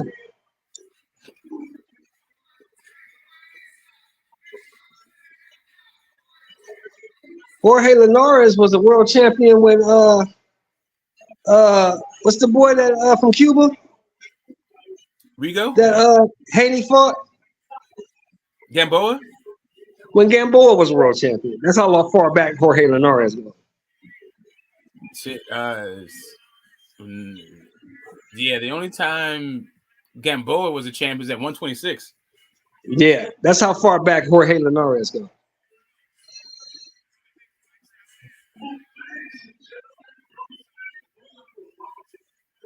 Wait, was Linares a champ at 126? Yes. 126, 130, and 135. He's a 3-division champ. Okay. Yeah. Wait a minute, wasn't he a champ? No, I'm thinking of Pedraza. Shit, Pedraza was a champ at 130. You think of the Pedraza at 130?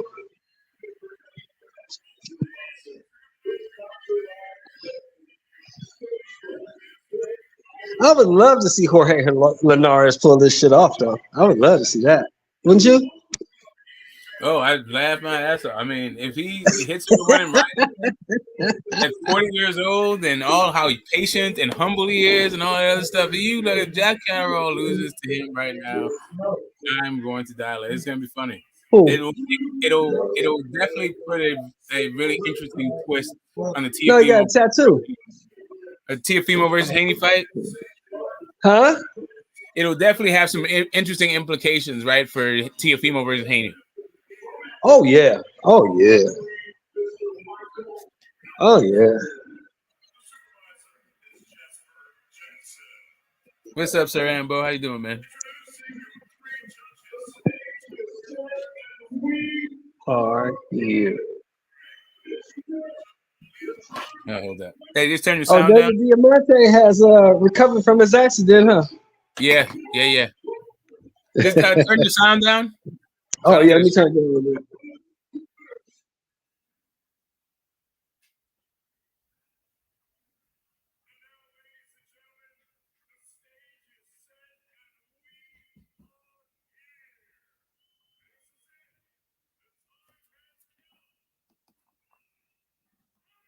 Mm-hmm.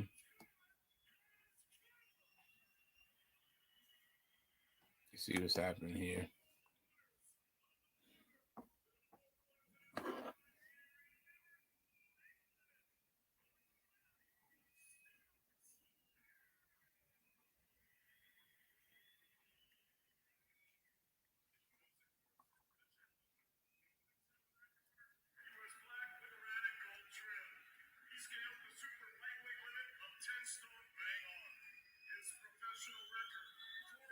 Super lightweight, huh? Not junior welterweight.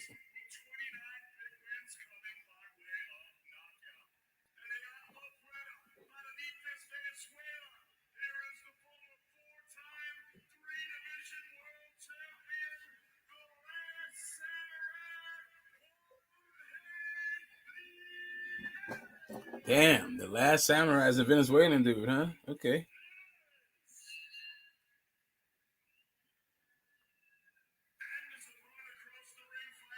I guess that's better than Tom Cruise. Let's see what we got here.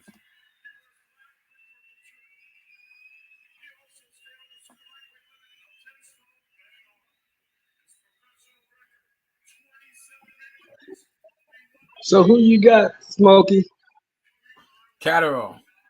Stoppage. Yeah, I got Catterall too. I got Catterall as well.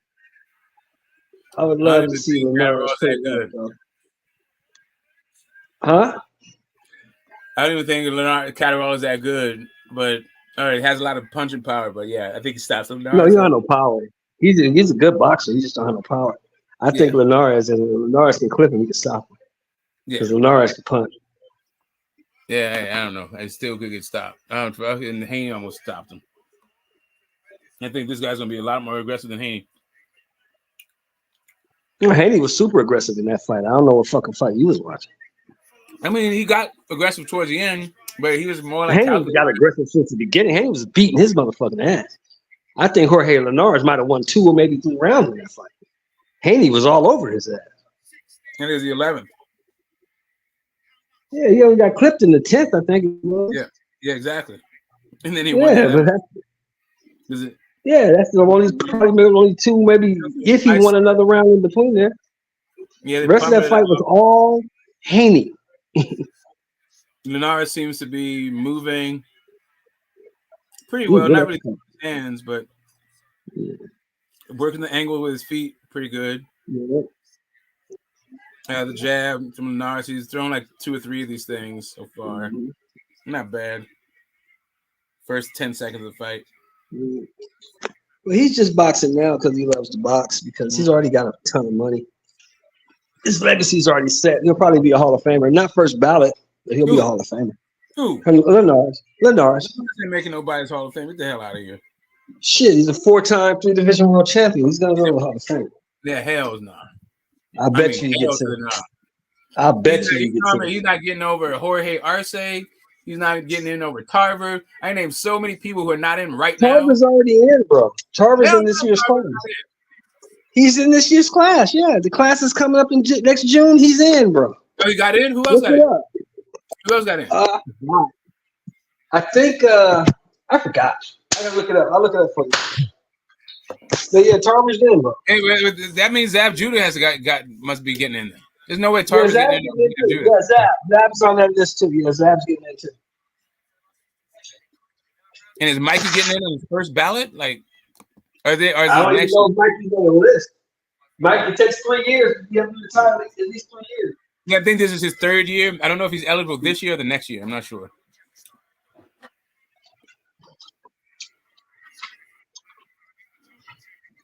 There's not shit happening in this fight. McSmith might have the right idea, but we're here watching him.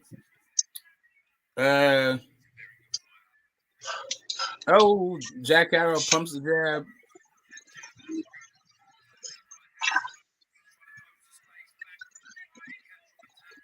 Damn, Linares. How is Linares better than Jack Catterall early on? Linares don't have no baby belt titles. No, look at Linares. All his titles are the world titles.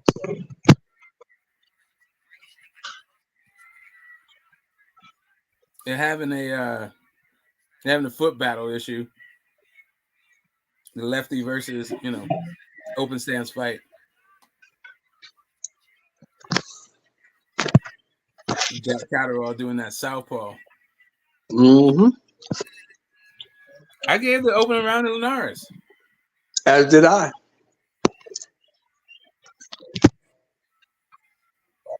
I liked his pressure. I liked him pumping the jab. He brought the fight to him. He dictated the pace of the fight. Catterall's waiting on him, trying to hit him with something to counter. But yeah, he's got to figure out how to, step to him. You're home. Exactly.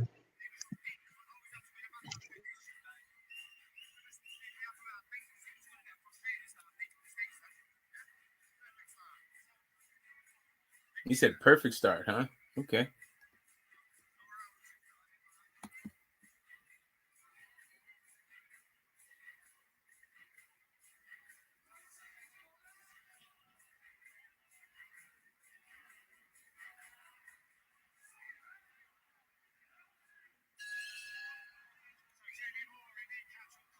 Let's see. Yep, still coming forward. Working the body. Catterall didn't work no damn body. Get the hell out of here. The hell working the body. That would require that he did work, which he really didn't. He's like looking for something, trying to backstep the dude. Yeah.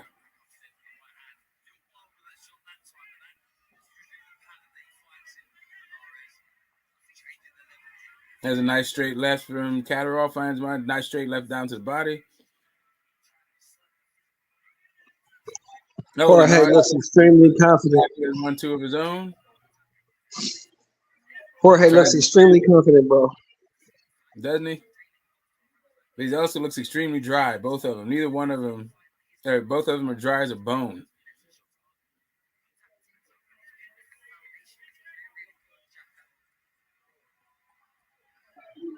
He better stop stepping in like that. He gonna get caught with that one hook. Yeah, Catterall is waiting for that. Got that left hand home, trying to walk him into something.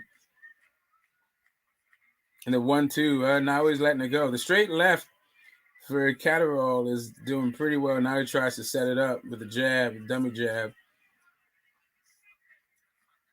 He's out there pawing with the jab so he can shoot that left. And then Linares comes back. He timed the left this time and came on the right. So now Catterall should think. Yeah, he's that left hand ain't flowing like it was seconds ago. There he is. He's coming back. I think Linares is trying to sucker Catterall into shooting the left so he can come back over the top with the right. Okay. I like Catterall's work a lot better in this round.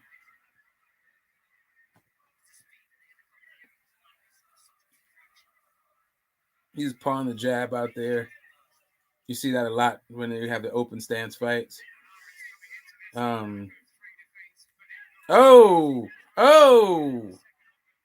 Linares tries to hit him, but I think he caught most of it on the arm and the body, but those are some whacking shots.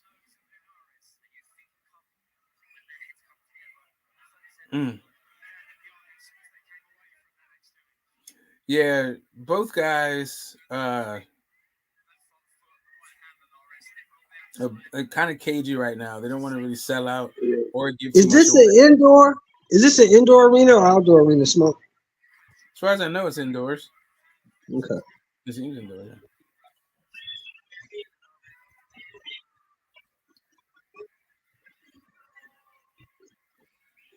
Yeah, kind of a snooze fest now. Yeah. Catterall, I think he took the second round. He let his hands go. That straight left was working real nice. And he set up the left. With a lot of the left crosses. Straights and crosses, I think, won that round for Catterall. And he got a decent headbutt in at the end. Yes, sir. My man is 40 years old. Yep, Jorge is 40.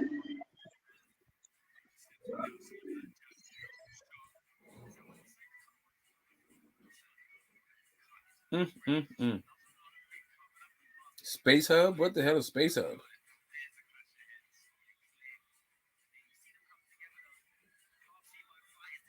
Yeah, like I said, when they have open stances, when it's a righty and a lefty fighting, you get a lot of head clashes, a lot of foot battle, a lot of stepped on feet, a lot of legs getting tangled up. I think that head clashes. Yeah, because everything's coming at you backwards, especially for the right-handed guy. Yeah, and then how close they are to one another. I mean, I don't know why there's not more straight rights from Linares. I don't know why there's not more left hooks from Catterall. I mean, sorry, right hooks.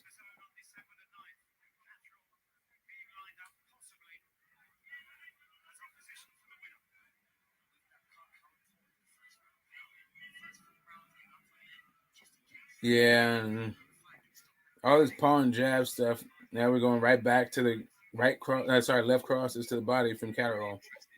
Well, Linares is trying to stalk him from what I see. He's trying to get him to the corners. He's trying to give him the impression. He's using a lot of hand feints.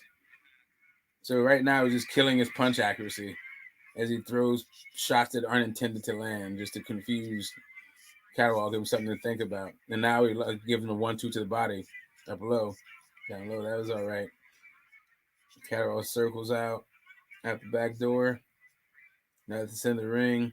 Linares still on the front foot. Catterall still giving seating ground. Meh.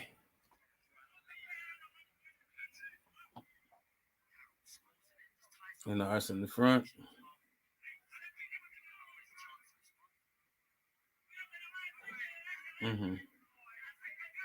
Catterall with it left. There's finally a jab from Catterall. Catterall's jab is not that good, is it? Catterall ain't that good.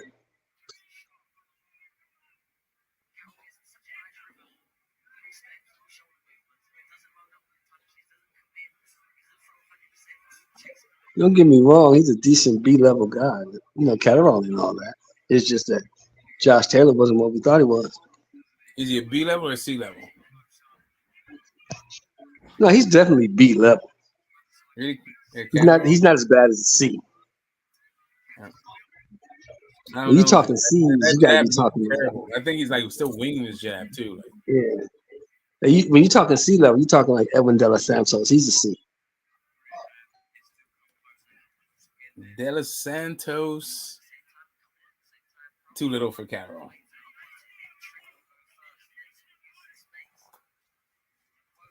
You would pick Edwin De Los Santos over Catterall? I said he's too little. Is that? Yeah, Yeah. I think he's too little. Yeah. But at the same time, he's too little. He's not very good. Well, you'll see. You'll see on the 16th. I don't know if you've ever seen De Los Santos fight, have you? Yeah. You seen him fight? Then you know he's not very good. Venezuela's and so the O'Reilly fight. Yeah. So then you know he's not very good. Yeah.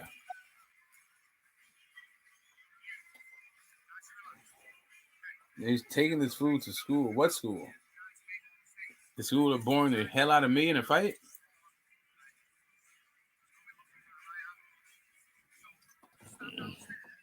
Yeah, I don't know what taking to school. Dude.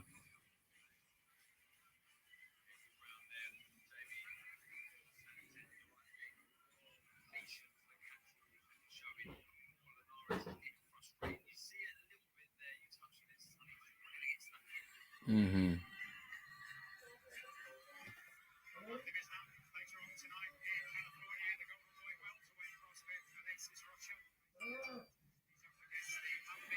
Yeah, I ain't watching footwork. There's no taking him to school in the footwork category. He said somebody said he's taking him to school. They're taking each other to school. I mean, neither one of them doing shit. Exactly.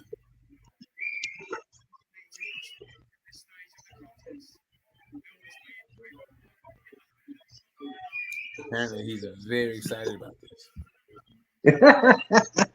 Yeah. He's loving this Jack Catterall guy. All right. Ain't nothing wrong with it. Shit. He's starting to get in his rhythm, though, Jack Catterall. Yeah. And the artist is not doing shit. You know, it looks like he's got the old man syndrome coming out of him. He's not seem fresh anymore. He's supposed to be the 39-year-old guy. And you in your 20s. If you can't be the 39-year-old guy, why are you in the ring?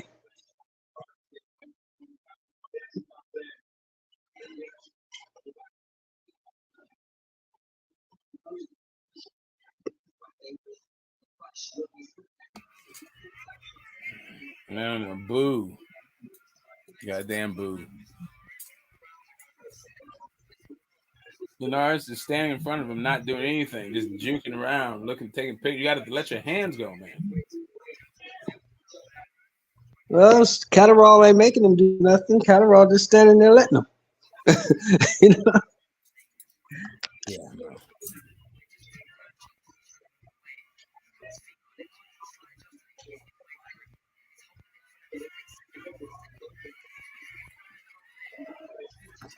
There you go, Catterall. Get off. Do something. Somebody do something.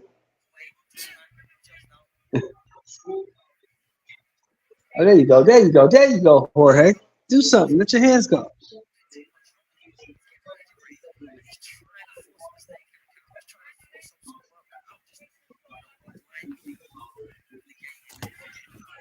Good shot. Good shot, Jorge.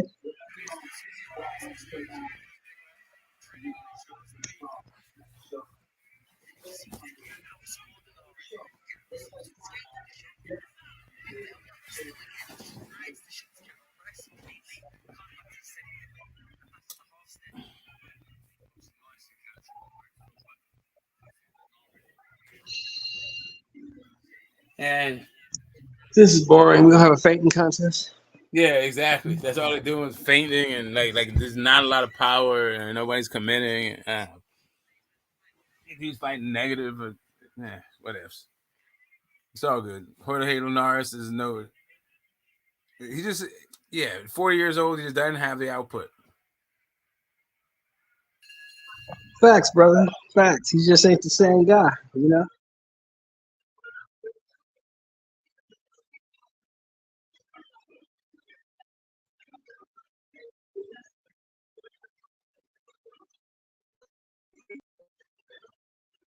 Oh, Jackie.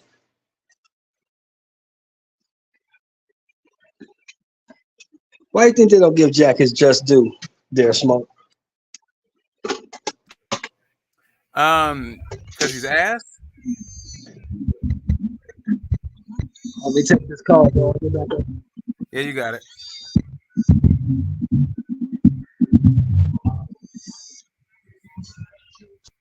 Oh, this little cute shit he's got going on, like he's the second coming of goddamn Sugar Ray Robinson. Hello?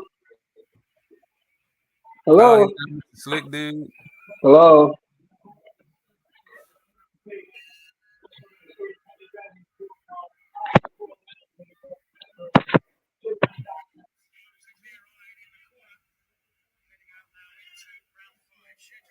Okay, we got 5 rounds in. I got 4-1 Jack Catterall. Mostly because Jorge Lars is not doing anything.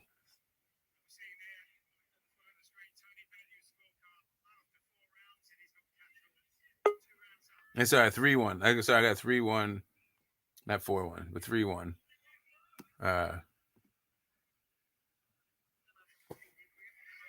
3-1 Catterall.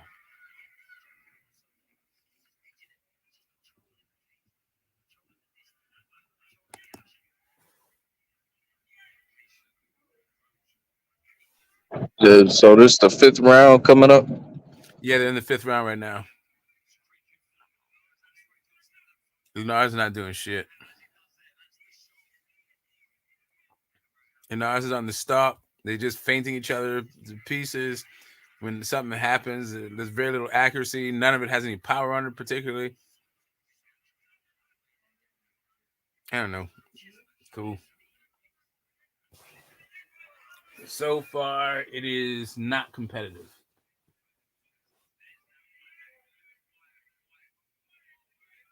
Because the middle-aged man is not letting his hands go.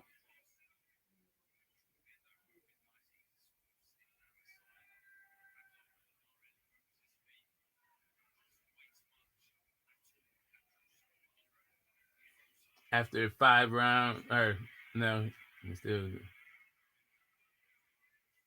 Oh, nice shot from Linares, finally.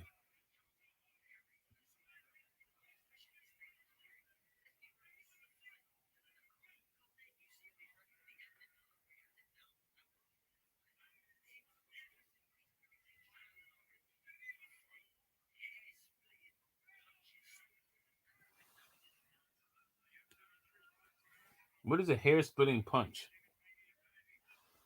The hell is this dude talking about? Yeah, the commentary is trash. Let me turn this dude down. Fuck off. I don't even know what to say to this. Oh, Linares is acting like he's hurt. Is he about to go down? Is he trying to play possum and get him in there? Is Jack Catterall about to Jack Catterall with the swarm? If Jack Catterall knocks out Jorge Linares, that'll just be too funny.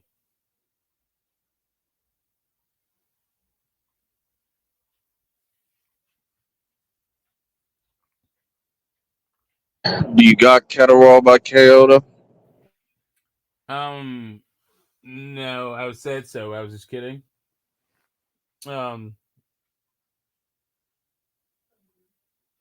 But yeah, I thought Linares was playing possum there, but maybe he's really hurt.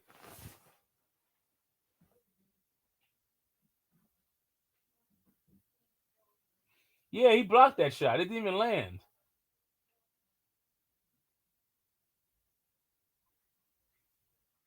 All right.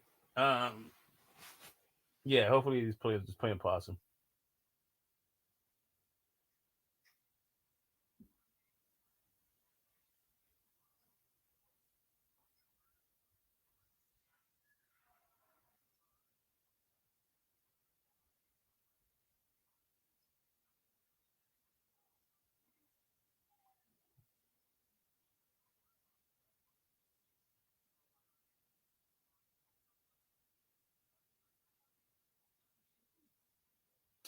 Yeah, more feints.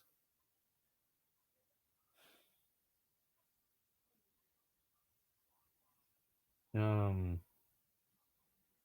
swiping, non-committed shots from Catterall. 4 rounds to 1.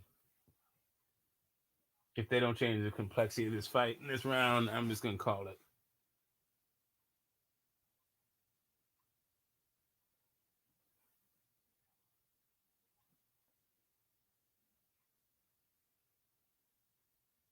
I got better shit to do in my day and watch this bullshit.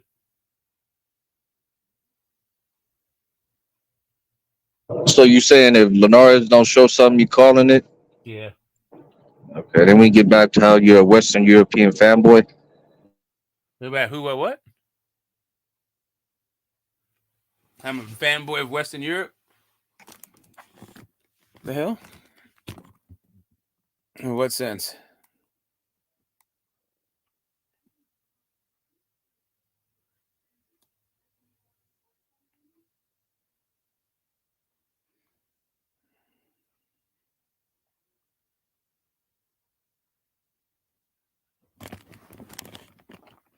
Yeah, this fucking fight's trash.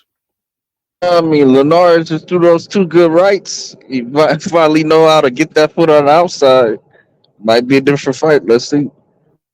You got popped with a couple jabs. You got he's just not letting his hands go.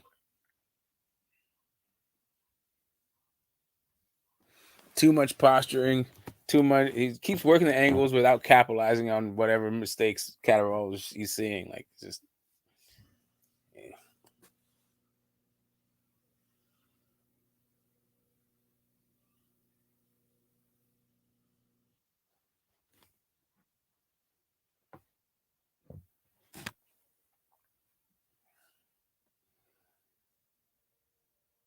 This is a main event fight. This seems like an okay undercard fight. That's the main event.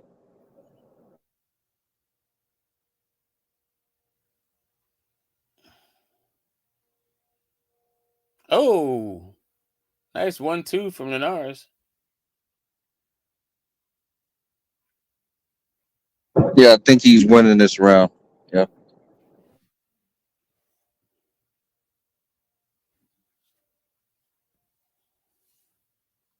Nice straight right. Okay, straight left from I don't know. I don't know. Let's say we give him that. That would be 2 rounds that I could see that could go his way. So far this fight, and none of it was convincing.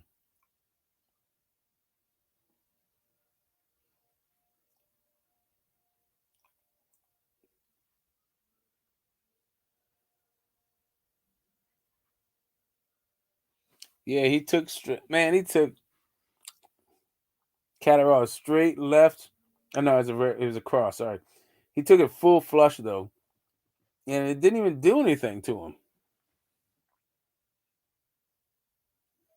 I mean, Yeah. you could tell it hurt him, but it wasn't one of those knock you out cold shots. No, I'm talking about the shot that Catterall hit Linares with. Like Linares just kind of went right through it. It didn't. Like it landed full flush on Linares' chin. He wasn't even tripping.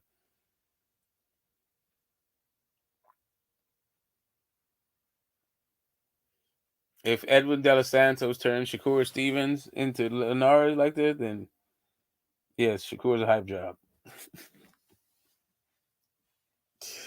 Sorry, bro.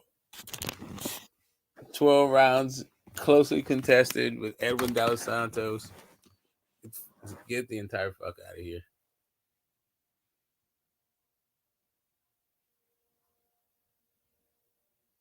Well, are you changing your stance now? If it's closely contested, he's a hype job too.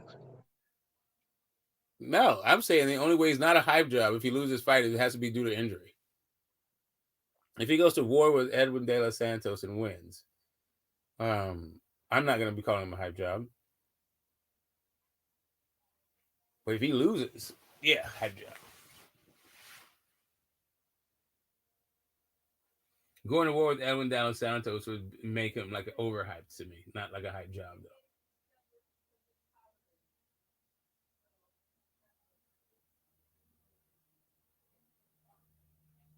Catterall is probably a little overhyped. From what I'm seeing, I think T.O. beats this guy. I think Dev beats him. I think Prograis beats him. I think Matias beats him. I think Hermai Ponce beats him.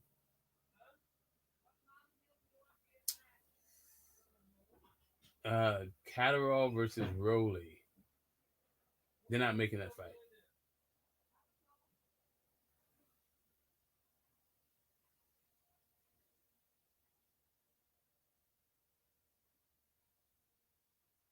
Yeah, they're boring me to tears.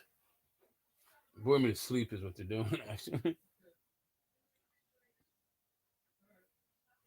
You know what I mean? Like, this fight, god damn. And Catterall is not stepping on the guy. He's main eventing at home, and he's willing to just sit on the back foot, let Linares do all the leading. Linares is 40 years old, not doing anything but fainting.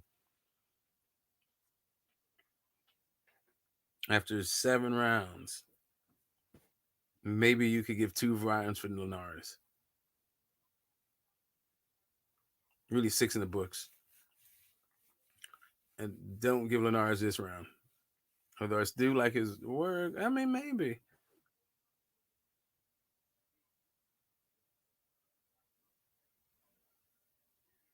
They're both too damn tentative. Oh, nice over the top left from Catterall. And Catterall's not good. He's all right. I think Catterall did enough to pull it out at the end. Yeah, that was a Catterall round. Yeah. And I think they're saying the tavern needs your keys. Yeah, shit. All right, I'll be back, fanboy. Okay, you let me know.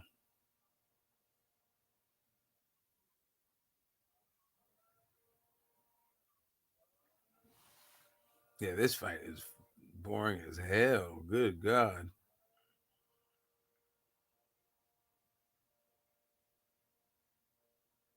What the hell is he doing? What's Linares doing, man? This boy has got to figure out how to damn fight.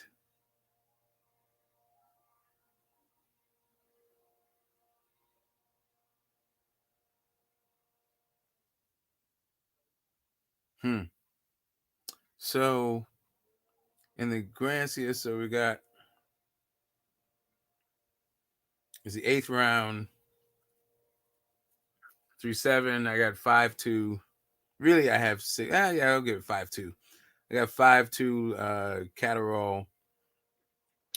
He's able to find moments to actually touch Linares, mostly because Linares is standing right in front of him, right in the kitchen, not doing shit. He doesn't really have to work for the openings. Linares is doing all the work in this fight. Catterall is just capitalizing on the holes as Linares tries to come in. Linares seems to be trying to hurt him with the right hand and see if he can change the complexity of the fight, but at this point, he's getting drowned.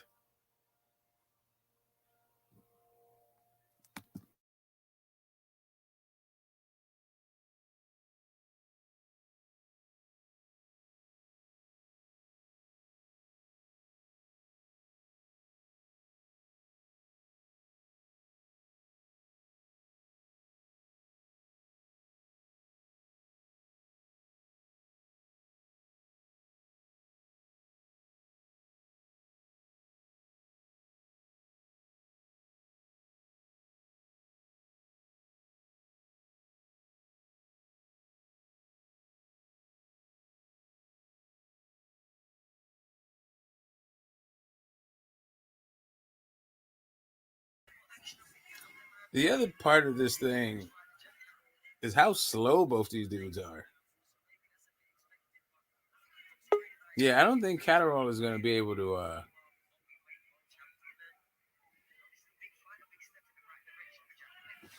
What's going on here? Yeah, I think Subir Matias knocks this dude out.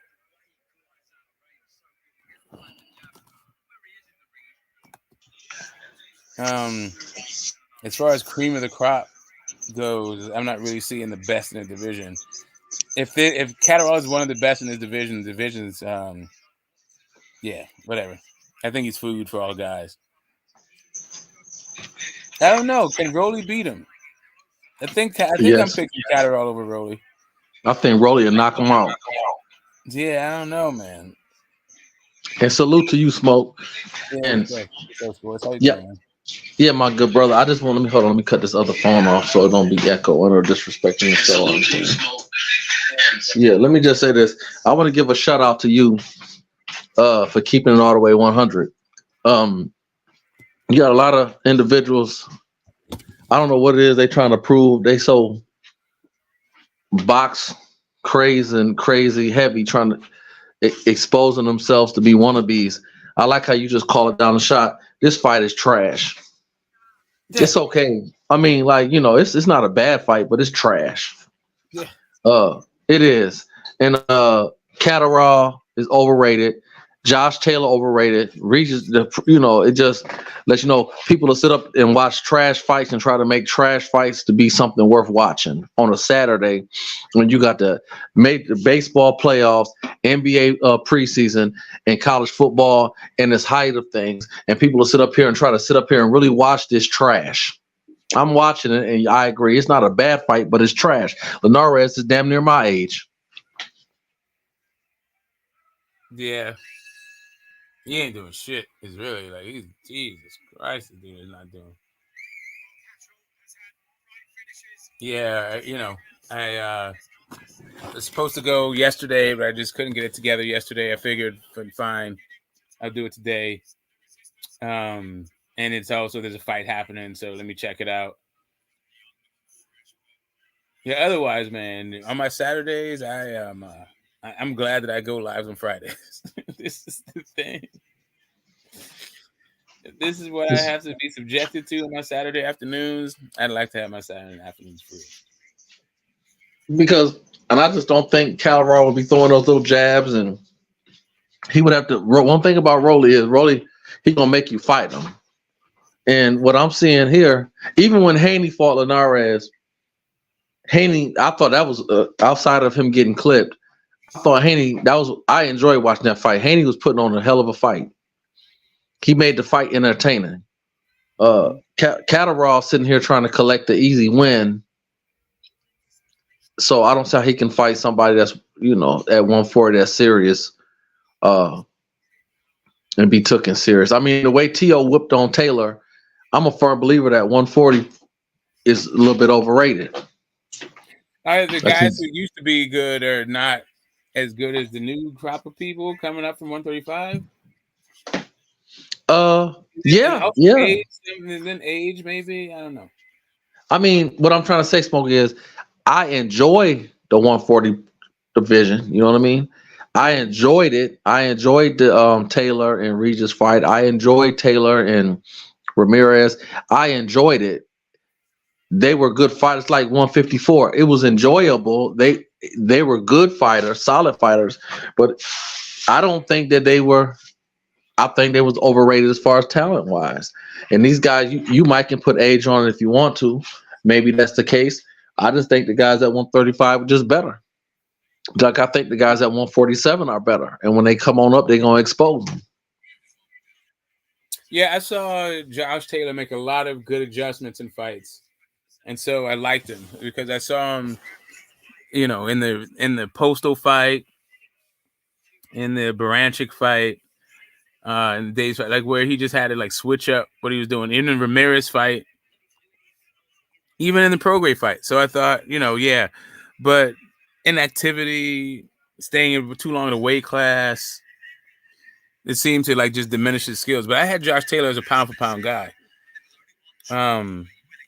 These two dudes, hell nah.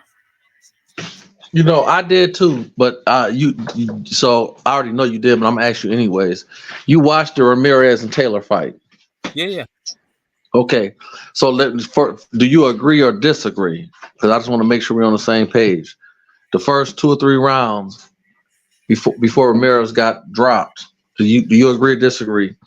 that Ramirez was winning the fight, and he had Josh was making a couple of his facial expression looked like he wasn't comfortable.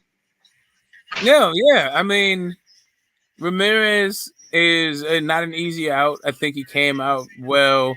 They got dropped twice in that fight. Mm-hmm. It was the first part. I thought it was evenly contested, pretty hotly contested. Ramirez, if I remember correctly, stepped it up, then it was beating the shit out of Josh Taylor once he did his thing. Like once he took it to a gear, but then Josh Taylor made an adjustment and used his aggressiveness against him. Because like Ramirez got super damn aggressive, and then Josh Taylor made an adjustment and then dropped him again, and that took a lot of wind out of sail. And he started beating shit out of Ramirez towards the end. I agree. I agree. It was a good fight.